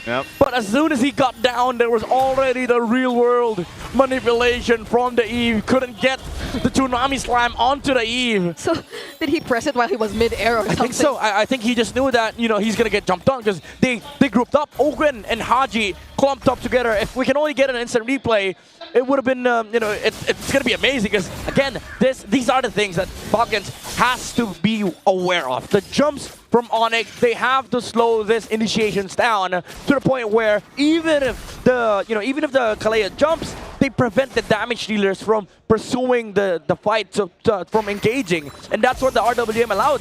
Severo couldn't really step in. That's why that, now that we've seen it, Team Falcons leaning towards this Eve pick has been so good for them through the games they've brought it out. It allows them to fight the game that they want to, especially if it's around that real world manipulation. Yeah, and especially in that sequence, it's more of also being just a way to avoid or deny ONIC in their plan. Severo, chill. Yeah, this is very, very risky, Severo. Yeah, to be fair though, they do have right side prio, which just means that, Falcons cannot really step over the side of the map because they have all the bush in check for ONIC Philippines. So he's able to play aggressive like that, but it's still a Suyo, Like, you never know. Suyo with Blade Surge, Soul Sever hurts a lot. And he didn't have the flicker too, so... Yeah. So it's like one of those things where it's like, you... Giga Chad. Yeah, Giga Chad things. They're up to the spawn of the tier 2. They're going to do some damage to it, but the rest of the Falcons centering around this. Lord's going to be up here shortly. So once again, we're going to see this fight for the objective come through as both junglers want to go ahead and reset, get the buffs that they need before they actually fight for it. Now, one thing that can happen here is a setup potential from ONIC, utilizing the Kalea. If they want to go for a numbers advantage before even centering on the Lord, they can do that. So Team Falcons has to be a little cautious on how they approach the fight. Same thing can happen here, too. We've seen it time and time again with an Alice on your side. Kyle? Flap can set things up. Kyle's just going to go ahead and continue to push up top, just clearing up that wave. Good thing. As soon as Carl showed up top, Ogren moved back because he knows, ONIC can just jump the glue at that moment. Honestly, for ONIC, they can, the way they want to start this fight is just going on by one. Just take down one guy inside of Team Falcons and then just be done with it. But now they see the carry up top. They know there's no combo for this Kalea. Yeah, and ONIC can be more precise with their timings, I guess, because earlier Falcons, the team fight broke out right after they were already more or less ready for the fight. Because Marco was done clearing the wave. They were all revealing themselves nearby. So it depends on ONIC if they do want to change the timings a bit more. But Falcons, again, Kyle is... Yeah. He's going to keep putting that pressure up there on the long lane. Again, it's the blueprint, right? It's the game plan. Slow things down to the point where they cannot use this Kalea carry combo. Again, every time Kyle shows up topside, Owen moves back This is a push and pull between these two teams. ONIC, wait! Oh, now they go in though, but another great RWM! The response from Falcons is keeping them in check! They find Super Prince and Brusco! The mid-duo is gone! Wow, they wanted to slow things down, but hey, Team Falcons are the one that let's go! I mean, if you walk away from mid-prio like that, you give it to Team Falcons. They don't have the numbers on the side of ONIC. The Super family was not in the house. You know what? I thought it was like the pull that was about to happen because we had a push-pull moment there, but it went push-push. Or it was just a fake pull, and then they went for another push. Yeah, because nobody was pulling on the side of ONIC. Kirk stepped to the right side. They didn't have the numbers. And Team Falcons, when they jumped in, when they went in, ONIC was not SpongeBob. They were not ready. They took them for a trip to Bikini Bottom, and they weren't ready, man. They're a different... Rock bottom, dude. But rock bottom. It feels bad to see that for ONIC, but hey, that's the nature of their composition. Caught off guard, and now they're going to lose some space here. Lord's going to slowly make its way up top. Yeah, this Glue and Alice combo is making a big difference. This is why during the draft, even us on the panel, like the Filipino and English broadcast, we're all shouting and chanting Glue. In fact, we're chanting Hans Galleria. Yeah, because he's the glue guy. For context, he's the glue guy. He's the glue guy, yeah. He's the glue master. Yep, he's the glue main. And ever since the Patrick skin came out, I think he's picked it more often than he could. It surpassed his most used hero. He surpassed the legacy. Yes, he did. And now let's see who does here in this fight! A three-man throne of ruin coming in from Flap. King Kong tried to isolate Kyle, and he somewhat succeeds. And now could it be Flap going out? Bruno does go in! But the grab gets used onto Kirk, and now he's isolated too. Kirk still has the flicker. Will not escape. Now it's Falcons going in for the re-engage, but they're losing out on HP. They might not want to fight this anymore. That might have been a dangerous flicker from Owen, and he might go down. He will in the hands of King Kong. But then weren't we just saying push, pull, push, pull? Yep. They took the punish. They didn't have the Alice ult. No Throne of Ruin. That's a big signal for ONIC to go in. Brusco with a flicker. Tsunami Slime on the backside. Falcons, they could have just disengaged, but they wanted to go in. They didn't have all the ults. They didn't have RWM, and then Ogun tried to look for a target. He tried to jump onto Savero, even using the flicker, but Savero was like, no, I can just dash out. Yeah, there's, again, one of those moments where it's like, you know, that's that first Lord. You get your base turret, you can probably just disengage from it, but they decided to stay, and they got punished a bit. Yeah, and we're going to be looking at this instant replay again. No big ults for Team Falcons. Kyle had a good angle for the Blade Surge, but didn't have enough damage, didn't have enough firepower. Even under the Blazing Duet, it wasn't really enough because they had to deal with the damage from the carry as well, the heals from the Surge of Life. All the while, Super Prince was just zoning the other members of Team Falcons. Man, Team Falcons, though, still in control. Lord's going to be up here again. They've controlled the objective space for the majority of these objectives that have come up. ONIC, though, looks to be in fighting form. A win in nature now, too, for Severo, so he's got a little more room to work with on the defensive side. Ogwin, though, with damage. He has a glowing wand and cursed helmet. So these cores on the side of ONIC, they have to be really careful. He just needed the Pauldron, honestly. Like now he can actually frontline versus the carry. There were instances that this happened in the regular season too, right? Like the Molten, the straight into the Cursed Helmet type of build for the Glue. Yeah, he doesn't have to like build full tank here because the way that this Glue works is that he also acts sort of like a damage dealer to threaten the carries, the Lapus, because if he goes full tank, then ONIC can just ignore, right? Because they had the damage. They can just ignore the Glue jump. But now because Ogwin is building damage type on this Glue, suddenly now Severo and Kirk, they have to be really careful because if they get jumped on, there's a good chance Ogwin has enough damage to put their HP down to a certain threshold where they cannot fight. Yeah, that's why you saw him also earlier be a little more aggressive on the flicker. Sometimes you see him, you know, you typically do see that with Glues in general, but even more so on this build. Tsunami Slam on Ogwin. Doesn't have the immortality. Gets to flicker out to safety though, but that's a battle spell out for Team Falcons, and they force him to retreat. Oh, that's big though. He's gonna have to go back. Yeah, they see Lapu. They have control. Yeah, they have to give. Oh, what? Yeah, they oh my lord, Falcons. Good patience. And Ogwin again, the sacrifice, the body bag. Savero even used ult. So there was no chance for ONIC to actually re-engage. Yeah, good play on the map. Just as we thought, it could have been an opening for ONIC. They weren't actually complete. Yeah, again, they're not SpongeBob. They're not ready. And even if, let's say, yeah, sure, they're ready, they kill off this glue. What's next, right? You kill the glue, now you have to deal with the Eve, the Claude, and then the Alice. It's just... Oh, now Flap has a Winter Crown. Bigger problem for ONIC. Yep, Winter Crown locked in. Even for carry. But the thing is, like, who does the first dive? It's either Flap. Yeah. And if you get caught in the real world, or even if you get caught by Ogwin. Yeah, you're in a tough space. So this Lord's pushing up top. They're going to try to hold on. Conceal going to be used by Team Falcons. They just want the turret. Super Marco, ooh, okay. Dealt as much damage as he could. Yeah, they cleared out. They still have to deal with the Lord, though. So the waves aren't in favor right now of ONIC's push. That Lord should be shredded down really quickly, too. Yeah. They might get some damage to this mid turret, but I don't know, unless we see them trying to force something. Okay, it's Haji using the RWM first. King Kong responds with the Phantom Steed, but they're not really forcing fights under the turret. Yeah, they're playing it chill. They know that Team Falcons, if they want to push the tower, they have to commit. And they just use the RWM from Haji, but it's not enough. It has to be the Alice coming in with the first skill. Yep. And then threat of the Throne of Ruin. Yep. But ONIC, again, they know that they cannot get outplayed if it's just the evil. Yeah, even relying just on the real world manipulation, you can't really get into the base that way. It's really got to come from Flap, and at the same time, now you're in a position where if you do get caught in a bad team fight under a base turret like we've seen before, it can go completely wrong. This isn't a massive lead that Team Falcons has, although they have controlled the objective space. That's the main thing you can take from this, is just the nature of the lineup allows them to set up an area of control around the Lords that we've seen, and that's where ONIC's the biggest obstacle is for them. Yeah. Falcons could be potentially trying to set up for a play here. Again, this is where we also look to see what potential conceal plays can happen for Team Falcons, or even vice versa for ONIC.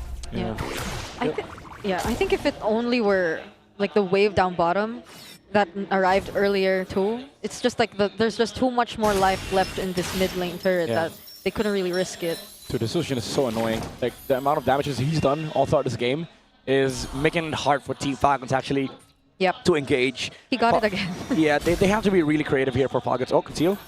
Oh, they're gonna, okay.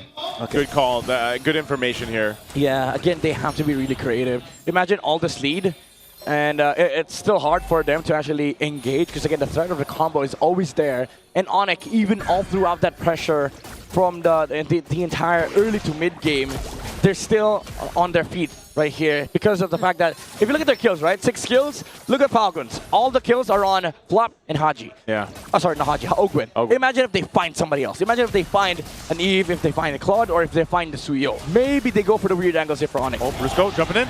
Oh. Super Marco gets to dodge that. Brusco now gets knocked up by the lore. A not so good start for ONIC there. They lose out on the flicker. Yeah, Marco didn't even need to purify that too. He just PMI'd. I think the plan there for ONIC was to bait, but I don't know about that. Maybe not against Filipino players. Yeah. At this point, this is pretty crucial. Brusco doesn't have the flicker available, so they're going to fight for this Evolved Lord. Again, Team Falcons has this long lane 2 over on the other side of the map. Kirk's going to make his way. Ogwin starts it. He finds Super Friend. Oh, my lord. Okay. He lands the grab, but then there's a flicker. So now they might go for the punish. But King Kong 2! King Kong 2! He gets trapped in the back line. Fortunately, gets to escape though. Ogwin using the conceal also runs away. But Super Marco blazing do it in. Popping the immortality for Brusco. And Hardy with the real world. Kyle finds Super Friend. And Brusco goes down next. It's a double for Haji, and they have a wave coming in. Savero's doing his best, but he gets only pushed out of this turret. Team Falcons are going to match point. What a way to soar through the Super family. The jumps were eloquent. The precision from the Falcons. The macro gameplay against Super family. takes them one game away from the grand finals. Woo, they are on their way, one game away to breaking that lower bracket curse they've been through, man, for Team Falcons. They're past 2-game wins now. Whew. They're no longer stuck at 2. They're no longer stuck there. Curses aren't real. Team Falcons looking to soar into the grand final. Yeah, again, this last big clue, man. I seriously think that after the series against ONIC, they realized that, okay, this team is risky as hell. They do a lot of risky things. Even that bait on the Purify, on the Claude, was risky from ONIC, but they didn't take the bait for Falcons. They just wanted to play Blueprint. Yeah. Even the previous game, right? With the Kufra, it's a risky pick, but it makes sense because it plays into the macro so well. Whoa! And man, Haji, he started this, by the way. He started his tempo for Team Falcons. That dodge onto the Tsunami Slam, the KDA machine, staying alive all throughout the game, allowed Team Falcons to play how this composition is meant to be played. Dude, those RWM were so good. They were so good. He was manipulating my world at that point. I mean, I'll tell you what, Haji, wow, play Eve again. That felt like the equivalent of an athletic flicker. Yes. It's like you'll listen to some of my sayings. It's like I hear it a bit too much. Athletic flicker. Athletic. Athletic, you know? So athletic. These are athletes, by the way. Are esports players? They're athletes. Formally, yeah. Yeah. So Formally when you flicker like he did, yes, that is what I like to call an athletic flicker. Yes, sir. And wow, I am speechless, honestly. Like this team fighting from Team Falcons has been on point since game number 3. And I think they've gotten their warm up. Yeah, the panelists themselves. Wolf said that yes, he does want more games, but he feels like Falcons have finally found the winning recipe or something along those lines. Wait, What's I got freedom? one, bring it up. What? Finally found flight. Say it 3 times as fast Finally as you found flight. can. No, as fast as you can. Finally found flight. 3 times in a row. Finally found flight. Finally found flight.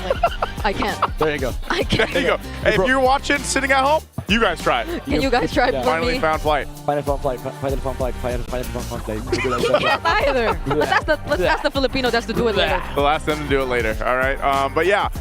Hey, Team Falcons, they needed this. It took them it was a little shaky in some of the games, but I feel like this was a really clean showing with the composition that they brought out. Obviously, Haji on the Eve was a big part of it, but also this time, you know, Owen, the interesting part of it is how he built this glue. Like you mentioned, Midnight, you know, 20-minute exact game, by the way. Wow. So my qualm with Falcons is, where was this the first 3 games? Where was my classic Falcons, right? Midnight. You know, wait. Let me just say this out loud. I'm gonna let you finish. I know. You're I'm never mouthing. happy. I know I'm mouthing right now. Even America said I'm streaming on broadcast.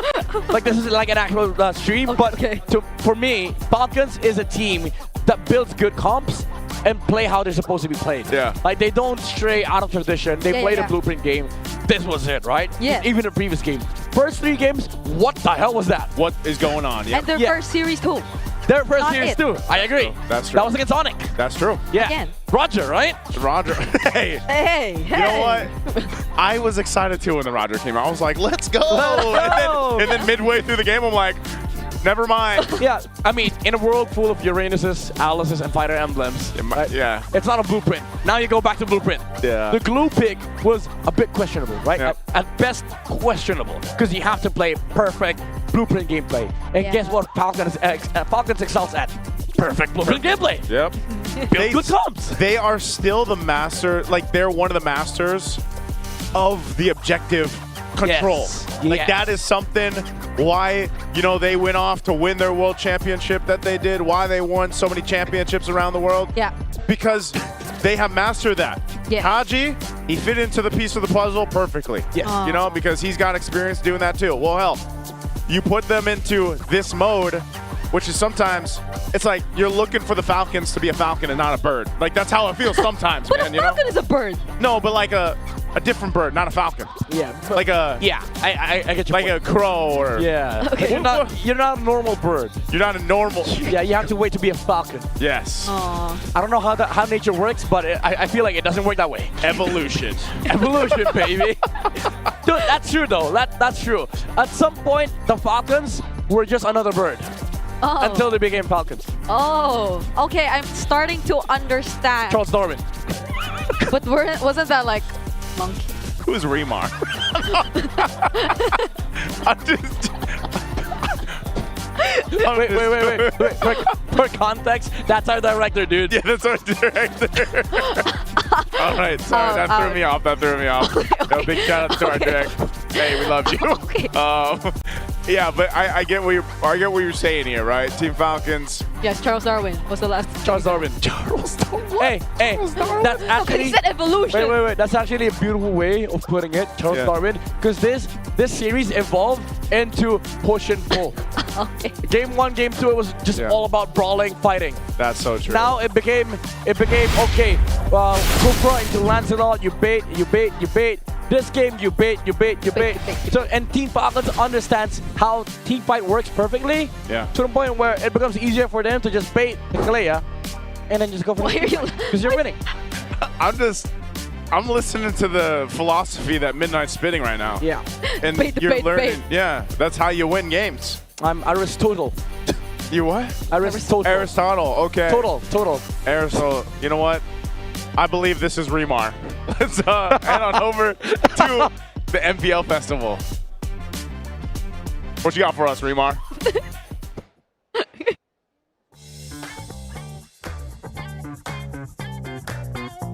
Hey there everybody! Your girl is back here at MPL Super Fan City at kanina naganap ang mga palaro sa ating stage kung saan naka-receive ng mga freebies ang ating mga super fans from our sponsors like Infinix, Smart, and Clear as well as from Falcon's Nest. Kanina rin ay ginanap ang Infinix Fancy Cluban semifinal sa pagitan ng The Beast of AP Brand and Sonics of ONIC Philippines kung saan naka 2-0 sweep ang Sonics. Kaya naman bukas ay kahaharapin nila ang Auroras para sa Grand Finals ng Infinix Fancy Cluban. Para sa ating 3rd at 4th placers ng Infinix Fancy Cluban, they will receive 10,000 MLBB Diamonds. Para naman sa 2nd place, they will receive 15,000 MLBB Diamonds. At para naman sa tatanghaling kampyon ng Infinix Fancy Cluban, they will receive Fancy Cluban Trophy, medals, 25,000 MLBB Diamonds, and GT Watch 5 Pro. Maraming mga kaganapan dito sa Super Fan City, kaya naman tanungin natin ating mga super fans kung kumusta ba ang kanilang mga naging experience. Let's go! So, kumusta ang experience mo dito? Ano bang favorite mo na nalibot dito sa Super Fan City? Yung clear po kasi may free. Ay, free! Sobrang fun kasi sobrang daming booth dito. Pumunta na kayo dito sa MPL Festival Super Fan City dahil meron pa rin tayo bukas hanggang Grand Finals. Dito na kayo makakita ng mga cosplayers at ML heroes na nagtatagalog. Kaya halina kayo dito!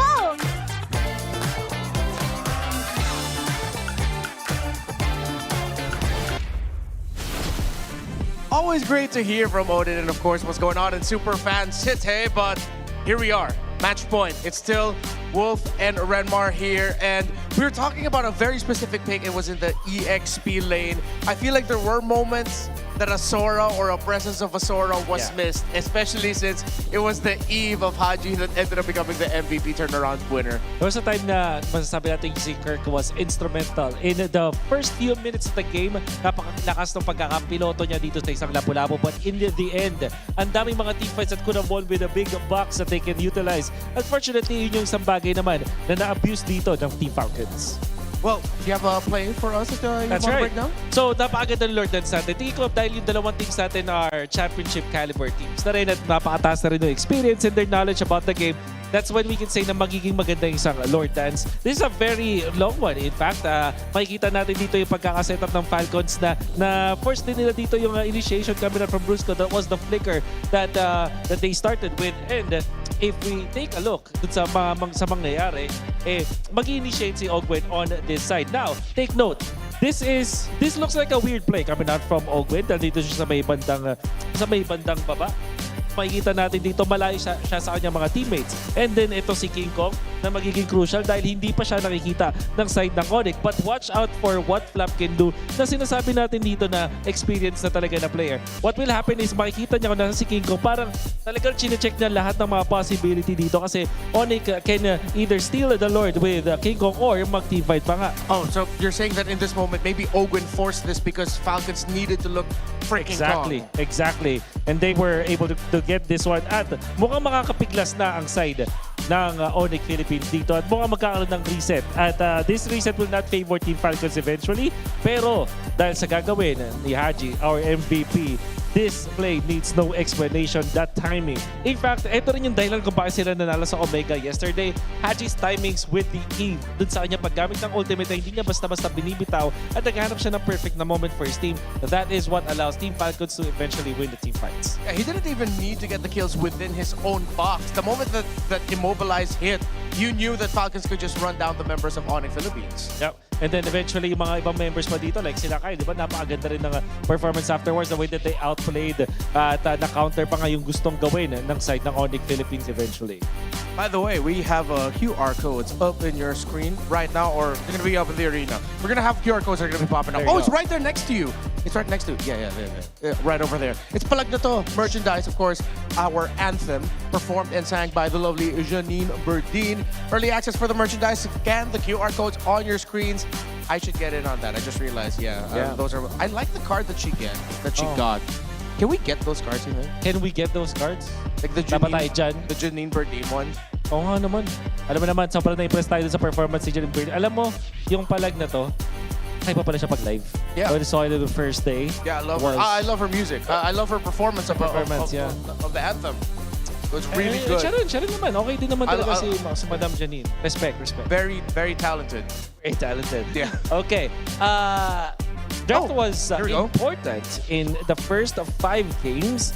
At ito yung naging lead-up kung bakit nagkaroon ng match point dito ang Team of Falcons. Napansinin natin, nagpapalitan sila ng sides at first. It was actually Team Falcons who chooses itong mga sides natin.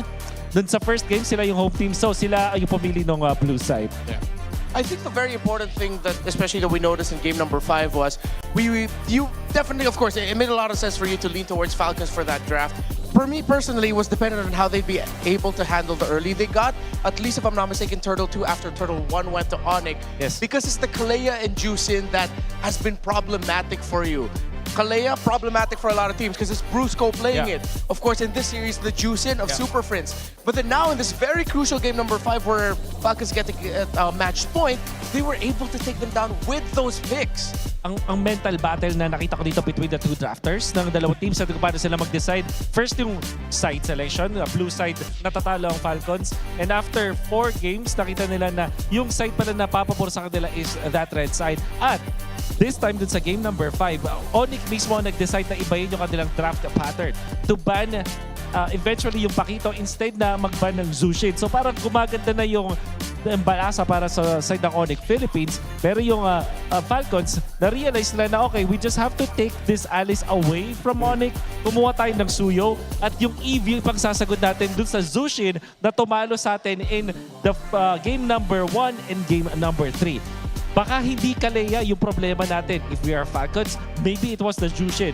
And in fact, nakita nga natin yung pagkakagamit nila nito sa Eve to eventually win out against the Jushin of Super Friends. So when Mirko and I made our predictions heading into the playoffs, I said that if ever we got this as the lower bracket finals match, because this was his prediction that we'd end up with, that this would be a battle of the side lanes. I thought that we'd see a more consistent, like without a doubt, Roman trio, they're gonna be good. But as the series goes on, you realize one pick in the mid can actually change the picture for the entire matchup in the Roman trio. And yung priority pa yun, di ba? Parang yung Zushin yung binigay nila, knowing full well that ONIC, hindi sila magdadalawang isip na kunin yung Zushin na yun. That was the first pick Zushin. Immediately, they picked up the Eve. Medyo binangko muna nila yung kanilang jungler pick. Eventually, nakuha pa rin nila yung Suyo na gusto nila. Which to me is one of the decisions that ONIC Philippines had to really hard read on. But unfortunately for them, it did not work. Yung Leo Moore, tingin ko, in terms of like priority, so sabihin na natin yung term na hierarchy, Renmar, tingin ko, para sa akin, di ba naman, kung naalala mo yung sa draft, sabi ko, first is Harley. Then Suyo, then Leomord. They chose the Leomord at sila pa yung nauna mag-pick doon. And I think, syempre, nasa team play nila yon. Nasa practice nila kung paano nila na-feel na yun yung pinakamalakas. But for me personally, I would not put that as my priorities. At nakita naman natin kung ano yung mga limitations ng hero na yon. Yeah. I think ONIC are probably gonna break glass in case of emergency. They're probably gonna end up with a Harley in this game. Something just about that. And how ONIC has played Harley, especially King Kong, they just really find the angles really well with getting those pickoffs, or even if it doesn't lead to a kill, at least you get the -1 because most of the times it's the roamer or the EXP, sometimes even it's the mid laner, they go home and then you have an advantage in the turtle. Again, it just goes along with that ONIC style we've been saying all season long. Heading into objective fights, maghahanap sila ng laban. They're gonna look for a fight. Yeah. Still, mapapansin natin yung ONIC Philippines high spirits pa rin. Look at this. The shared hero is... Baxia and Suyo. Baxia and Suyo. Hindi dapat ito yun eh. Pero, that's interesting. I think yung mas gusto kong bigyan ng pansin dito is yung mga unique heroes na nilalaro nila, which in this scenario, hindi pa masyado nag-Harley itong si Kyle. Whereas itong si Kiko, yan talaga yung pinaprioritize as long as as well as the Leomord. The Fredrin always banned in the second phase. Pero itong si Kyle, hindi pa niya hinawakan yung Guinevere. What's stopping Team Falcons dito to pick up the Guinevere? We don't know yet. Pero baka makita pa natin yan sa ating next game. What if that's what they were saving this for? Yes. This match point, time to make it to the grand finals pick, then they finally lock in the Guinevere. Tama. Even though, okay, we'll pull the curtain back a little bit. All the casters have been looking for it. Where's this Guinevere? Yeah, I can't remember if it was bad, but in the moments where we thought Falcons would pick it up, they don't. They don't, yeah. Well, kasi naman available din yung Suyo na ang hirap talagang hindi piliin sa mga ganitong moments.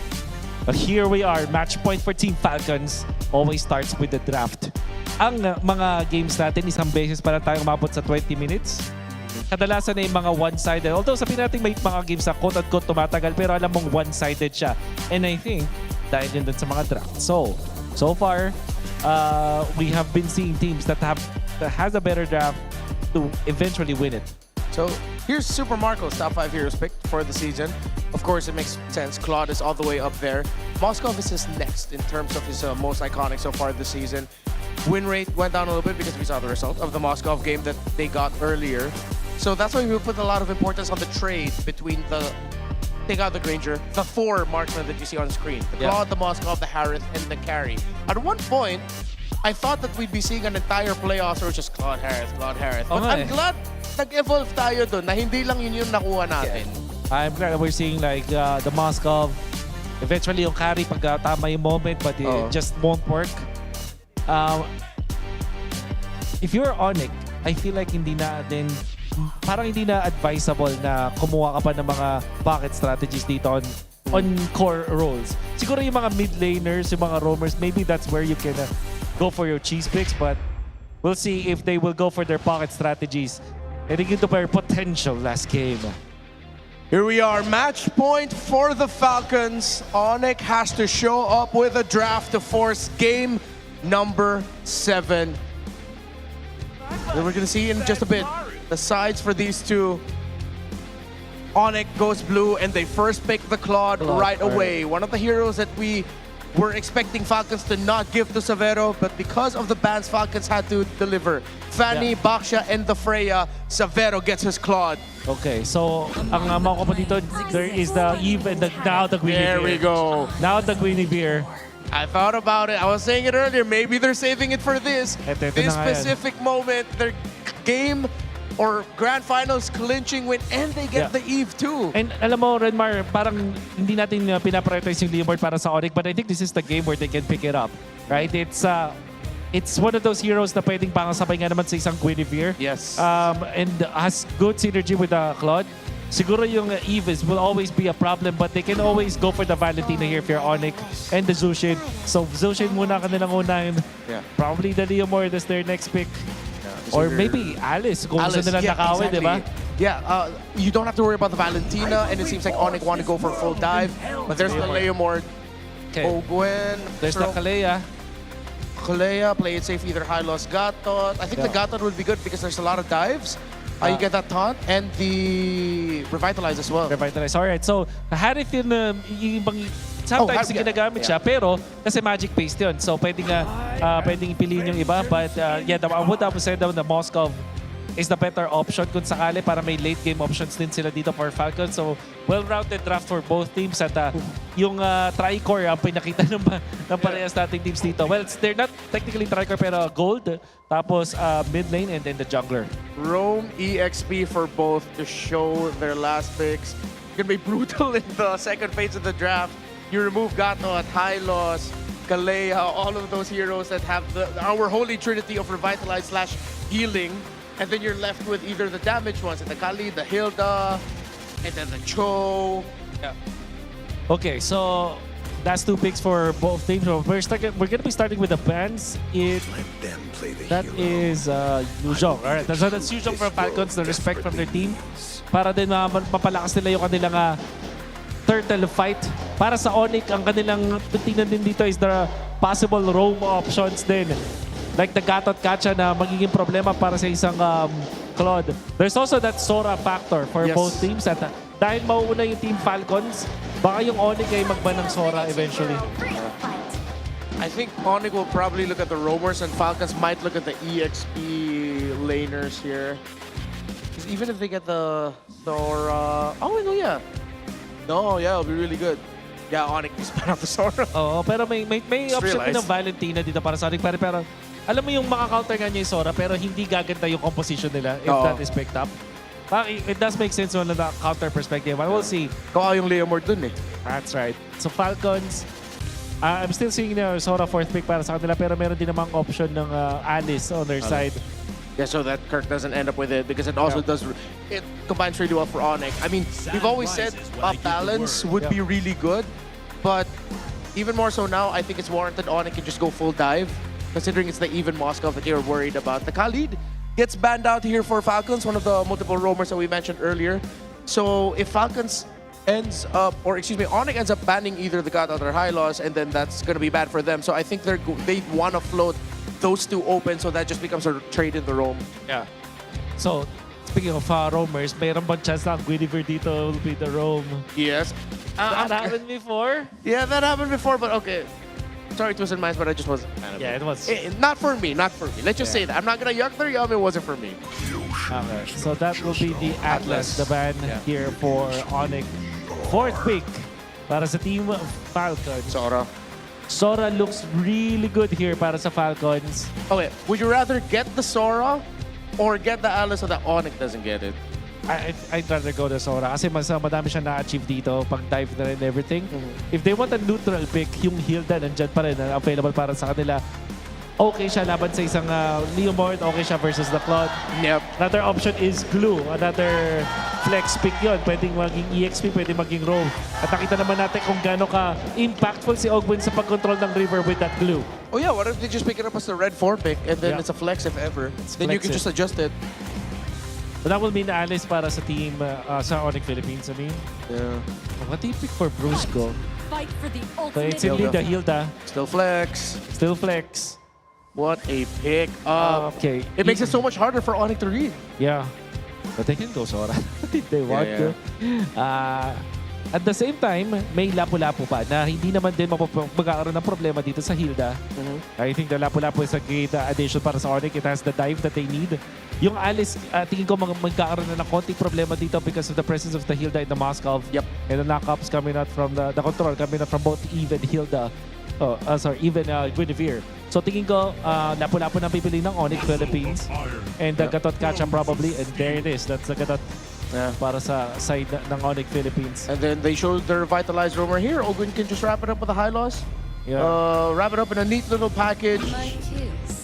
Still go for the Alice. Ooh. Yeah, the more you're talking about it, I was thinking maybe the Lapu-Lapu would have been a little bit better. Yeah. Pero isa naman to sa mga na-consider na natin kanina. Yeah. For sure. A very standard pickup. Oh yeah, they go all dive, by the way. All dive, for sure. So, revitalize makes a lot of sense here. It has to be high loss, the glorious pathway.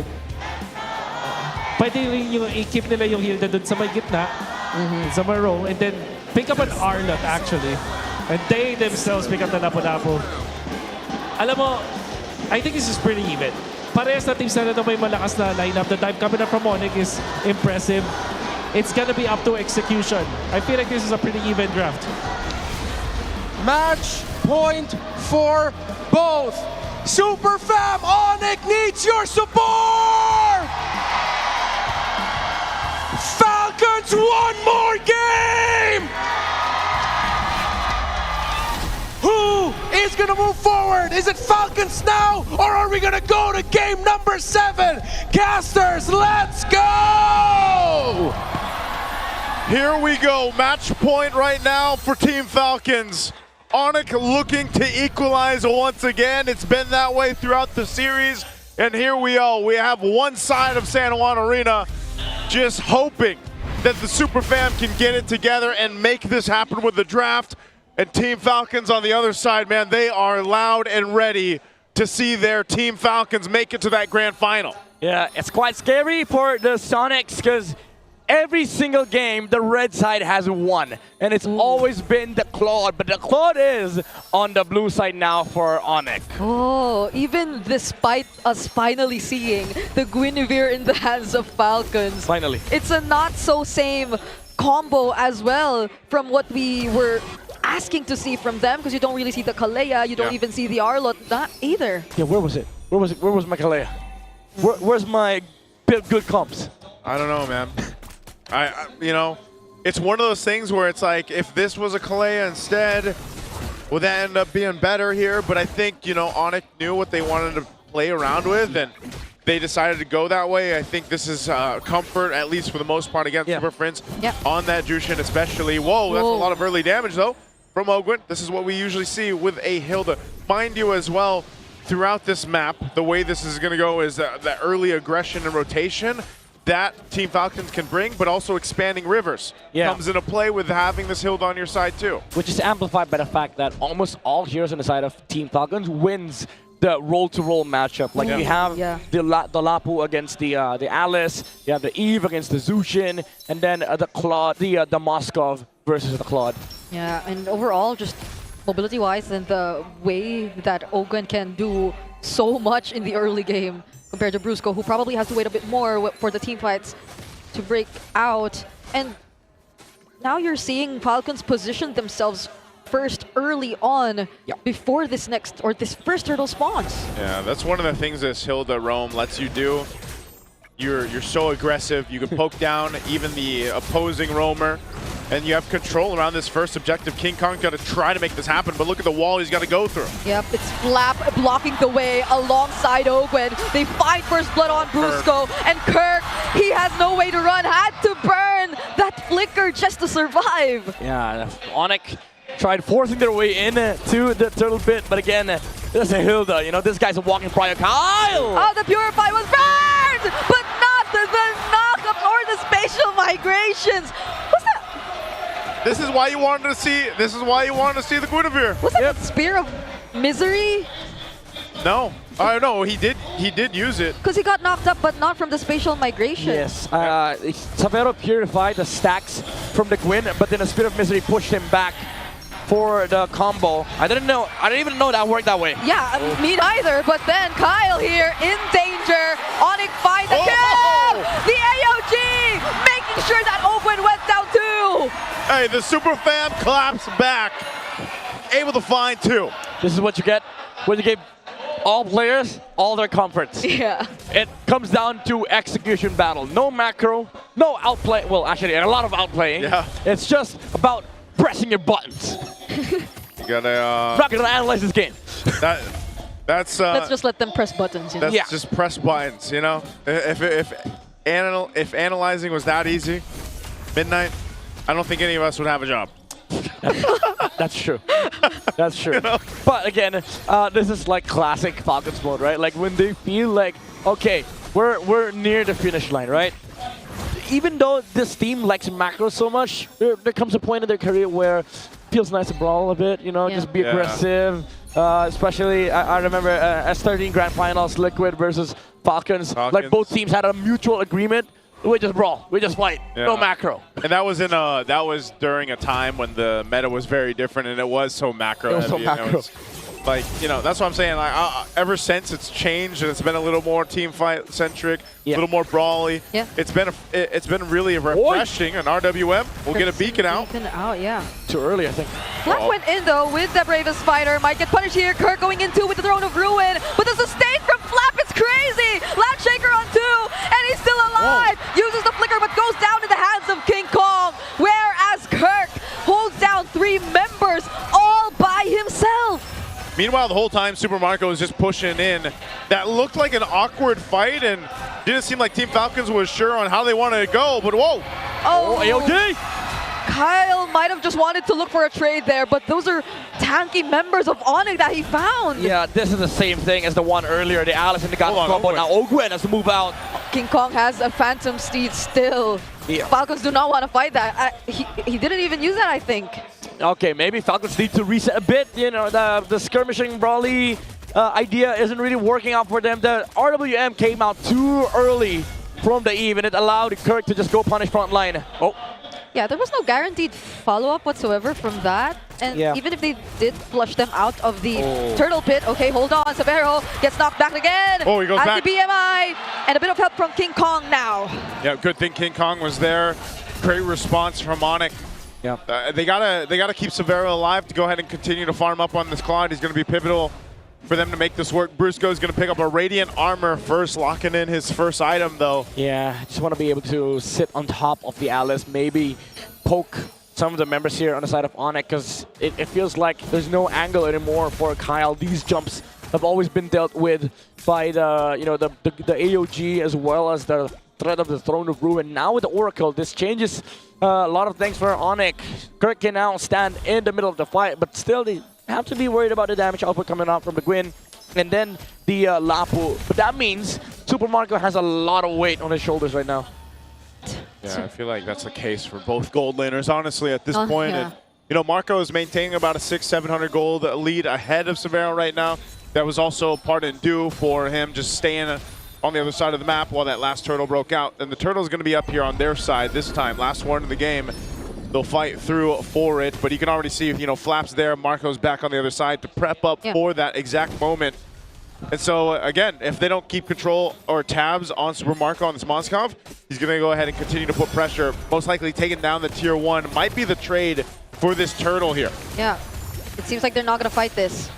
ONIC have complete control over this turtle pit, and they will secure the second, or actually the last objective of the game. I barely realized that there was already 3 objectives that spawned because of this brawly team fight heavy game that we've been seeing that feels so fast-paced. We missed one, sorry, we fought the 3 turtles. Okay. Okay, he burns the flicker. That's a beautiful 4-man stun that we got to see from Flap, but it won't really convert into anything. A flicker from Haji though, just to make sure that Super Frisk gets caught in the RWM! Haji's looking for another MVP performance. They're going to fight it out here on the bottom side.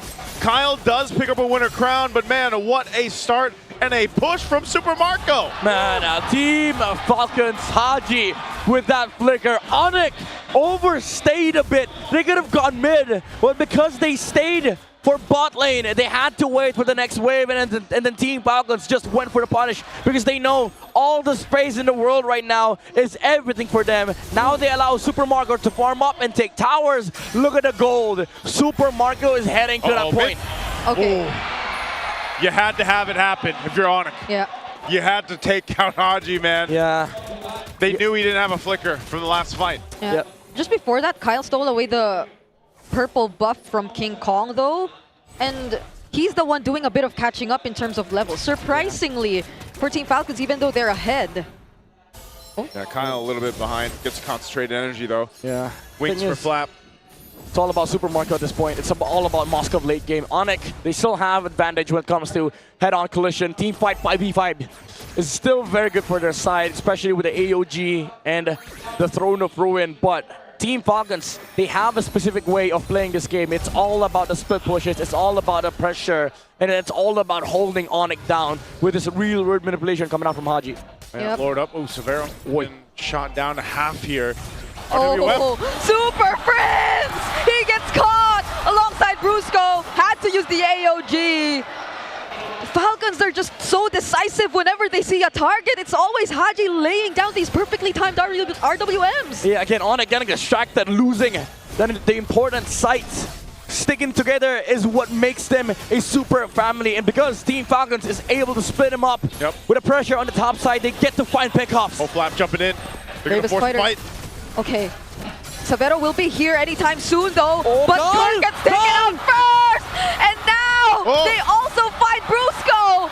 King Kong and Savero, together with Prince, might not want to contest this first Lord anymore! Team Falcons fought for the Lord. They got a couple bodies and the objective. The super family is crumbling down. Disconnected plays from ONIC Philippines. And now Team Falcons gets to capitalize. They're the ones who are grouping up. Oh, Savero had to dodge that. Falcons are just pushing forward. Another RWM Super Prince 2 going in with the Crimson Beacon, but they might find punish. Flap might go down first, but it's ONIC making sure that they fight back. King Kong on a killing spree, just pushing forward. Open goes next. There's the winner crown from Kyle, but King Kong finds a double just in time. Kyle will try to run away using the retribution, but Savero gets to take him out. See what I mean? The family that fights together, wins together. ONIC with the perfect layering of spells. AOG into the throne of ruin with a blazing duet from Savero. Finishes down Falcons. They overstepped. They soared too close to the sun on that one. They didn't have to go and make this happen. Look what happens to Flap. Great lantern from Super Friends, forcing Falcons to react. And that gave the clear sign, the clear way for King Kong to go to the back line. Yeah, this whole sequence, again, man, this is a proper fight for ONIC. You just group up, layer your skills together. Doesn't have to be against the Moscow, doesn't have to be against anybody. Pick a fight, pick a lane, you go for the play. That is what ONIC wants. And Team Falcons has been splitting them up. Oh man, what a beautiful team fight and defense. ONIC found themselves in, giving them some breathing room into this game, because if that was more of a disciplined approach from Team Falcons, just take the tier 2 out, you got a Lord, great, you know, you've got this lead building up, then it wouldn't have been anything much for ONIC. But after that team fight, now you set yourself up for the next Lord in about a minute. Yeah, because ONIC and their rundown capabilities are no joke, I feel. Especially if Falcons already lose their box. Because at that moment, I feel like they've already expended majority of their resources that could have been the advantage for them if they were able to force the fight in their terms, but that was not the case. ONIC knew that they no longer had these key resources, so they just kept running through them. Yeah, again, this is where the push and pull starts, right? For Team Falcons, the way they start the fight is you split them up first. You split up the family, and then you go for look for SOD plays, RWM, and then the combo with Kyle to dish out the necessary damage and find look for pickoffs. But for ONIC, it's as simple as pick a target, pick a lane, let's go and fight. So this next objective, this is big for both sides. For Falcons, top lane control is of utmost importance, but for ONIC, they can just look for a brute force. Yeah, let's see what they end up doing here. Again, heart rate on ONIC's side, of course. Yeah, the nerves. The nerves there. The nerves. Especially after that fight. He looks so calm, but he's 100 plus BPM. Yeah, you cannot hide it. You know, again, they're facing this potential game to get sent out of the playoffs here, and now top side. This Lord is here. Super Marco still on that top side. This could be a massive team fight to break out for this Lord. With the entrance of Super Marco, half health on the Lord here. They're going to go ahead and full commit. Wait, they're already somewhat half HP! Oh my goodness, the timing of the Landshaker and the retribution from Kyle! Brusco might go down first, but Kyle fighting a two-man spatial migration. Could it be enough though? ONIC are crumbling. Kirk going in. He's trying to sustain as much as he can. But you see them fall one by one. Marco's too good with it on the Moskov, and ONIC loses a fight that they needed for the Lord. They didn't even use the Purify on Super Marco. He committed to go inside the fight. He knew there was nothing left on the tank of ONIC. And Kyle with the jump as well. Now they're looking to break the base of ONIC. They have the Lord with them. Savero has the blazing duet. But what would be the call? It's a 5-man attempt from Falcons. Falcons. They're gonna try to work on Brusco first. Phantom Steed! They find the kill on Ogwen. Falcons are not gonna force. Superfist comes in with the Crimson Beacon, and they're gonna find Flap! King Kong's unstoppable! The Super Fam stays alive! They're fighting with all they have! You gotta split up the map, but inside the house of ONIC, it's kind of hard to split up the family. Team Falcons, once again, they have to do the setup. They have to play for the next Lord fight. But ONIC, again, as you've said nicely, they stay alive. It comes down to execution. Again, same story. Top lane is the name of the game for Falcons. Moscow things, but ONIC, they're looking to brute force. Oh, Kirk. Man. Kirk is getting bursted down! Gets to escape though, he'll be okay. And they lose the real world manipulation. Oh, that's a big resource. They got it out. There's still plenty of time for the next Lord to come up. Haji will have it available. Some of the flickers as well for Team Falcons. Crucial here. ONIC though, give it up to them to be able to keep holding on into this game when Team Falcons has secured 2 Lords and was knocking on their base. This is going to be a massive team fight for this next Lord fight. Everybody will have everything. All the battle spells, all the items, the buy-in cells. I mean, not roams. Roams are kind of still poor in this game, but they have all the things that they need. The revitalizes, the AOGs. Actually, just the revitalize. That's just one. Yeah, man. It's one of those games where despite all of it, again, what's on the line here? Team Falcons, I think they're playing a little messy trying to approach the base because they see what's in front of them, man. Yeah. The grand finals and a trip to Paris for EWC 2026. They have to stay calm and collected. Yep.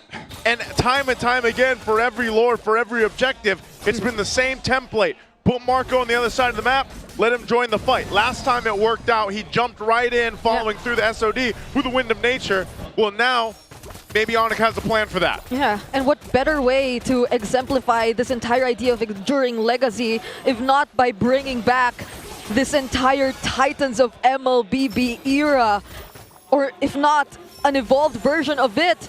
But ONIC are going to push forward. They do use the conceal.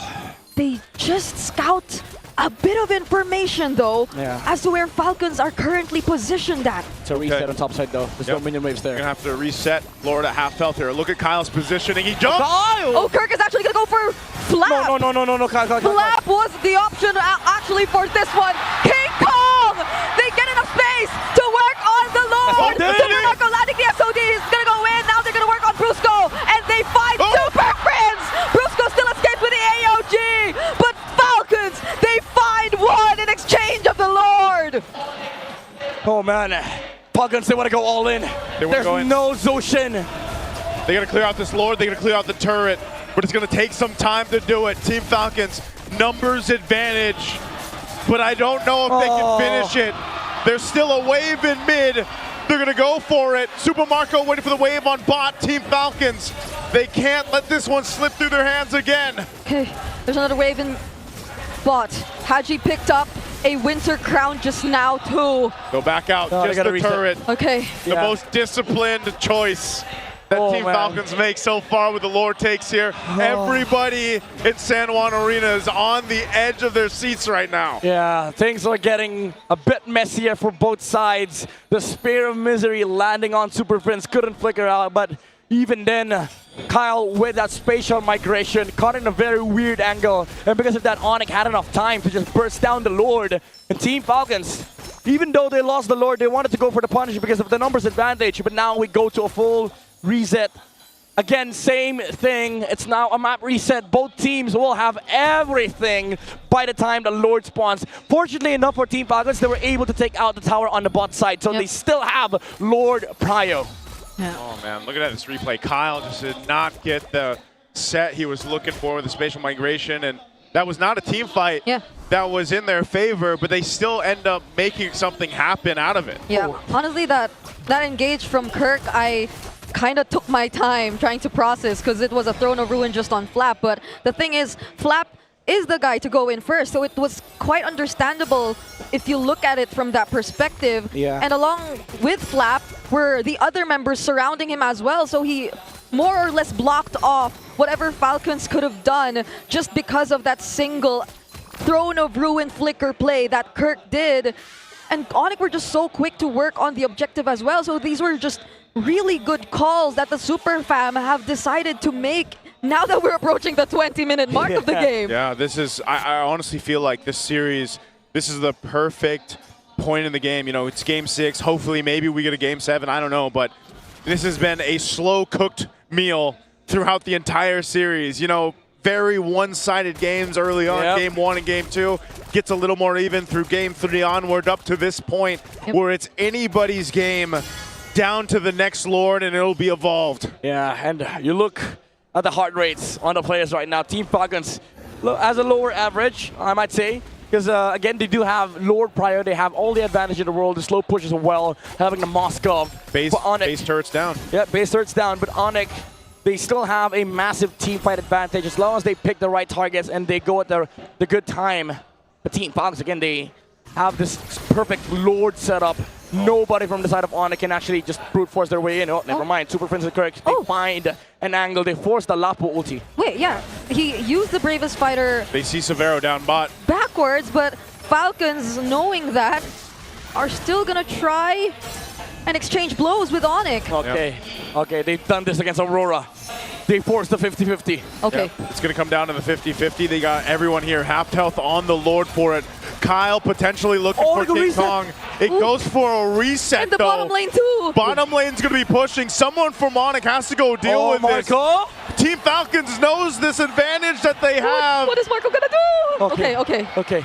It's, this is the push and pull. Kyle? Oh my goodness, Kyle. He is going to find one. The SOD2 is going to land. It's going to be super for Savannah. Unfortunate first kill for this sequence.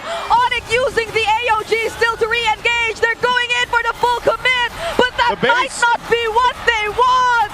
The minions are coming in the base, and they've already lost 2 members. Ogwen going in with the flicker. They're still going to try to cut them off, but 3 members of ONIC have made their return to the base. They're down 2 members. Severo? Team Falcons. Severo goes in. Kirk chasing as well, but he gets knocked up, and the Violent Requiem finishes him off. King Kong, can he do this alone? He's got him. It's Severo with immortality. It's over. The much-awaited return to the world stage. Redemption in their hands. Team Falcons have made it after more than a year of being stuck on the ground. They are headed towards the grand finals and to MSC. A titanic performance from Team Falcons as they soar high to look for the clash of titans in the strongest region in MLBB as they soar and secure the tickets to Paris. Team Falcons fought hard through the regular season to this point through the playoffs. They felt the defeat of a sweep against ONIC, and they come back and win an amazing series to punch that ticket to tomorrow's fight against the final boss of MPL Philippines. And yes, they've secured the tickets to Paris, but the job's not done for Team Falcons. GG's to ONIC Philippines for making it this far and for putting up such a great fight, a great series overall that we've seen between them and Team Falcons. This season, for this new version of the Super Fam was no joke. Severo introduced himself strongly and he stayed that way all throughout. Oh man, again, the nature of competition, the nature of this tournament, you have to say goodbye to some teams. And unfortunately, it's for ONIC Philippines, the Super Fam. One hell of a season though. The first team to bring in an import into the MPL Philippines to have an amazing run. Severo, I think he just won the hearts of many Filipinos here in the Philippines and just fans around the world. The Super Fam should be able to hold their head high on this note, but you know damn well they want to come back next season stronger. We're going to go ahead and send it over to stage to get the GGWP to ONIC. ML Superfans, they delivered a brave fight and gave brilliant praise, come back from a lot of games. But unfortunately, the road of ONIC Philippines will end right here. Now, Brusco, nakita ng lahat. Brusco, Nilaban yung game. everyone saw how much you fought for that game. Para kayong dumaan sa butas ng karayo. The late nights, Ano ngayon? it feels like you've been through too much. Ng ONIC Philippines. Ano ang message mo What is your message ngayon? to your teammates? Messages teammates ko, grateful ako kasi My message to my teammates is that I'm grateful because sila yung ano, they were my teammates, proud ako and I'm sa- proud. Proud ako sa kanila. I'm proud of them. Lagi akong tutulungan sa mga That they always help me Nanonood ako ganun. Kaya and that we always help each other. grateful talaga ako. And that fight is something to be proud of, Denise. And Grabe, puso at tapang. there's a lot of heart and bravery. Very emotional here right now, super fans. It's very emotional here now. Kirk, How proud of you are you sa boys? Alam kong it's very heartbreaking for you. I know it's very heartbreaking. Silver linings. Grabe yung pusong pinakita nyo. There are a lot of silver linings. You showed a lot of heart. Gaano ka-proud ka? How proud are you Ano, of your team? super proud ako sa team. I'm super proud of my team because Sa regular season, walang naniniwala sa... from the regular season, no one believed in us, but Super proud ako. we made it here, so I'm super proud. Now, Savero. Now, Savero, Savero, I would like to congratulate you dahil grabe yung pinakita mo for your first season here in the MPL Philippines. Marami. Everybody here is so amazed with what you've shown. What do you want to say to all the MPL super fans?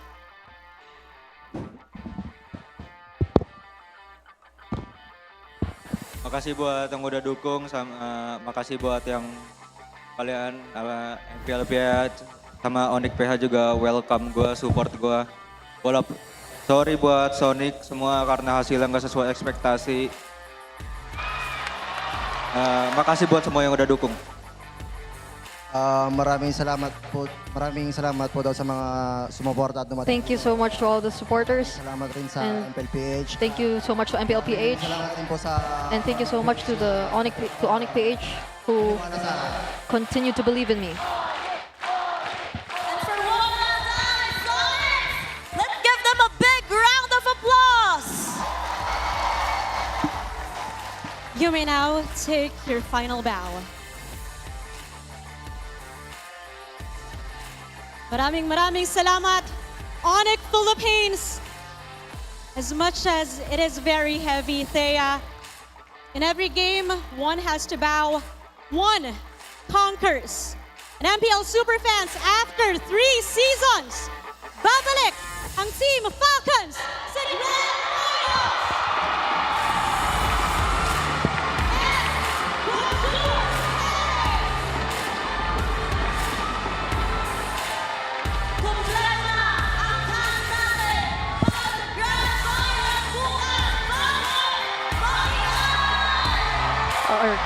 Kaya masasabi ko lang, at sure ako na sulit ang puyat ng Team Falcons ngayon. Balita ko, 5 a.m. na silang nakatulog. Kagabi na, uunahin na kita. They slept at 5 a.m. last night. Yung base, anong unang pumasok sa utak? When you took down the base, what was the first thing that came into your mind? Base, for that last game, anong unang pumasok sa utak mo? Unang pumasok sa... Nothing entered my mind. Yes, Paris. Yes, Paris. But at the same time, Parang sakto lang ito ako. Finals mabuhay. I'm not that fulfilled as much just yet because we still know that there's finals tomorrow. Very new Team Falcons that we're seeing. A very, very composed and disciplined Falcons I can't wait to see. And new na Haji. Haji. New member. Going out. Sisigawan ng Haji. There's a lot of people shouting. Lumusot sa butas ng karayo. You've been through so much. You've been through push and pull games. Summarize Now, could you summarize for us how difficult the matches you've been through were? Ano po sobrang hirap po talaga kasi Very difficult. para sa kanila, yun nga talagang pinagandaan talaga namin sila kasi We've been preparing for them a lot. yun nila na parang yun yung pinakamalakas sa na team. So, hirap talaga kagabi. We really consider them as the strongest team. So even last night, Yung kanina rin nung pagkagising. our discussion took a while, and even earlier when I woke up, Nag-overthink ako. I was overthinking. Hindi talaga siguro bukas when they go to the grand finals today. I'm excited tomorrow because it's going to be the Clash of the Titans 3.0. Falcons against Team Liquid.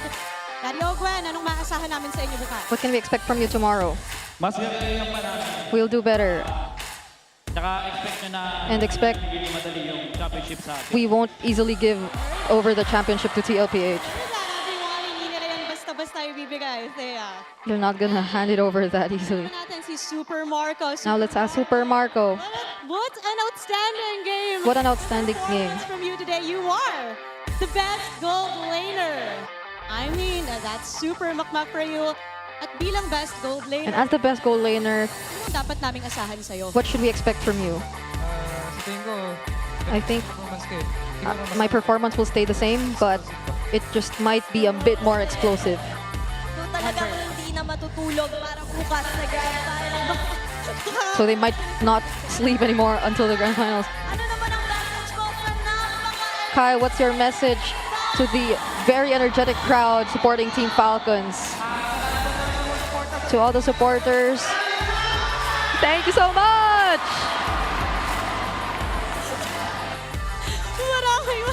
Maraming salamat.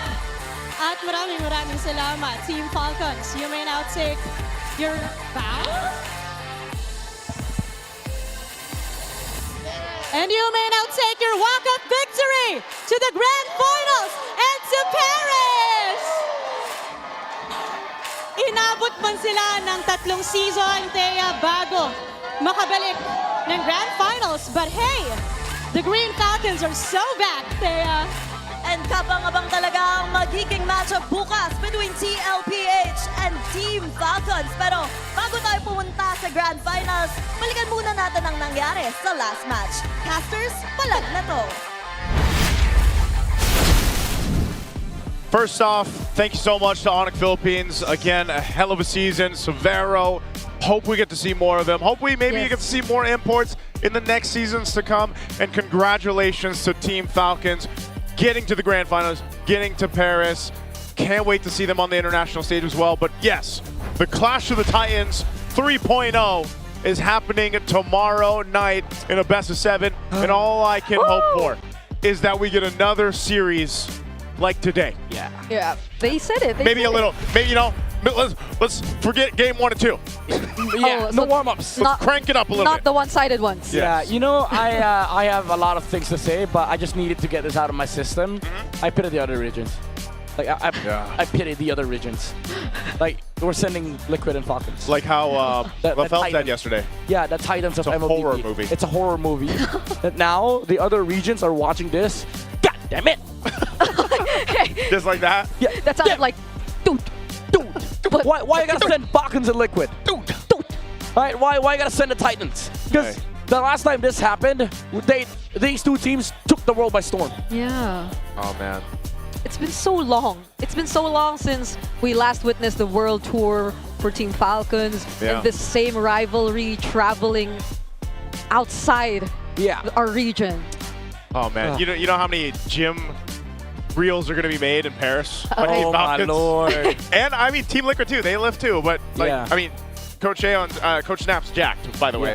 But so is another player over there. But anyway, Team Falcons specifically, they played this game.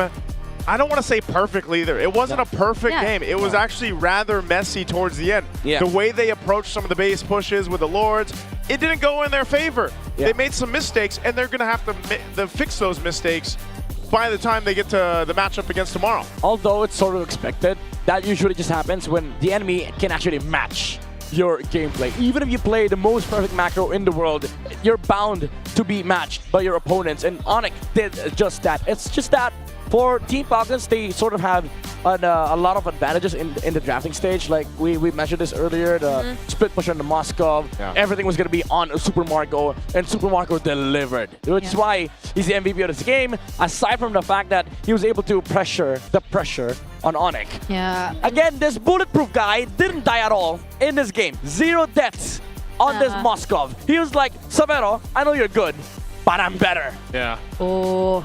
Oh man. So does that solve? Like, wait. I'm actually genuinely curious because they asked it on stage. Is Teddy in the Golden Royale, or was it between Severo, Marco, and? Technically he is, but a lot of the people that has been asked the same question has always been saying either Super Marco or Savero. Yeah, so it has been answered technically. But unless tomorrow Teddy's like, no, I am. That's something we leave for tomorrow's match, I feel. But at least for now, in this so-called Golden Royale that we established between these two teams first, yeah, I sort of feel frustrated to see that was the kind of last game we saw from Savero, because I feel like we barely got to see him really do his thing. The typical Savero clutch genes weren't really something we completely witnessed in this game, and I sort of understand, because from the very beginning you have to worry about the Hilda, the kinds of rotations that they do, and this entire idea of them splitting up the fights constantly, and it's not just in these main team fights, but also maybe their attention also got somewhat split because it's just always the pressure from Super Marco. That's weird, right? Saying the pressure, but on Super Marco. I agree with you. Like, it's so frustrating for Savero because you know why? The last time he lost in Claude, it was also up against a Hilda. Yeah, it was JP's Hilda. Yeah, because you saw that in the last exchange too. Ogwin was sticking on him, and that's what you do. And so, Savero had to deal with that. But let's go ahead and listen in on this victory for Team Falcons with the Infinix Liquid Cooling Beast Mode mic check. Farm lang muna, Moskov tayo. Winning condition natin. Ipitin natin bot. Kaya walang go sa'yo dyan, Flap. Pag na, Flap, pag na. Kaya. Hindi, kaya. Velocidad, ha. Oy lang. Liga na ka. Nice one. Flap. Gusto niya? Dito nga. Puro. Baksak ka, G. Libre pa ta. Tara, baksak ko. Saan ka ba? Tara, push Gawin natin, Flap. Gawin mo na, stun mo. Tara, boys. Stun ka, boy. Stun ka. Limit ako. Out tayo, ha. Tara. Wait lang, Mike, ha. Walang ulti alis. Paano? Alis. Walang kabayo. Club. Purify. Club. Go lang. Mark, ready mo ba yun sila? Boy, ready ako. Positioning mo, Mark, ha? Ayusin mo. Kaya ako din, positioning ko din. Kayo din, pre, ha? Pre. Positioning ko rin. Ayusin natin lahat, bawat isa. Angat tayo isa rin, ang Lord. Pre, magugupatok, pre. Balong alert. Alis, pre. Pre, siya, balulod. Susin sa mukha ko. Abay, alis muna. Boy ako, boy. Stang ko, dalawa. Harapan lang. Brusko lang. Alis. Dito tayo, papamatay to. Alis, walang flicker, ha. Winter ako.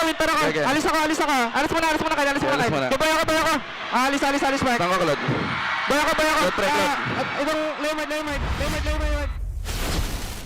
Always great to hear the mic check. Welcome back here to the On Ground, and we're here with Flap, Flap and Kyle of Team Falcons to help break down some plays. But before we break down the play, we have to ask a question. I wanted to ask, and pinag-usapan na natin ito before we showed up on camera. Whose call was it to pick up the Kufra nung game na yun? Ako po. Ako talaga. Totoo ba yun, Kyle? Totoo. Siya talaga nagsuggest. Nakita kong lahat yung composition ng ONIC, lahat nagdadash eh. Kaya parang pasok na pasok yung Kufra kahit never namin nagamit. Yeah, and to add to that, kasi may Esmeralda din kayo, di ba? So nahirapan talaga si Kirk para magawa yung trabaho niya. Flap and Kyle, sinimulan natin ng season nung na-interview ko kayo sa pagtanggal ninyo ng TZ na pangalan. sa pangalan sa IGN ninyo. At ngayon, kaharap nyo muli itong si Carl Lizzy doon sa finals at kayong dalawa pa yung nag-step up. Gaano ka-importante ito na nakaabot kayo ng finals na ngayon gumagawa kayo ng sarili nyong marka na sa liga? Siguro sobrang importante sa amin to ni Flap kasi dito na kami sa finals So if ever man namin matalo sila, dito na kami mag-start yung legacy namin dalawa. The new branch of the legacy for Flap and Kyle. All right, I think we have a play that Wolf wants to break down with the boys here. Yeah. So, ang naging comment ko dito, parang binalik nyo yung classic na macro nyo, yung Lord Dance nyo. So, talk to us, sino ba yung mga nagsha-shot call dito? Ano ba yung mga usapan at gano'n ka-intense doon sa usapan nyo dito sa comms ninyo? Yung nagsha-shot call talaga dyan si Super Marco Parang win-wait lang namin yung long lane namin para mag-push. Tapos pag may nagpakita, doon na kami go-go. And there's an important play here, Kyle. Ikaw din yung makakahuli kay Super Prince. Yung Zushi niya ay nakakatakot at alam natin malupit siya. Pero in this last play, napigilan nyo yung isa sa mga key players dito sa ONIC. Talk to me how you were able to pull this off. Nag-aantay lang po talaga ako mahuhuli dyan. Tapos nung na-check ni Super Prince yung try-bush, yun po yung nahuli ko. How about you, Flap? Paano naman ang comms mo dito, lalo na crucial din sa mga Lord Dads ang role mo as the XP laner? Nung nakita kong natalunan ni Kyle yung Shushin, alam kong patay na yung Shushin and at the same time, lalamang na kami. Kaya naging kalmado lang ako dyan. Noong time na yun. Whose call was it na tapusin na yung laro na to? Meron pang tatlong hero na natitira tapos may Lord, pero mas pinili nyo mag-push. Kanino yun nanggaling? Sa amin po lahat kasi nung 5v3 na po yan, tapos wala na rin po silang skill, nagkasundo po kami lahat na tapusin na yung laro kasi idedep po nila tapos papamatay po sila lahat para madep. So instead of dragging the time pa, they made sure that they just ended there. Now, of course, going up against ONIC, sinabi niyo naman kanina na mahirap talaga kalabanan yung ONIC, of course, with a 4-2 score. For each of you guys personally, what specific aspect of ONIC na nahirapan kayo the most? Siguro po nahirapan kami sa ONIC yung sa early game nila. Parang sobrang lakas nila sa early game. Sobrang dominating nila kaya ayun. So, yun doon kami hirap na hirap talaga sa mid nila. Same rin sa'yo, Kyle? Same lang. Alright, ONIC early game crazy. Of course, hoping to see ONIC bounce back, but this is the moment for the Falcons. Flap, Kyle, thank you so much. One more time, MPL Arena, make some noise for Flap and Kyle. Congratulations again for making it to the grand finals and, of course, going to MSC. That's it for myself and Wolf. We'll see you, because now we're going to pass you on over to our casters. Thank you so much, guys, on the on-ground panel. And again, congratulations there to Team Falcons going to the grand finals in Paris. Great breakdown. I know we were shouting our heads off over here on the English stream. How do you guys feel over there on Tagalog? Well, nababaliw din kami dito sa bawat palitan ng dalawang teams na to. Nagsisigawan kami, naririnig namin. Ang San Juan Arena ay pumuputok din sa bawat play na nangyayari. Sumasabay lang kami sa energy, mga par. Oh, man. Kung sumisigaw sila, syempre sisigaw din tayo, di ba? That's always the goal. And you gotta appreciate the supporters of ONIC and especially Team Falcons. Well, if you guys want to bring the action over to your own neighborhood, with eProject, Esports for Everyone, we're giving you the power to bring the MPL energy to your own local community. That's right. Participants get exclusive access to tournament modes, free in-game items, and even diamonds. Just head over to ph-mpl.com/e-project to start your application. It's now time to turn that passion into action. Visit our website for more information. And there you go. Have it join through us. Again, this has been an amazing night of the lower bracket final. I'm so glad we got our 6 games. We did mention that we wanted at least 6 games. We almost got the 7th, but Team Falcons ends it in the 6th. This is setting up for Clash of the Titans 3.0, as mentioned by our host earlier on. Are you excited to see this midnight? I mean, your gears were grinding a little bit throughout tonight, but maybe tomorrow it'll be different. So look, here's the thing. First 2 games, a bit of a warm-up. I think that's been a story for the past 2 days, but tomorrow we don't have space for a warm-up. Oh, yeah. This is a long time coming, guys. 3 seasons ago, since the last time we saw the clash in the grand finals. It's been a while. It's been a while for these 2 Titans. I think huling beses na nagkita ang dalawang ito sa Grand Finals, it would be season 13. Kung saan Falcons AP Bren pa ang team ng Falcons noon. And for Team Liquid Philippines, ito na yun kumbaga sila ang nanaig nung time na yun. Yep, and here we go. We got an updated look at our Infinix Fancy Club as well. Through this, they have their own grand final tomorrow as well. the Auroras are going to be facing off against the Sonics. So a little bit of a different fate through the Infinix Fantasy Lab. When was this? Was this season 17, 16, 15? 15. In the MPL PH, like the counterpart for MPL PH. That's true. By the way, if you guys have been tuning in or gotten a chance to watch Infinix Fantasy Lab, the teams are not only fighting for glory, but they're also fighting for a big haul of awards out there. What are those awards, Brigida? Our grand champions will actually walk away with not only trophies and medals, but also 5 Infinix GT Watch 5 Pro smartwatches and 25,000 MLBB diamonds. Meanwhile, runners-up take home 15 and 10,000 diamonds respectively. The Infinix Fantasy Club Playoffs runs from May 27 to the 31st. Hanggang bukas na lang yan. To support your fandoms and don't miss out, Palag Na To. Palag Na To. Don't, by the way, Palag Na To. Palag Na To. Hey, I got no Tagalog tomorrow. You got that. So I'm going to be pure. I'm going pure English tomorrow, right? So it's been wonderful. Thank you guys for joining us tonight. Also, all the viewers around the world, we're going to be closing out the show by throwing it over to our hosts. We'll see you guys in the grand finals tomorrow. MPL Superfans, we see you and we know how you felt during that match. Isa na namang maaksyong gabi ang natapos here in the Champions Arena. Opisyal na ngang nakuha ng Team Falcons ang huling ticket para sa Grand Finals at sila rin ang kasama ng Team Liquid Philippines patungong Paris para sa MSC at EWC. At bukas, nakakasana ang huling laban para sa buong season. It's the Grand Finals! All eyes on the stage dahil malalaman na natin kung sino ang hihiranging pinakamalakas sa tahanan ng pinakamalalakas. Kaya samahan niyo kami uli bukas. This is your host, Thea. At ako naman, si Denise. And this is your very own Odin.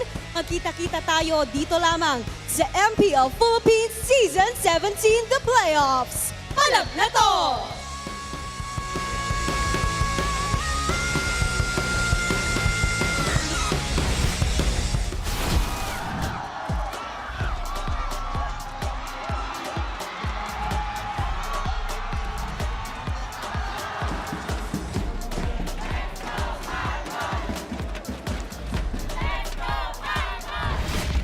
The 17th season of MPL Philippines is brought to you by the following sponsors. Infinix, the official gaming phone partner, the power behind every madlang gamer. Smart, the simply reliable connectivity partner of the MPL.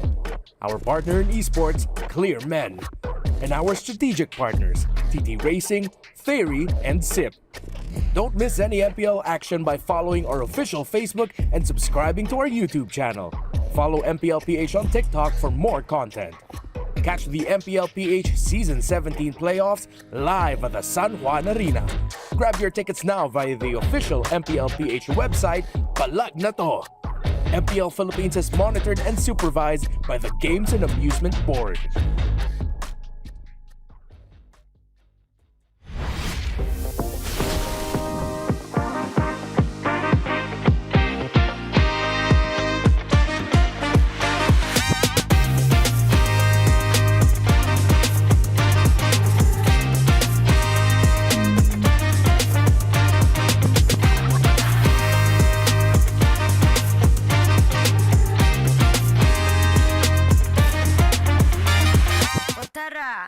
Palag ka ba?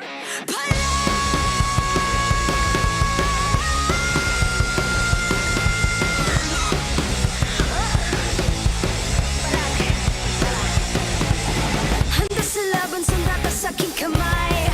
Watch with my click, maybe fire in the eyes. Yeah, I walk with my head held high. Ano ba yung takot kung tore ang aking gabay?